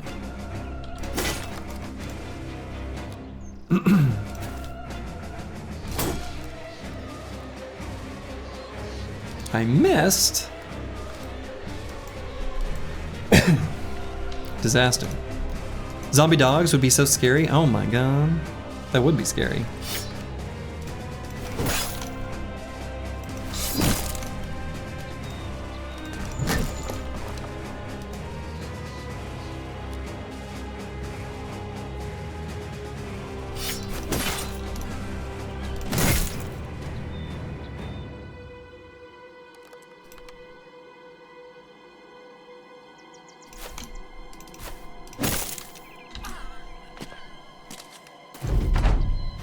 The Resident Evil zombie dogs? Oh man. The stuff of nightmares.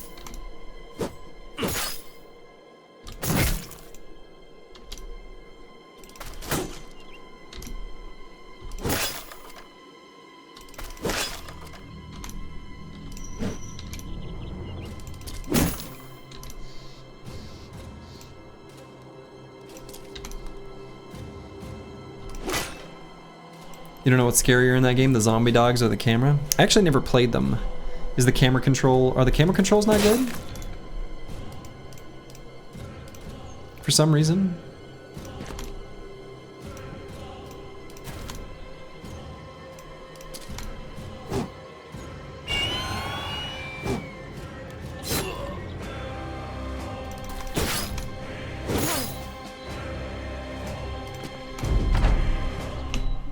The camera is fixed for each room. It's always the scariest angle. Oh, I see. Interesting.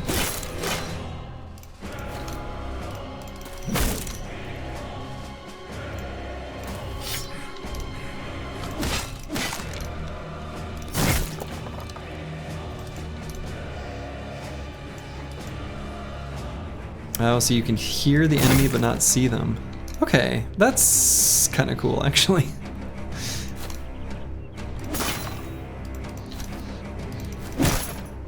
All right, Ancient Dead ain't nothing. Oh, a 2-for-1. Let's see what we've got here. Let's see what sort of toys we have to play with. Holy shit. Okay. Wow. That is a war scythe. Wow, 67 to 98? Now the durability of 34 is a problem on this kind of weapon, but my god. Reddit salivating right now? Hey, me too. But yeah, Reddit salivating for sure. Weapon skills build up -1 fatigue is also very nice.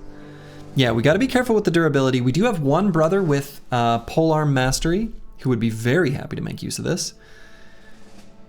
Did that roll 3 stats? No. It looks like it did because effectiveness against armor. Actually, you can, yeah. Effectiveness against armor on war scythes is 104, which is such a weird number. So it only rolled damage and then weapon skills build up less fatigue. So, seems good. And let's see what else we got. Hey!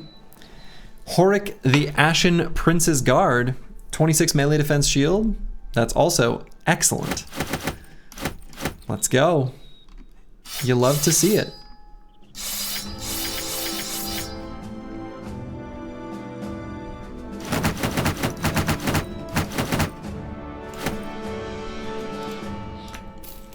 So you gotta ask, did you copy this seed last night and go looking for camps to see which one had all the fames?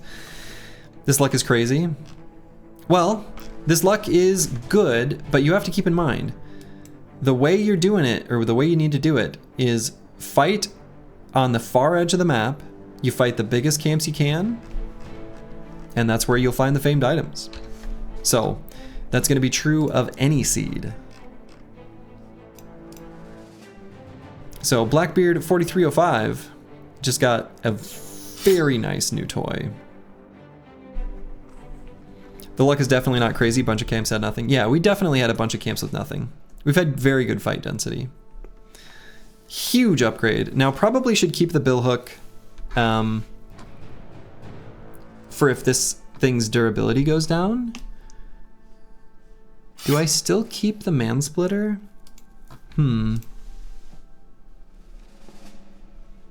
Maybe not. It's pretty damn heavy.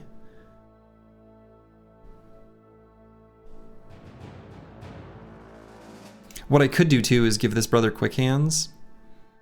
And as underwhelming as it can sometimes be, keeping like a rondelle on a brother like this to do just one last little stab with their 4 AP after using the 5 AP attack on a polearm is actually pretty okay.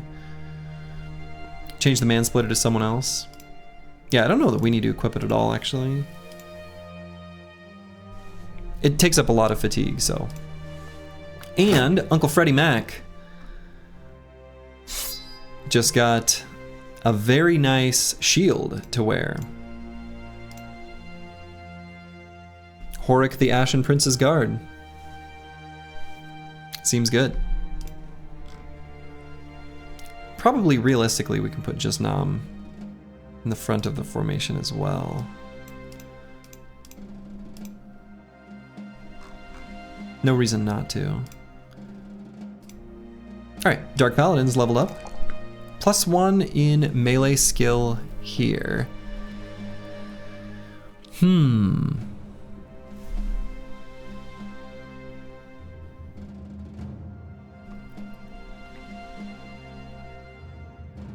On this level, I'm inclined to grab melee defense and initiative.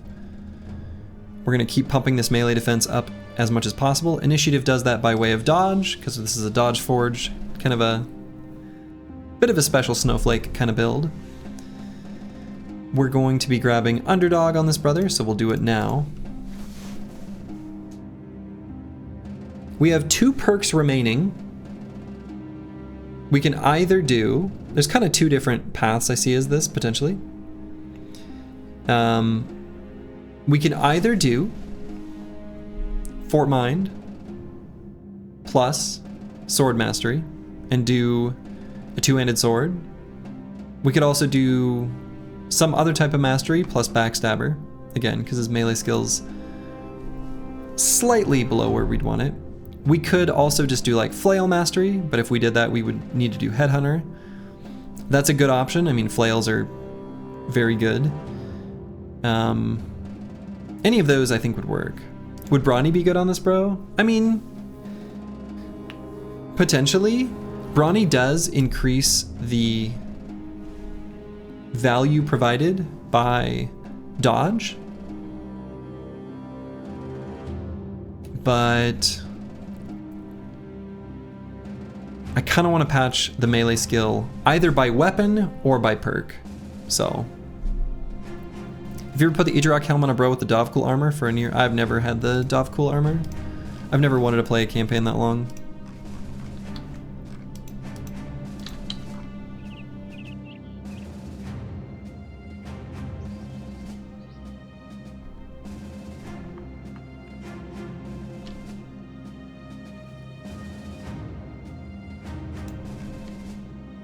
Okay, so we're probably not going to make it to this camp before the dawn. Fighting goblins at night is usually a good idea. What? The team's fighting. What is going on? People getting in fights over religious differences. If you want to argue over which gods are best, do it in the afterlife. Guess you just said spoiler alert since you know. Oh, I mean, so the spoiler is for new content. That's what I want to avoid. I know all about the Dovcool armor set. Okay. So fighting a goblin shaman during the day is like pure pain. But I'm gonna do it anyway. So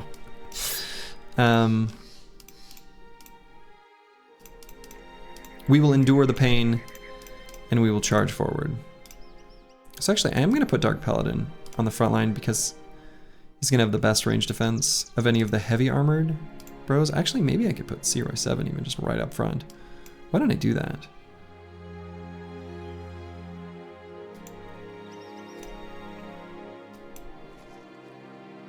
Do it something like this actually might be interesting. So much stuff, so much stuff.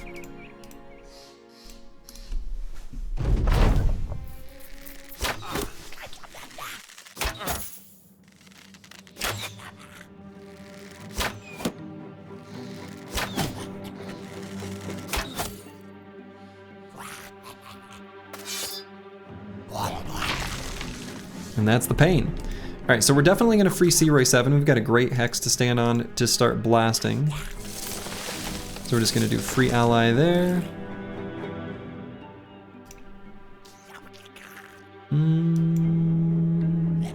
Let's see.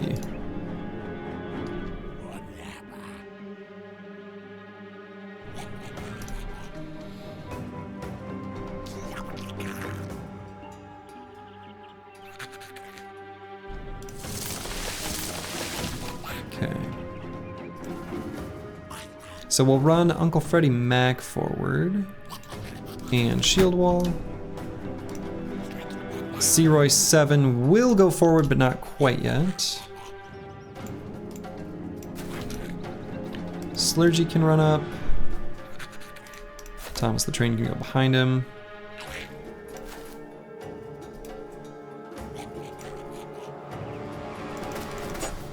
Okay. Not too many enemies here.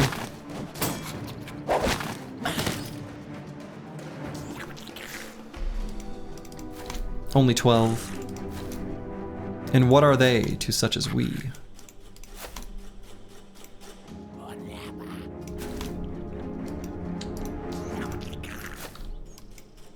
And I think we're just gonna shoot and blast the shaman. Try to take him out as soon as we can.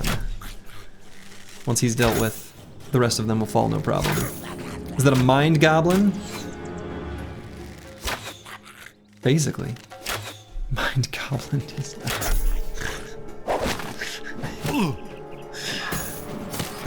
I can't believe I just got. I just got.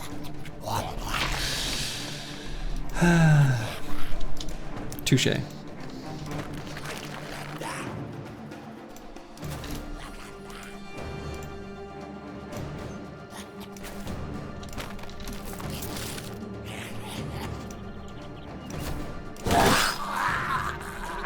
Pretty good weapon. Pretty good weapon.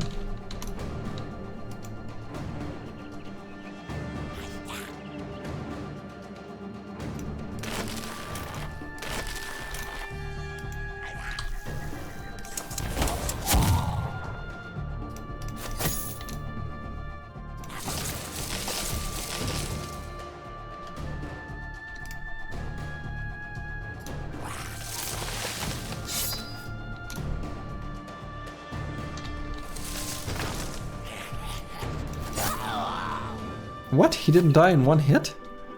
I've come to expect this. Disappointed. A goblin skirmisher lived through an attack? With our oversized spear?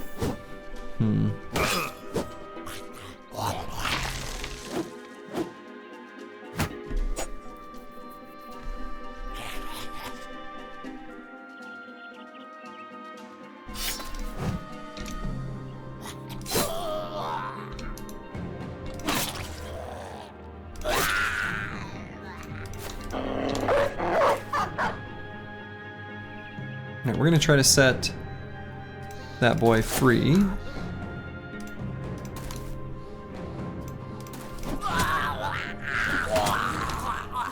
Nice.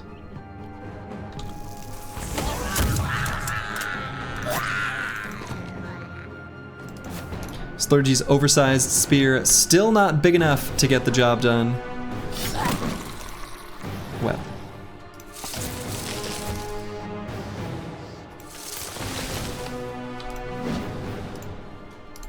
Apparently not. The motion of the spear wasn't good enough.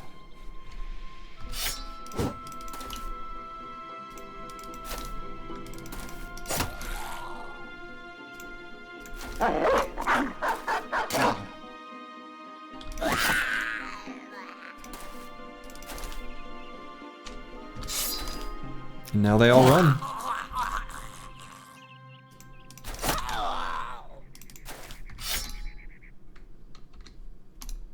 I don't have to, I can just let them take themselves out from running away.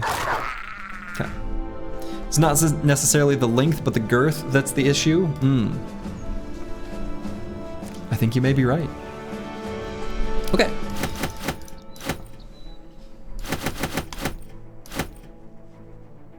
So we'll grab the stuff that's worth keeping to sell. And we'll get rid of some of this stuff. Okay, that's good enough. Good enough.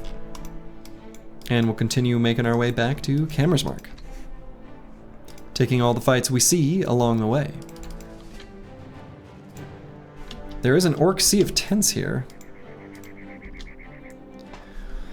Many orc young, a few berserkers, some warriors, and a warlord.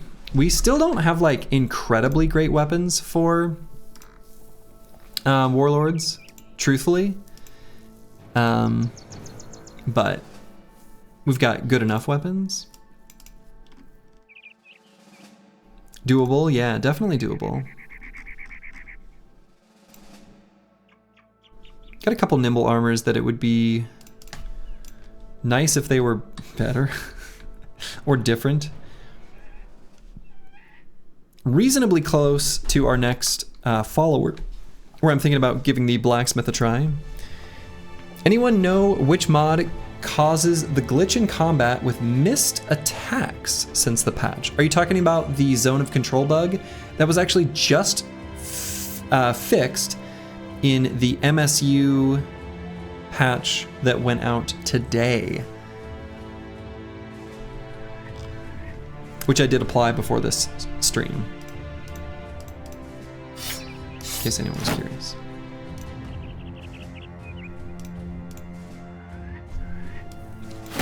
All right, so we've got our orc trophy on our broadcast briggy. Let's do this. Let's make sure we've got a durable brother on either side.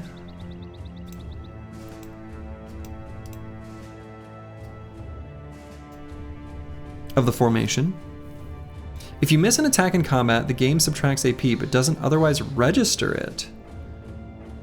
If an enemy misses, the game soft locks. It sounds to me like you've got some other mods interfering then. That's what it sounds like to me. But doesn't register, you mean no animation / sound is played? I've not experienced that, so I guess I'm not familiar with what you're talking about. Sorry.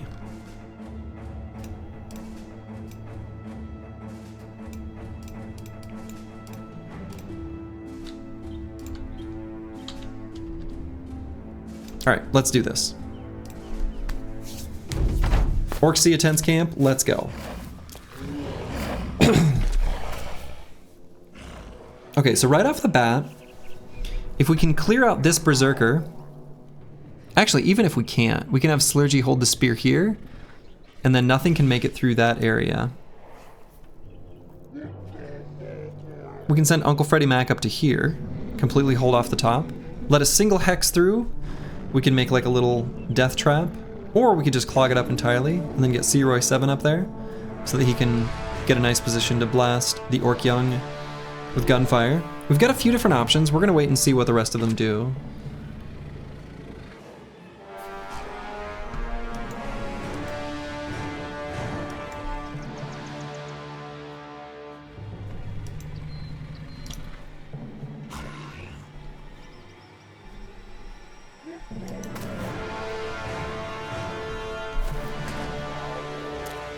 Okay, so I think we're pretty much forced-ish to send Slurgy here.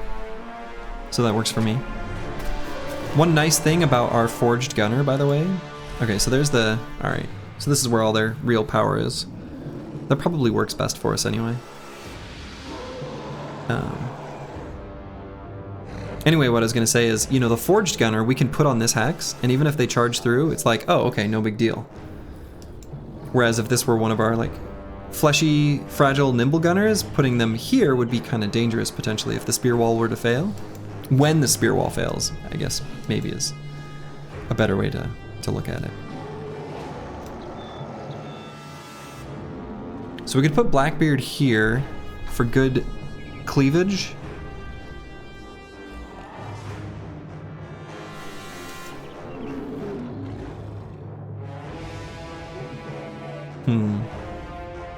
Puts him in a maybe somewhat dangerous position. Not too bad, but like a little bit bad. Nothing quite like good cleavage.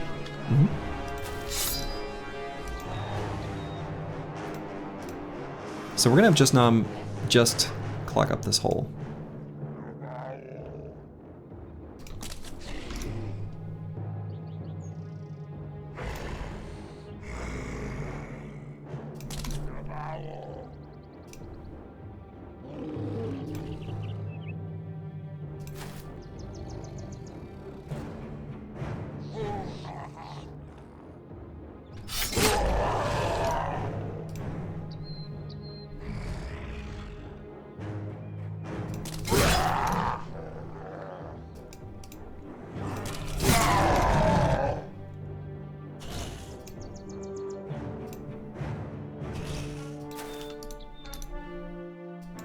So what are orc mechanics? They just seem like aggressive melee that hits like a freight train?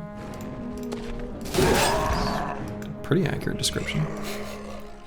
You're not sure how to deal with them?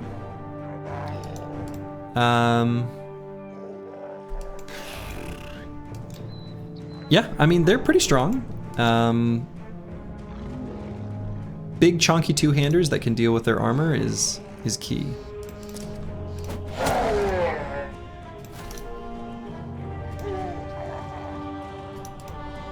So actually I could put Uncle Freddy Mac here, even.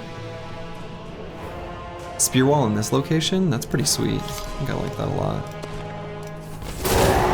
The short answer is fearsome? Yeah. So like, yeah, I don't know. I don't want to recommend this kind of playstyle to a new player because I think it's fraught with intricacies, but like, right now, the way this team is set up, like this, looking at the battlefield right now, like look at this. These orcs can't do jack shit next turn. These spear bros are stopping their advance, but they have to push forward. They got their like zugzwag or whatever situation. They're damned if they do, damned if they don't. So we've got them in a bind. Bottom side is approachable? Yeah, they can make it, they can go all the way around, right? And that's kind of what we want. I mean, eventually they're gonna spill over. We're okay with them spilling over. We expect them to spill over. Yeah, we got them in a pickle.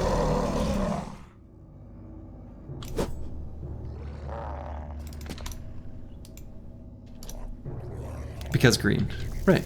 It ain't easy being green. From the flag, I tell you that.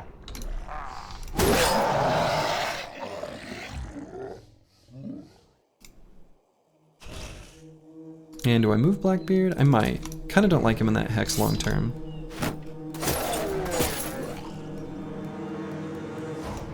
Push Thomas the Train forward. I think I am good with that.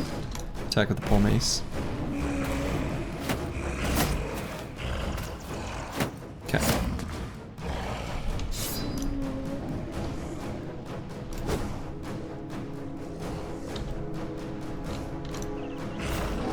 But can you do a Kermit the Frog impression? Probably not very good. Probably not a good one. Alright, so we want to, next turn, get Dark Paladin all up in this biz, helping us deal with Buruk Skog. Now, orcs have a special multiplier for when they try to push through their like line breaker ability, or whatever it's called. where they want to get to your banner. They want to take this banner down. In this case, I think as long as we get like Dark Paladin here, he'll get fully surrounded, and we're like kind of okay with that. That's who we want to, you know, really want to take out.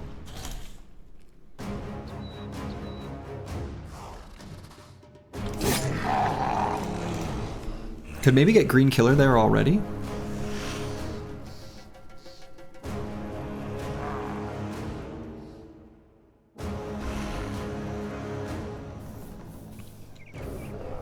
Like on this turn. I think I'm okay with that. As long as our squire can hold the flank. We don't let just anyone be our squire. We know he'll hold.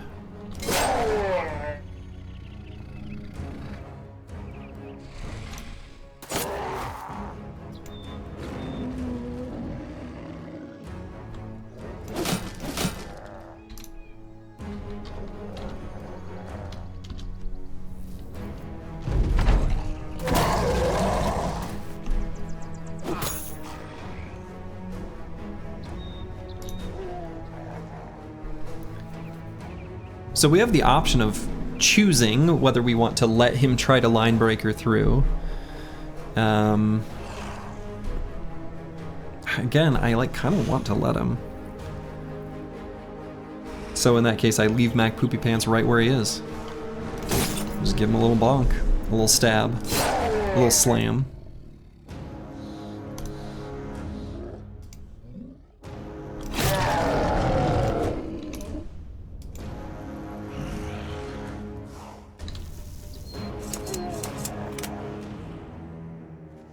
I have a few different places we could attack now. Could have Searoy 7 kind of help out the top there.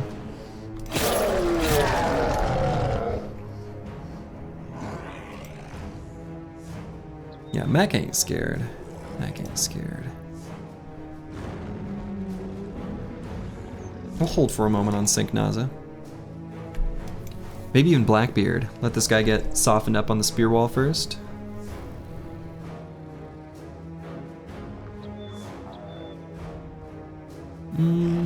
Yeah, we'll see. We'll see.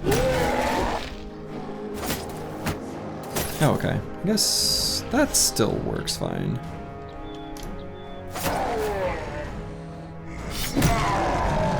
Okay. Oof. Round swing. Hit Green Killer.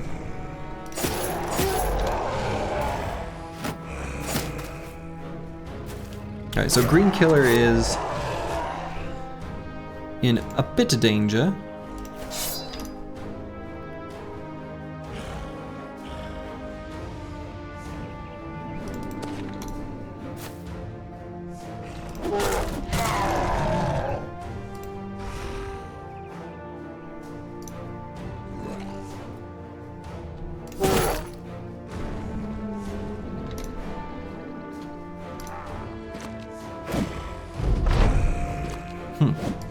Made it through the zone of control. Alright, so he's still got 9 to proc. Regardless, probably the safe move is just to throw a smoke pot for him. So I will.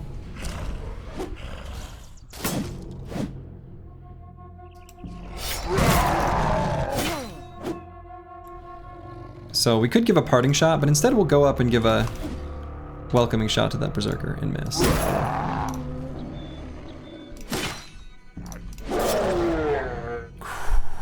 So close.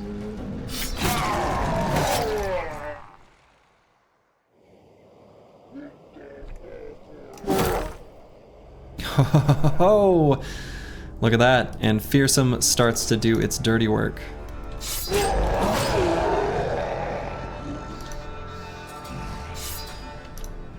The orcs are afraid of the big, spooky, scary humans. Thomas the Train giving him the reach around.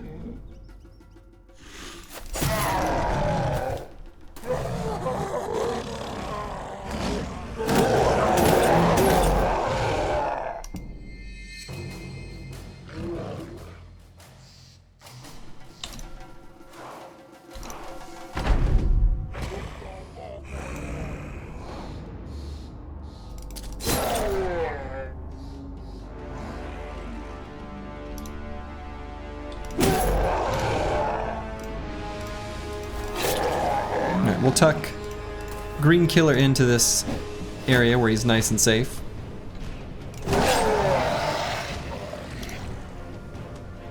You think that was a new sentence, Thomas the Train, giving him the old reach around? Brand new sentence, never before heard.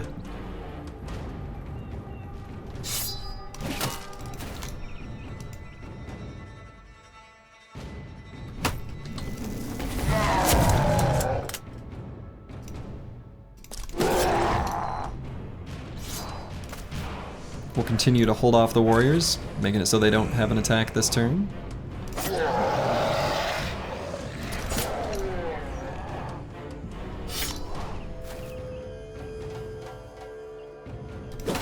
What they've done is just fine with me.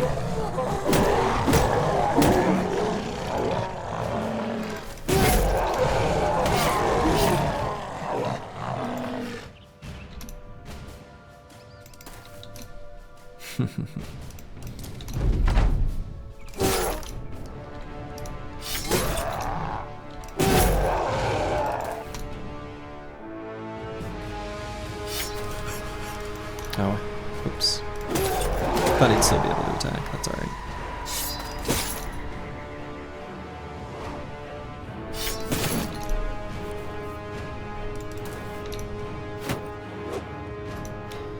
You were thinking more like Thomas the Train pushing it in on them.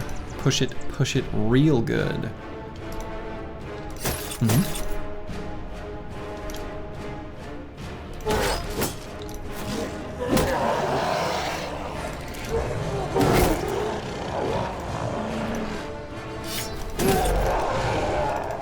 And the last orc flees. Of course, we're not just gonna let him, like, actually run. I mean, there's experience in them bones. And, well, I'm a simple boy. See experience, want experience.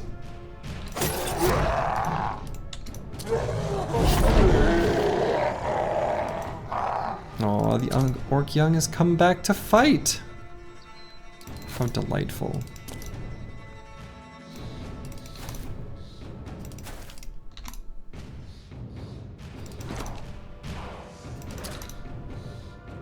He wants to play. Come here, kid. Let's play. What's your choice? I see. You chose poorly. All right. Wonderful fight. And Searoy 7 poured out a whole bunch of damage. Honestly, Thomas the Train had a pretty respectable amount as well. And of course, another fancy, shiny item. Here we have the Marvelous Iron Visage, a 308 helmet, so that's pretty good. Pretty good helmet.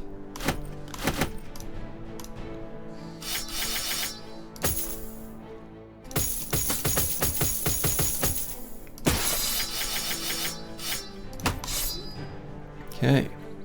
Didn't even have to trade a bro for it. No, this team's real strong. This team is real strong. All right, we got a swag level on our broadcast Briggy. Honestly, a tiny bit tempted to not put the point in melee skill and to do melee defense resolve hit points. Would that be better, actually? Yes. Especially using the spear, right?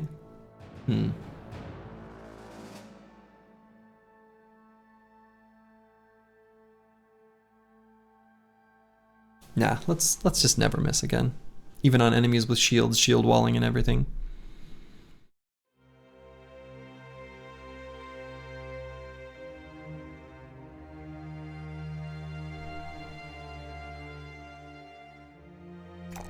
Alright, I guess I'll just do hit points. Whatever. Behemoth, 6987. God, what a Chad. Go ahead and grab resolve on this, brother. We'll go ahead and take Killing Frenzy. And then our last perk on this bro will probably just be gifted. course, we could do fearsome. Could do reach advantage. Could do Fort Mind. Many choices under the rainbow.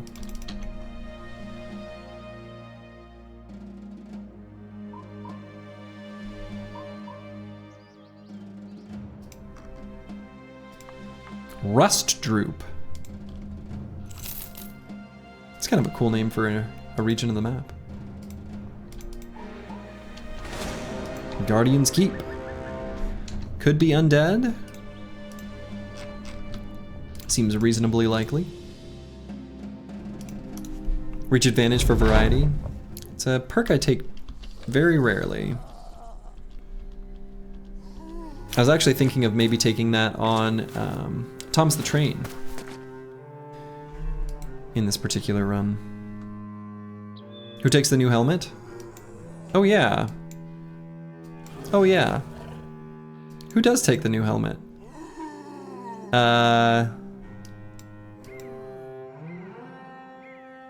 We'll have to figure that out. That may just end up being an extra. Actually. Because I think we're fully kitted out in forged helmets. No one, you did foresee finding extra forged armor, no one to wear it? Yeah. I mean, we'll compare it with the ones that we're wearing now. Just to see what's better. It could be that we want to wear that, you know, over something else. But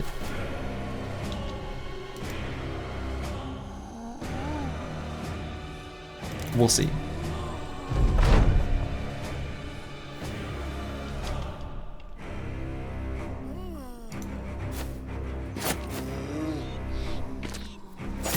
What's your favorite unit combo? Like 2 or 3 separate bros? 2 spear bros on opposite sides of your flank that are controlling the enemy and preventing them from doing damage to you. Another is, of course, the classic of a brother with a Catal paired with a mace brother so that they can apply daze and the Catal can finish him off. That's a classic, you know. Meanwhile, some nimble bros still wearing coifs. Yeah, we've got our nimble bros and nimble armors kind of need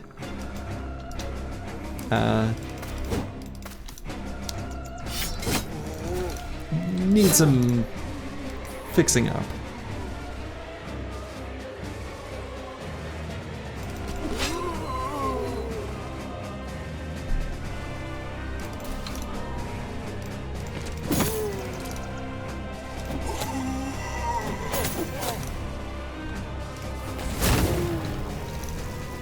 Oh, I could have improved that and hit one more enemy.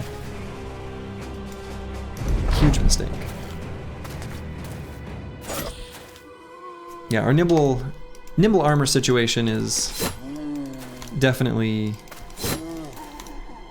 not perfect.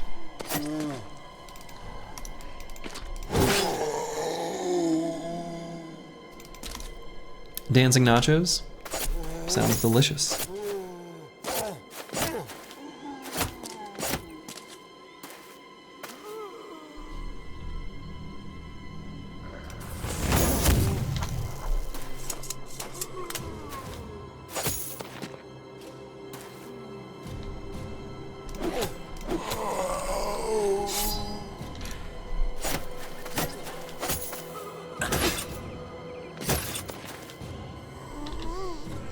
Okay, we'll go ahead and swap to a new spear.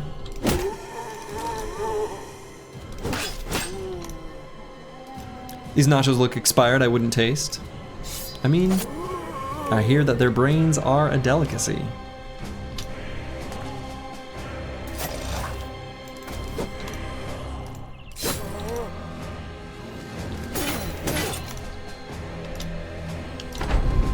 God, that's so much damage to that.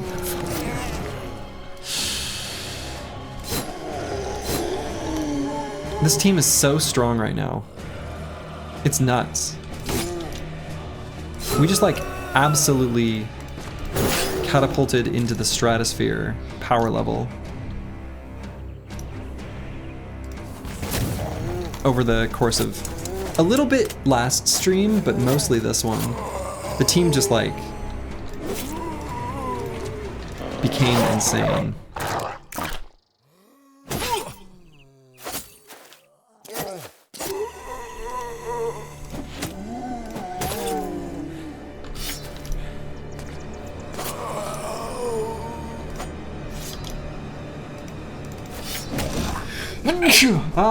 Oh no, I didn't have good enough micro. I didn't hit the mute button in time. It came on so suddenly.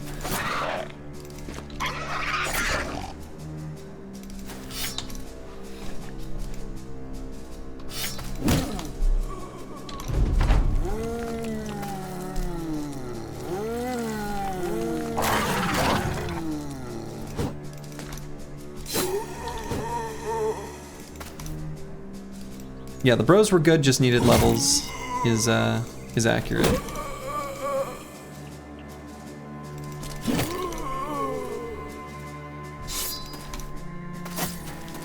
Also, we got just some really good weapons.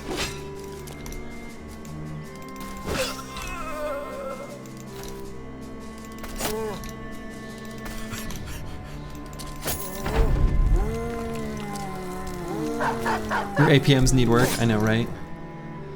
I'm slow. I'm a slow old man. Okay. Very nice. No shinies. We don't really anticipate shinies from this kind of fight, but you know, they'd still be nice. And okay, that's probably good enough.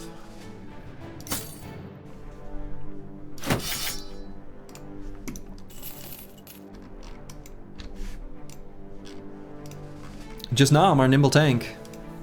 Gonna take nimble. And we'll get him a proper setup in a second. I guess I could maybe not make him a nimble tank. Maybe I make him a regular forge tank. Maybe that's smarter. He still actually is gonna have enough fatigue. Maybe I don't need to do a gimmicky nimble tank.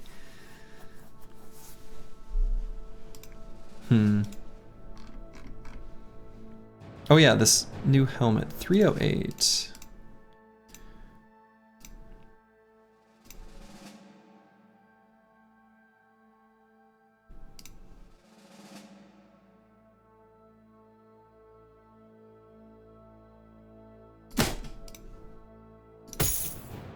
I guess it's better than the 296.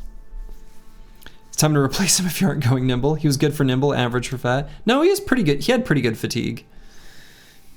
He started above average because of the fact that he's a vagabond. So we're not gonna replace him. It's not like it's that dire or whatever. For the longest time, you thought it was saying nipple bro. Maybe it is. Well, I'm just thinking like,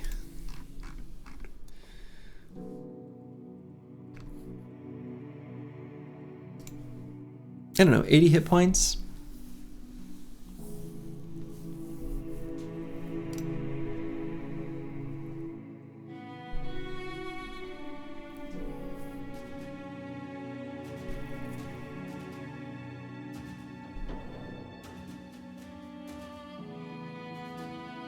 I don't have to do the Slurgy special. The Slurgy special, by the way, is going to be the helmet of the Idjirok with a leather tunic with whatever attachment we want to put on it for 0 fatigue penalty, with the idea of regenerating the damage you take with a nimble percentage of like 48 or something. But I think we have few enough forged brothers and enough armors already, likely more in the pike, that even if we like need to purchase like a coat of plates, that's totally fine. We have the money for it. I think we'll get more mileage out of this brother having him be forged.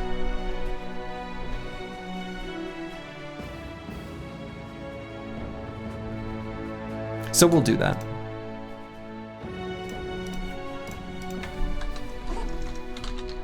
The main reason I wanted to do nimble was kind of just because of Death Wish. a little bit, just to take advantage of that being there.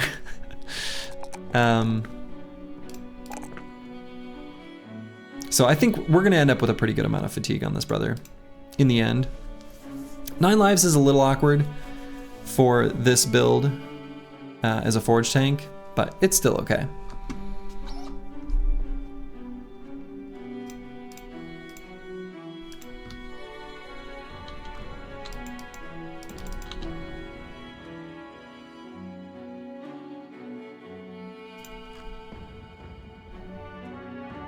And finally we make it back to civilization where we can sell stuff. Our coffers are full.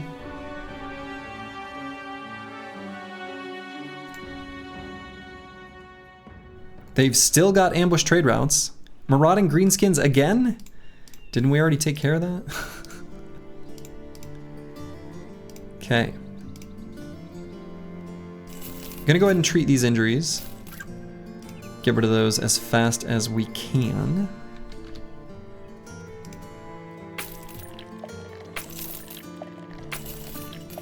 Okay. Alright, so we're gonna sell the dyes. We're gonna sell these worn male shirts and things.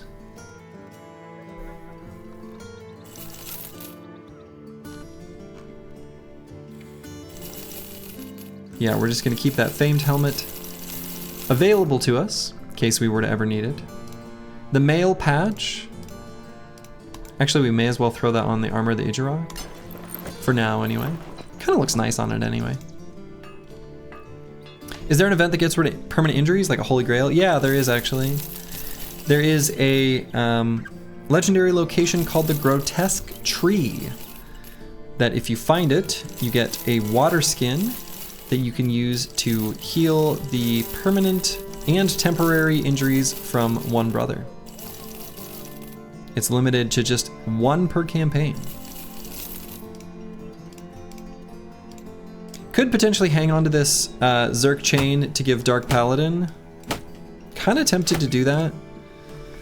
I think Flail's a decent route to go.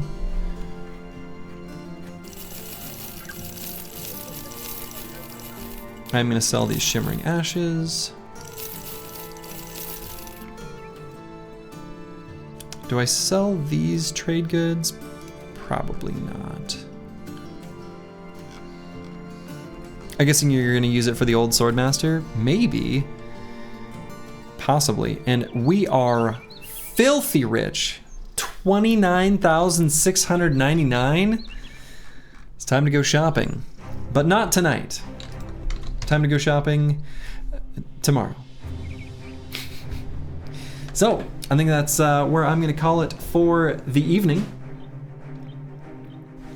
This run's going well. Pretty excited. Pretty excited. So, I'll send you guys over to Arvius. He's playing some Battle Brothers. Keep the Battle Brothers train rolling. So, yeah, I'll be back tomorrow. Tomorrow we're gonna go on a shopping spree, maybe take out some goblins, and otherwise just search for this new legendary location. We've discovered a decent amount of the map, but who knows? Great stream, lots accomplished. Yeah, definitely, definitely. So, to all of you, wherever you are in the world, make it a good one. Ta-ta.